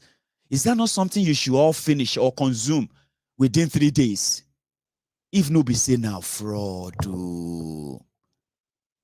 Abi, if they agree that you are using 100 million liters a day now, and they brought in 250 million liters 3 weeks ago, almost a month ago, which caused this, and they say, see, the fuel we brought, we have stopped selling it because they are bad. That is just 3 days supply. Abi, share 3 days supply. Now it can't last till 23 days. So far no they tire most of you anyway. So Femi Oponu Adeshino, they are not letting you see that bigger picture. That's a crime. You understand? It is a crime. As all of you are queuing, fighting yourself at different filling station, doing all of that to yourselves, some people are smiling to the bank because it doesn't even make any sense. I just did the math to you. I just did small math for you now. That's one thing that makes people love MaiyegunsDiary Politico. They said, I am a very good teacher. Yes, people say that to me. They say, Maiyegun, you have a way of explaining it, and people will just be like, yes, I get up. Even though some people we don't get up before I even get this far, they are like, Maiyegun, we understand. Continue. I said, no. Let's say, you are too fast. I guess some people that this is how they love it. Yeah, Maiyegun, I understand you. That's a crime. But they are not being punished. They are being rewarded. And that is why somebody like Femi Oponu Adeshino can say, you have seen wars, una no break. So which level? If anybody say for no day and all of that. But some are already saying, they say they are conspiracy theorists. They said, Baba, didn't they say that Dangote refinery is going to be ready in November? I said, yeah, they said that. Baba, come on now. Do you know that the reason why Nigerians don't know how to fight or they don't know how to agree to push for what they really want, despite the fact that they claim to be educated and all of that? I said, Baba, you know why? I said, why? I said, it is called conditioning. They conditioned them that way. Conditioning. Instead of people to fight back, they just figure out how to adjust. And the politicians know this.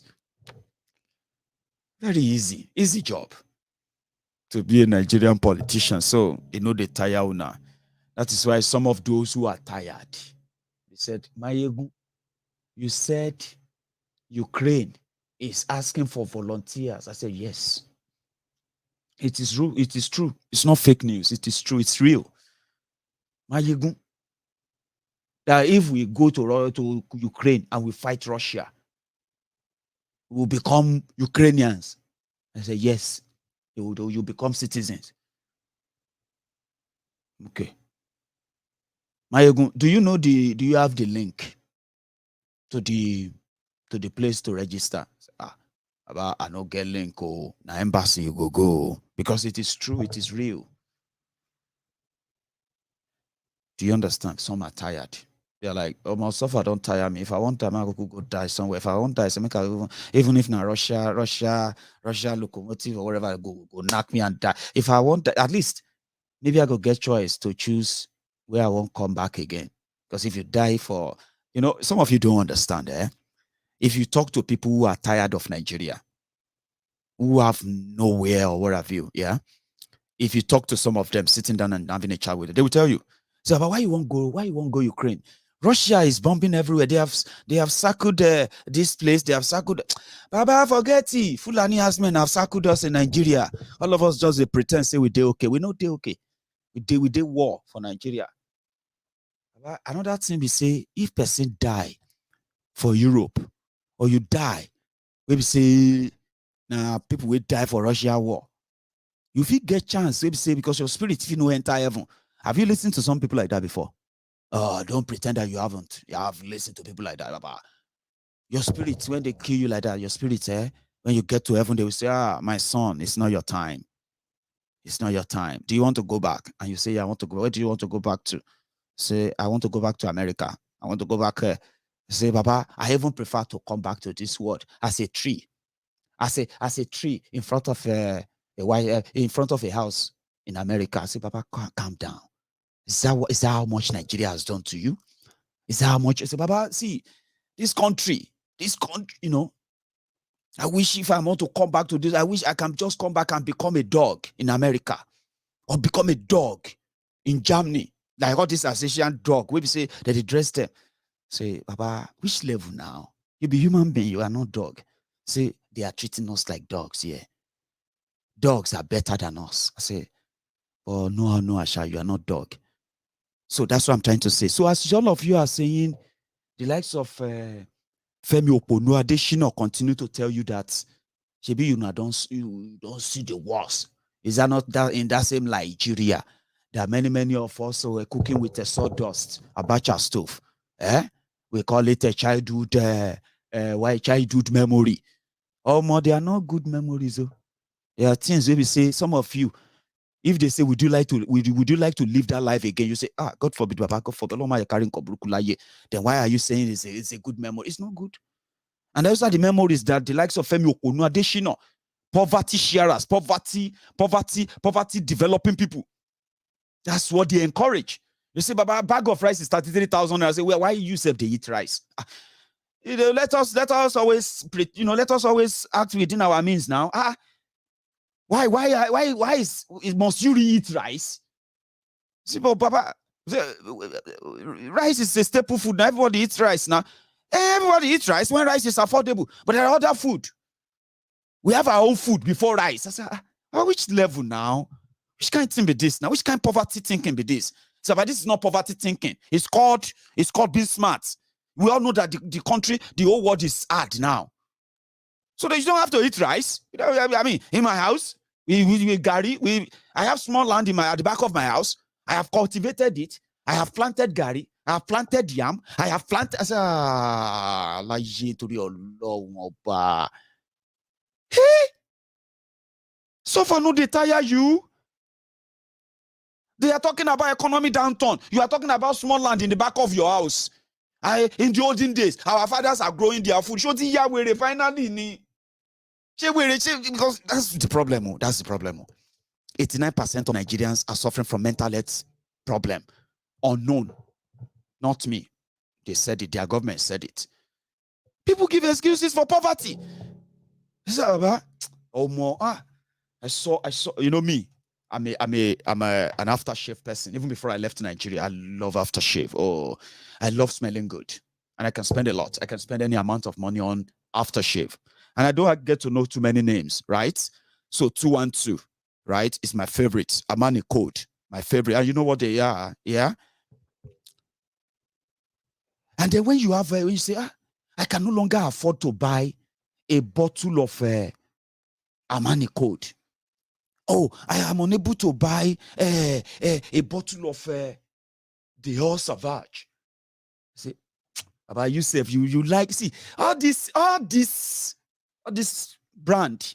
So when 5 years ago, I was able to buy them from my own, from my salary. I could afford to get myself But I see all these things. Let's tell ourselves the truth. They are just waste of money. You buy a bottle of Tom Ford for 120 pounds, 150 pounds. There's this. I'll show you. There's this perfume. Now, one Aboki brought on. One Aboki. Very powerful. And it lasts longer. Now, just 300 naira. Nigeria is tough. Who has money to be spending 80,000 naira on perfume, 100,000 naira on aftershave? My friend, you need to cut your poverty here. Conditioning me.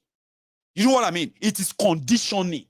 You will think you are smart. Yeah. It's a waste of money. Oh, yeah, it's a waste of money.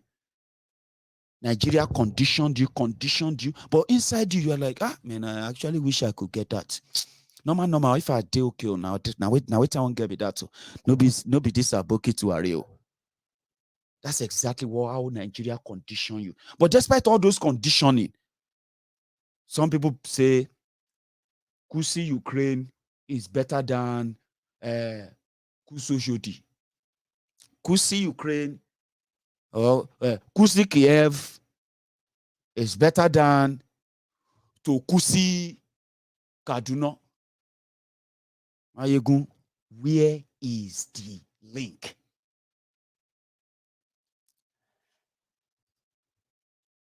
Okay, I don't have the link. But you will need to go to the Ukrainian embassy in Abuja and Lagos, because it is very real. Some said that suicide mission. But we woke up this morning and they said, it's true. Anybody who won't help us fight Russia, you are welcome. Okay? All you need is just $1,000.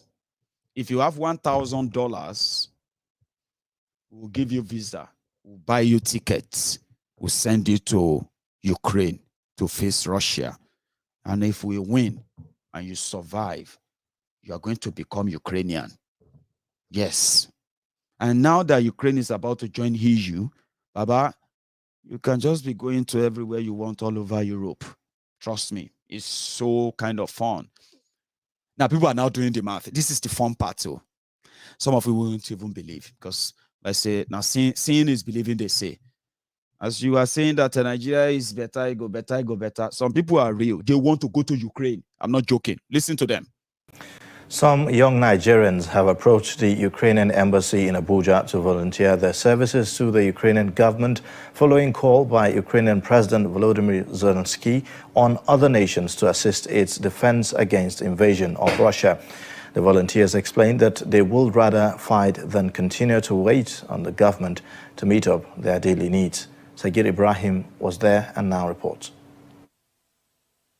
I'm currently standing in front of the Ukrainian embassy here in the Federal Capital Territory, Abuja, and sitting by its gate right behind me are vibrant young Nigerians who have approached the embassy to volunteer their services to the Ukrainian government following the call of the Ukrainian President Volodymyr Zelensky to members of other nations who are willing to assist in its current defense and invasion by Russia. When asked why they had approached the Ukrainian embassy to fight for the country instead of their own, they had this to say. We are angry. We are angry. So we want to leave this nation because some of all these men, their children are nowhere to. Their children are not in this country. They are abroad, studying, have to strike here and there. I have volunteered myself. If I want to leave this country, I want to go and fight for Ukrainians. I've enrolled into Nigerian Defense Academy for the past three times. Three consecutive times. 2013, I was there in Kaduna, Zaria. Even when I was there, even when my name was enlisted, that's why I still have to have a link to a general or senator. It's better for someone to even die there than to die in this country. Yes. My brother, is it anything special in this country? You and I know that nothing special in this country. If flash your back at least some years ago, what the bonus we met those things and those things are still on ground. Is that how it's supposed to be? Is it a country that are ready to move on? Traveling from here to Ukraine and assist them in fighting, I believe is the best thing. Is the best thing that Nigeria youth. You understand? And you be guaranteed. Even if you die there, I'm sure that your family will not suffer here in Nigeria. Yes. We have political crisis, we have economic crisis, we have issues here and there, we have insecurity, right? And there's no sign by the government that they are going to do anything soon because all this while they've been doing blame game. So some of us think that it's better to die for a country who will value you, right, than to die for a country who will not, even while you're alive, it seems as if you're dead already. My dream has been to be in the military. That has been my dream. My childhood dream is I've been to be in military, and since for the past since 2012, I've tried severally, applying for DXX, Navy, Army, Air Force. I've tried severally. It's not one, it's not two. It's like consistent. In fact, I would say that all the applications that I've underwent in the Nigerian Army and paramilitaries, I've applied for all. but it's not working out. We are not opportune to know people that are in office, in public office. High government, we are not opportune. That's the truth. Their hope of a new future might, however, be dashed as they complained of lack of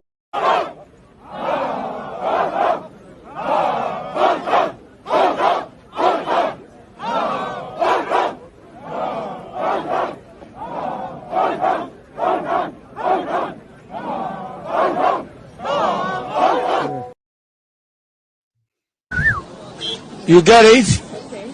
If you don't get it, forget about it. If you don't get it, forget about it. Because if I talk, they will say, Maiyegun, where you dey hear all these things? Where you dey hear all these things? Sometimes if I don't show you videos, you probably will be like, I've read about it, but I've never heard people say that. The people want to leave.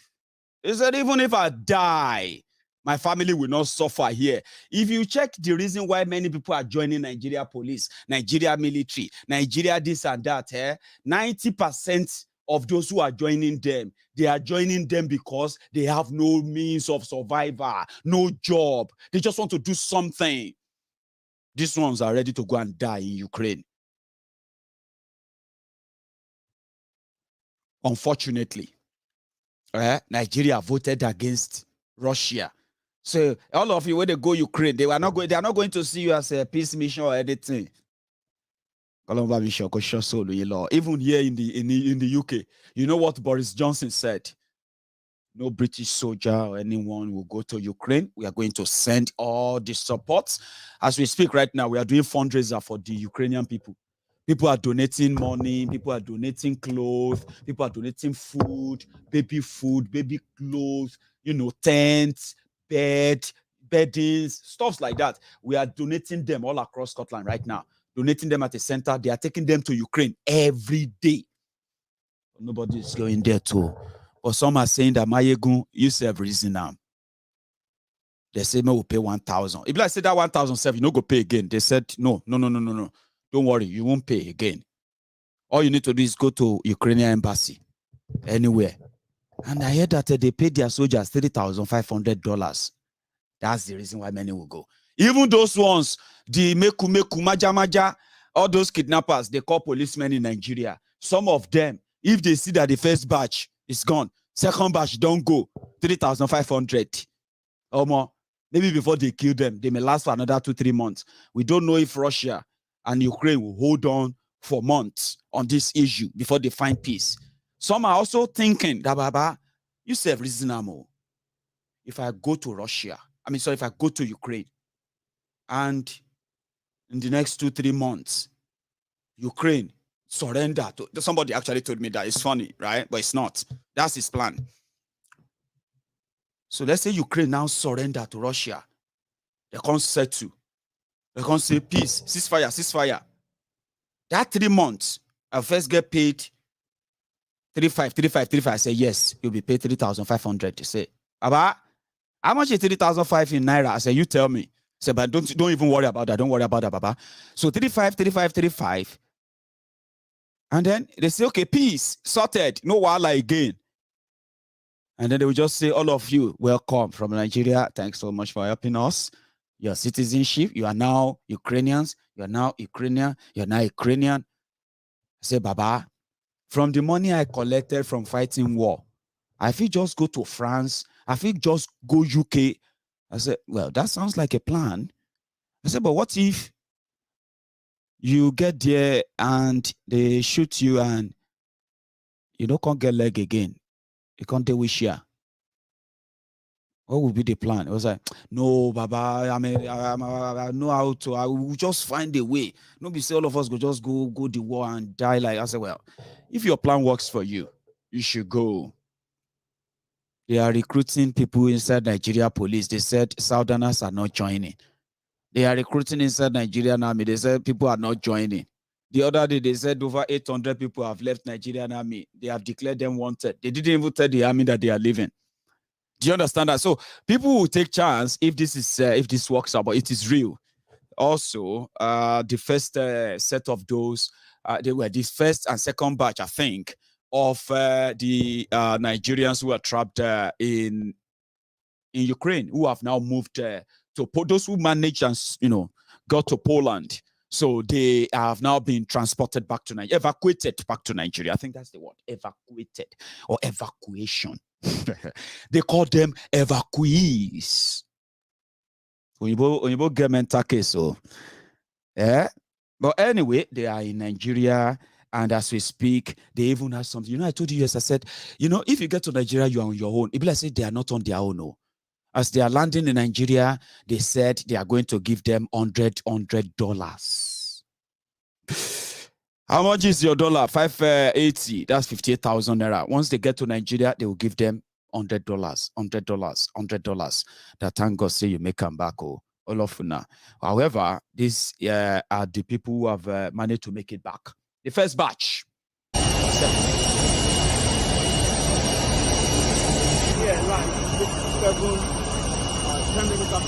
Come. We're so excited to have you all here. My name is Gabriel Aduda, Secretary, Ministry of Foreign Affairs. And we want to thank God first of all, and then of course His Excellency President Muhammadu Buhari, the federal government and the good people of Nigeria, for all of you that have made it safely back home. We are very much aware of the traumatic experience that most of you went through, and we know how much you have already suffered back there to be even able to get here. But we want you to know sincerely that we are excited to have you back home, and that government will do everything it can to get you back to school as soon as possible. Talks are already on to see if you can continue your studies either in neighboring countries to Ukraine or online. We are having these discussions with these other countries that are neighbors with Ukraine, especially Poland, Hungary, and Romania, to see if we can have some of you go back, especially those of you that are in your final year medicine. So thoughts are already on. For your colleagues that are in Sumi, a lot is already been done to create a safe corridor to bring them all out. But while you are here this morning, we want to just let you know of a few things that have been put in place for you. As you come down in 2 paths, we will walk straight to meet with Port Authority, and there the Health Port Authority will...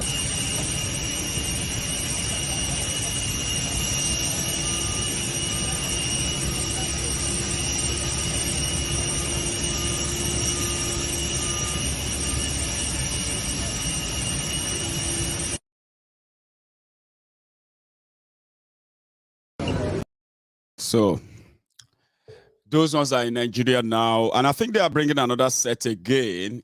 If this video is anything to go by.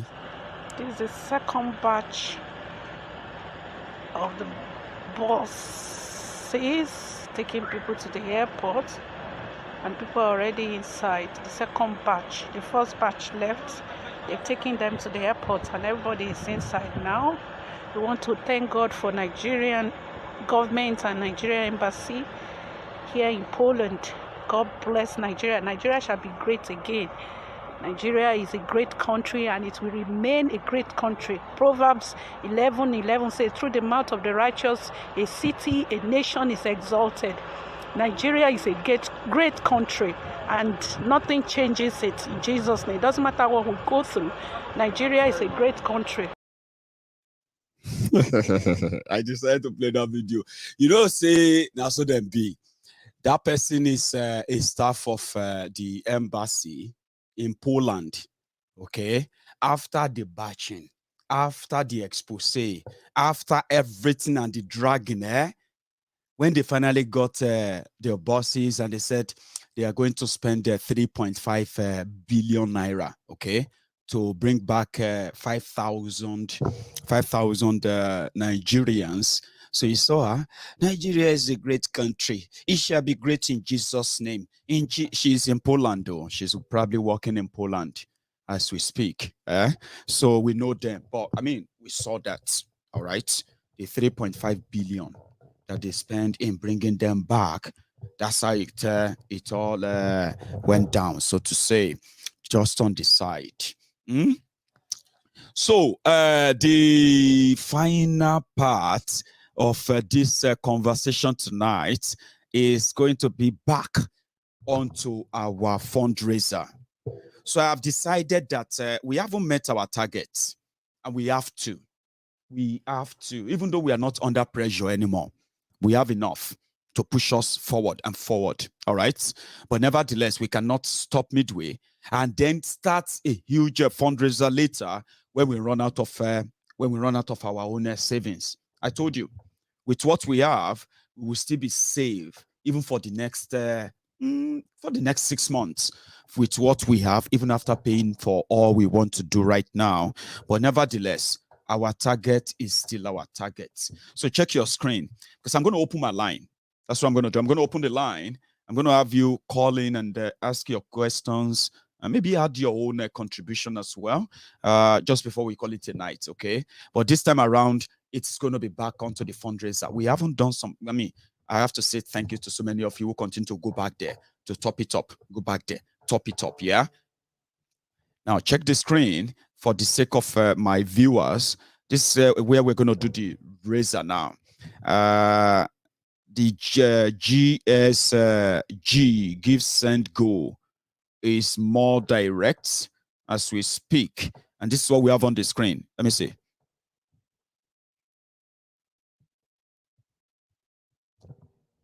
Hello. Hello, sir. Can you hear me, sir? Hello.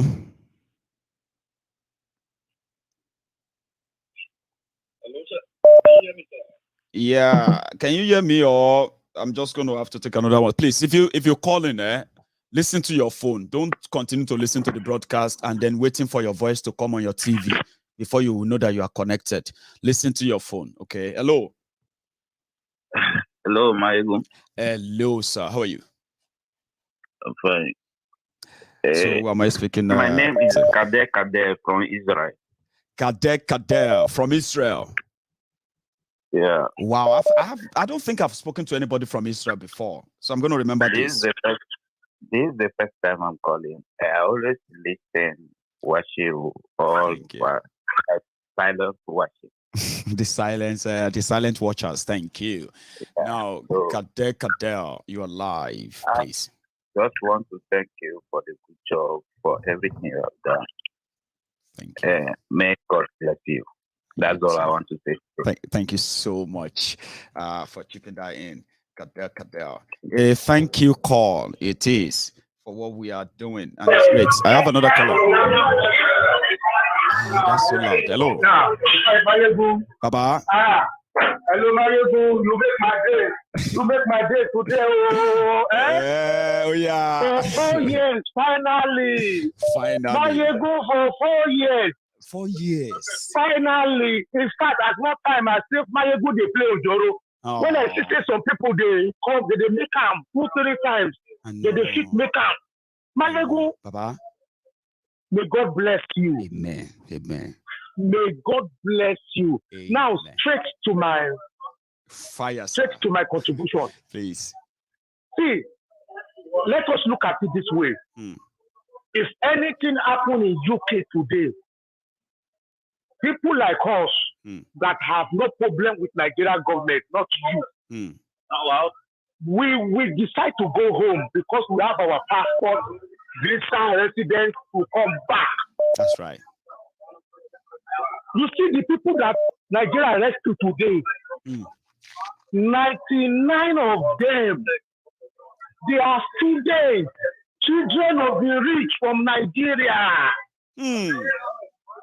Get it clear. Nobody that will sell land, sell house, pass river, and go to Ukraine and go back to Nigeria tonight. None of them will go back. None of them. They will prefer to see if they can walk out their way into any of the neighboring countries.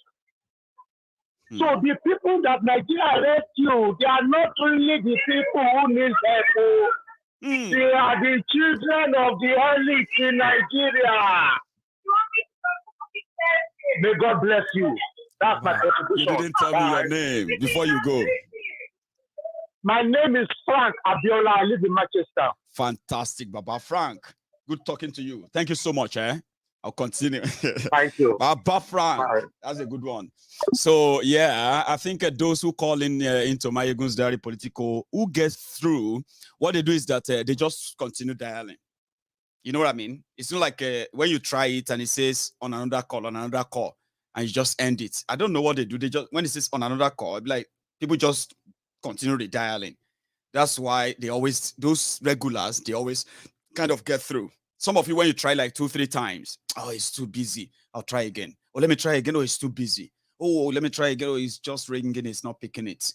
It is simply because the technique is like you just have to continue, you know. Hello. They always, those regulars, they always kind of get through. Hello, Maiyegun. Hello. Hello, how are you? I am very well. Thank you. How are you? Very well. Thank you. How are you? I'm okay. Thank you so much for your work that you're doing. This is Jude. I believe you can remember. How are you? Yes, Jude. How are you today? Fine, thank you. I don't know if it's the call or you are close to the broadcast. You need to turn that off, possibly. I don't know. I can hear myself. I don't have anything on. No, I don't know. Apart from no, I don't know why. Anyway, I'll let you talk, okay? Because I can hear myself back. Go on, Jude. Is it better now? I think it is. Because it was on speaker before, but I've removed it. I've removed it. I think it's better now then. Go on, please. Yes, well, regarding the issue in Ukraine and then the people that they have brought, just like the man that just spoke has said, many of those kids over there that are coming home are actually the people that are, the rich and the more perhaps some politicians. So I remember 3 or 4 days ago when they were interviewing some of these guys, some of the people that they say instead of coming or bringing them to Nigeria, they would prefer to die in Ukraine. So those are the ones that actually need help. That is the truth. Yeah, those are the ones that need help. Well, anyway, whatever be the case, I thank God that these ones have arrived safely. But we'll continue to pray for those ones that are still stranded because there are still a lot that are stranded there. I know. Then those who want to stay, that God will help them to make it. Yeah, but my concern or my take is this, so for some of those able-bodied young men who have seen the country that they have gone to study are in trouble. Okay, they left Nigeria because Nigeria is not good. That's right. And they went to another country, and the country welcomed them with open hand to study. Now the country is now having problem, and they are running away and leaving them. I don't understand. I'm just in my own view. I don't know how it looks like. Okay, it looks like Nigerians. We are always looking for where the table is made. We are not ready to fight. We are not ready to contribute. For instance, if at the end of the day Ukraine recover from this, which I pray, hopefully, by the grace of God, they're going to recover. Okay. Now, will those people have the mind again to go back to Ukraine and they want to continue their studies there, Nabi? And want to continue their education? Then what if the people of Ukraine refuse to allow them to come back? Then we will now begin to cry they are racist? No. They would not. They have every right to refuse them. Because if they look at it this way, okay, if I have a problem, I run to you, Maiyegun, from my house because I'm having a problem in my place, and you harbor me, you take me in, give me solace, give me comfort, you give me food to eat and accept me, and then you are not having problem, and then I'm running away from you. You deal with your problem. I mean, how does it look like? I mean, look at the other one too, right? We have young people who knows that they could be better off in Nigeria, but for the criminals in political offices, right? They are who they are today, and they are ready to go and die in Ukraine, but they are not ready to confront their own demons, which is less. Is it those ones that are being recruited? And they want to go. The ones that are. Well, that's another step. That's another situation. Okay, but I'm just talking about those who went because of study. I know. All right. I get that too. Yeah, whichever way we look at it, it's the issue is that we don't want to fight. Nigeria don't want to. They are looking for where they have prepared. Okay, every time they are running, they talk about America. When you talk to them about the fact that they have to fight. Yesterday, could you believe I was at the fuel station 4 hours with my keg to buy gas to put on my generator. I remember the other day I called you. I told you I'm in Nigeria. Okay, I live in California. All right, so I'm just on the holidays.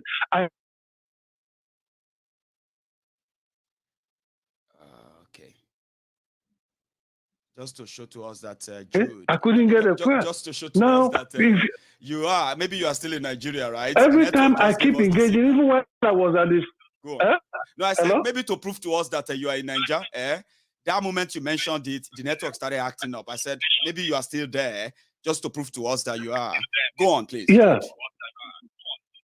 Yeah, every time I am, even while I was there, I keep engaging the people. I say, look at how everybody is suffering. Nobody is saying something. That the other time we came out to fight at Lekki Toge, they kill us. They're going to kill us. Even the people will not step out of the house, so they don't step out of the house. So during the NSAS, so they will still tell you, "Hey, we came out during the NSAS. Exactly. Look at what they did to us." Exactly. And I will ask them, were you there at the NSAS during that? Oh no, I didn't go. But the people that went, I say, you see, that is why they will kill you. Because when they say come out and let us protest, only few will come out. You tell me, and I'll tell the guy, do you know the population of Lagos State? Lagos State is about 20 or 20 something million people. They say they are. Imagine where 1 million come out to protest. There is no demonic government that will send police or army to go and shoot 1 million. But when they say there is protest, only few people come out. And the government will send out their thugs in police uniform and army uniform to go and disperse them. That is what happened. If people don't want to fight, but you want to run to America, you want to run to countries, all those countries, people pay with their lives to make it what it is today. Well. That's a big one, Jude. It's a shame. It's really sad. It's really sad. Thank you so much. It's really sad. This early morning, I had to wake up at 6 o'clock again to go to filling station to be able to buy fuel to put in my generator to be able to have light. What a country is this? And we produce oil. My brother, God will help us. So we will try our best. So what happened is that I'll take one more. Let me see. Okay, I think I can still take two. Hello. Hello. Hello, Maiyegun Baba. Hello, sir. Hello. I think if the phone is on speaker, maybe you should take it off speaker because I can hear myself again. It's like it's echoing. It's not on speaker again. I will remove it. Have you? Yeah, okay, yeah, I think you have. Yeah, it stopped now. Stop now. Baba, fire. Good evening, Maiyegun General. Good evening to you, sir. God bless you. God will bless you too. Thank you so much. I just want to go. I've been trying. Last time, I tried more than 124 times. I know. It's not going. I know. But tonight, I thank God tonight that you pick, and it's not like last time. At least. So you can tell our people who is on the phone, just that they can know who is on the line and from where, just for the sake of my listener, if that's okay. Thank you. My name is from Ayodele Taiwo. Great. From Adoekiti. Adoekiti. First of all, I want to thank you very much. For the last time, I can see your kindness, and may God in infinite mercy will be with you. Amen. And will do everything for you. Amen. Thank you. Thank you very much. Thank you. Yeah. What I just want to say tonight is that those people that said they want to go to Ukraine and fight, it's good. But many people don't know the reason why. What caused the fight? Many people don't know. But that one does not confine me. But the fight, even the Nigeria, what we are facing now, is more than Ukraine and Russia fight. Russia war now. Because many of us, I can't lie to you, you know, many of us are fighting the war, even more than the Russia and Ukraine. But I know those leaders, I can see that old man in Lagos, Chief Tinubu, as you call, that came down to our place yesterday. He never talked about the first scarcity. He just blah, blah, blah, blah, blah, blah, everybody. Even the money given to them, everybody now start fighting, even policeman fought. Because I heard that one, no. They said so many people get injured because they flunging money. Very serious one. The money and all of that. Even they use gun to break many people's head. Even police fought because of that money. Hi. And I can see our people see poverty have made many brain have already. I can see many brain here. They have already contact. I can say COVID-24. Yeah. Because of poverty. But I know as you are doing it, God will help you. Amen. God will be with you. God will continue with you. Amen. So that you will be enlightened we that our brain have not contacted that COVID-24. That we can manage and out of this poverty we, I'm telling you. The thing aspire everybody here.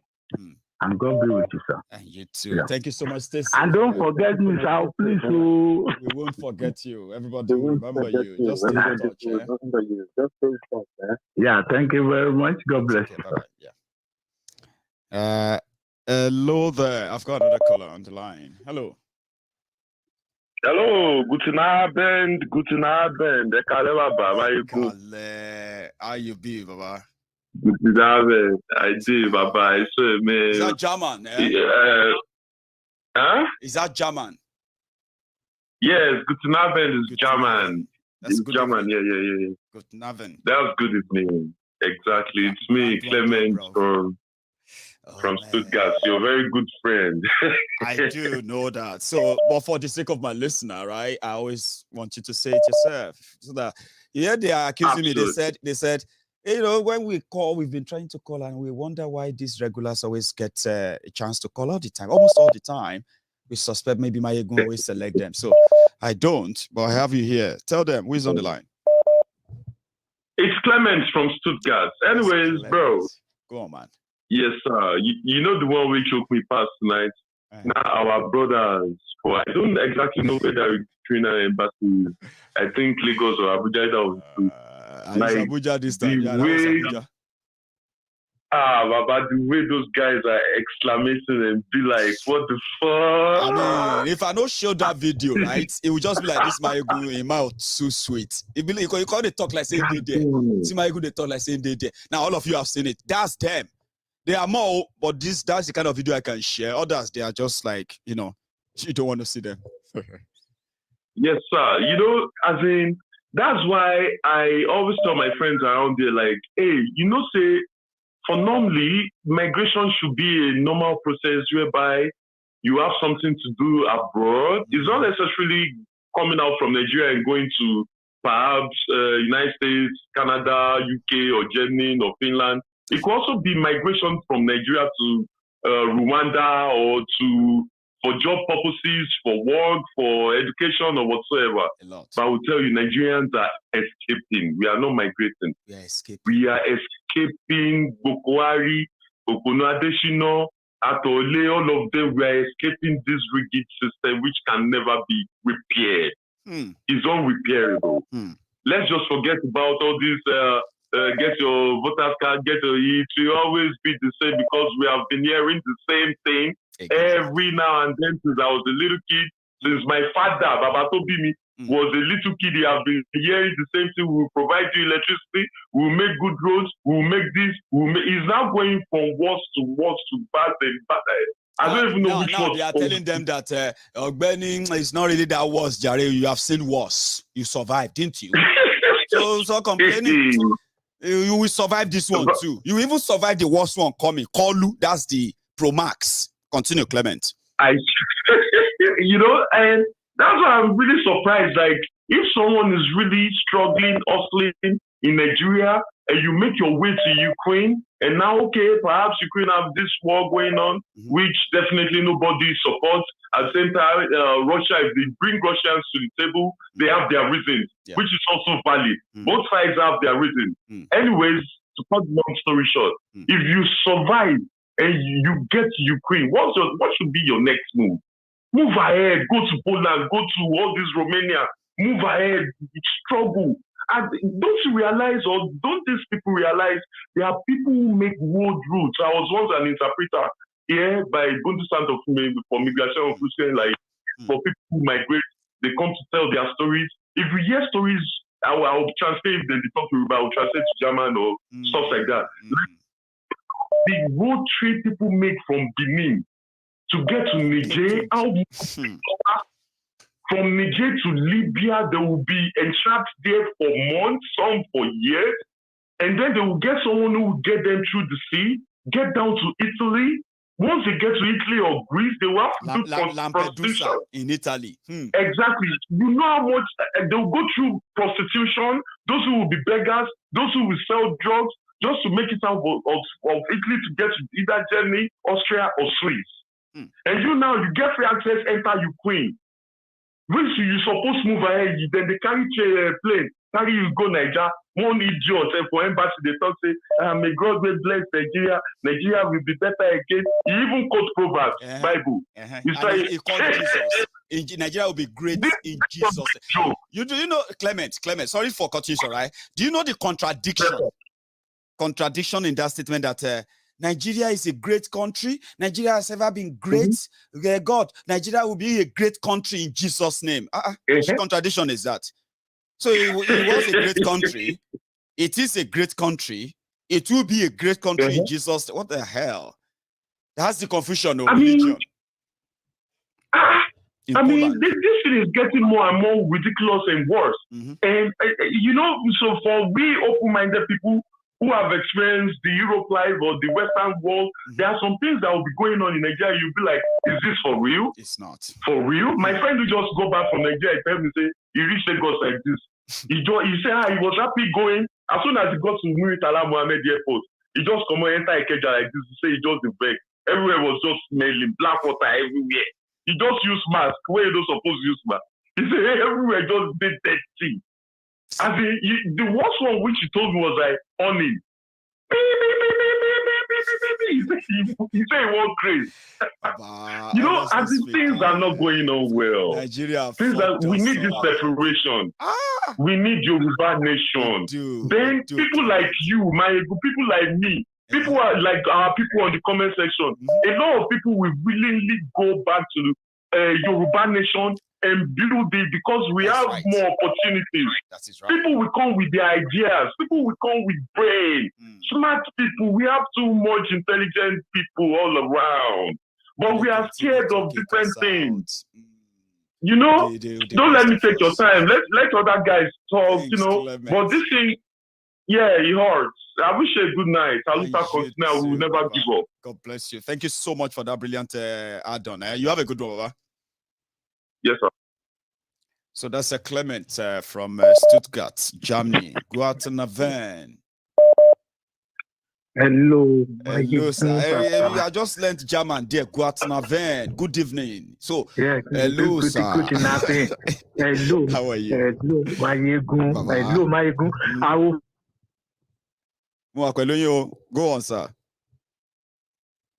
Than 3 years now. Hallelujah, hallelujah, hallelujah, hallelujah, hallelujah, hallelujah, hallelujah. Maiyegun, you have been trying. Thank you. You have been trying. God is only Almighty God. We bless your family. I say amen to that, sir. Thank you. You have changed a lot of people. You are popular. You more than 50 of them. Right? To call big 2 points. You people, but as for my people to understand. That's right. Shemo, we pay Adura Tinubu don't lot of gbogbo àwọn ọba yẹn. Mi ò rò pé anybody notice. Kò lè gbà. Táwọn ọba ń ṣe fún. lọ sọ́dọ̀ ọba tọ́ba bá ṣàdúrà fún ẹ òun láti ṣí fìlà lórí lọ wo gbogbo bí ọba Tinubu lọ Tinubu ò ṣí fìlà wọ́n dẹ̀ ń ṣàdúrà kẹ́ bá lè mọ̀ pé àdúrà tán ṣe fún ògbà. ṣàrédé náà bóbó ojú ayé lásán ni owó tó kó wá ló fẹ́ gbà wọ́n ti gbà. wọ́n ti gbà ṣẹ́rí gbogbo owó tí ó ń pín fún gbogbo wọn yẹn àti gbogbo àwọn tó ń tẹ̀lé gbogbo wọn lágbára òkú ti Ọlọ́run lágbára Èdùmàrè àkọ́bí gbogbo wọn máa fi ọmọ wọn ṣòfò ni. Ibi Nàìjíríà yẹn ṣe ń lọ nǹkan tó máa ṣẹlẹ̀ everybody ó máa yẹ everybody lẹ́nu ní yíyà yìí gangan ni kò ń ṣe next year. You will see a lot. Most gbogbo wa a ti fìlú sílẹ̀ for how many years? Àwa ti Germany àní pálí Germany kọ́ Ọlọ́run náà ló fún wa. Ibo ni gbogbo wa lè máa lọ a kà máa gbé pálí wa ta ló lè gbé pálí Nàìjíríà? Mo kọ bẹ̀bẹ̀ ni o most Nigeria ká má lọ sí China kọ́ má lọ dìwà mọ́lẹ̀ ní gbogbo all the Asia country tó ti lọ yáwó lọ́jọ́ kan. Torí ẹ̀ tí n bá fẹ́ lọ sí gbogbo bẹ̀rẹ̀ máa gbé pálí German mi jáde. Ṣètì àmúṣá apò ayáwó ní kẹ́jẹ́ kó wà ibi tó yẹ pé wọ́n máa tètè tó. Ọlọ́wọ́n ọba so ní ìlú yẹn Tinubu ò lè wọlé mo sì ń sọ èmi mo sọ lọ́jọ́ kan pé lórí program pé tí anybody bá sọ pé Tinubu fẹ́ wọlé kó jẹ́ ká jọ fi owó ṣeré 2 million. Èmi tẹ̀ sí ní 2 million kan lórí tébù mi ò tí rẹ̀ ní tó wá mu láti ọkàn ń bú mi lórí Facebook ni wọ́n ń bú mi shut up your mouth ọmọ àlè ní ẹdí sàṣẹ. Let me tell you gbogbo àwọn tó ń bu yín yẹn èpè ni ó lè ní gbogbo wọn. ẹ kọ́líìgì mi kan wọ́n ẹ̀ṣẹ̀ sọ̀rọ̀ tán. And again, I will tell you something. Please, sir. I know you are very lele and you yourself you are mafia. Thank you. Anybody lórí ọ̀rọ̀ kéèsì Sunday Ogbowo anybody tó bá ń pè yín because one woman call you today. Yeah, I don't want to talk on program. I want irọ́ ni gbogbo wọn wọ́n ti ń lò wọ́n. Ọlọ́run dẹ̀ ní jẹ́ kí wọ́n ò lè kó mọ́ pé ẹ̀yin náà smart ju gbogbo anybody. Ẹni tó bá pè yín pé àdó wọn. Ilẹ̀kùn ni mí ẹ mọ̀ kọ́ ilẹ̀kùn ni mí ń sìn yìí mo máa rínú mo máa rí tẹ̀ àwọn kọ́kọ́ mi wà tí máa gbọ́ mi ò gbọ́dọ̀ kàn déédéé react ṣẹ̀gẹ̀t àwọn kan mi wà tí máa gbọ́ reaction mi ò ní ṣe kò ní jẹ́ public àwọn kan mi wà tí máa gbọ́ tí mo pé mi nìkan kọ́ ni mo gbọ́dọ̀ gbọ́ gbogbo èèyàn gbọ́dọ̀ gbọ́ because láti safeguard ara mi mo láti jẹ́ kí gbogbo èèyàn mọ̀ nǹkan tó ń lọ ṣẹ̀gẹ̀t like you said I can handle them trust me.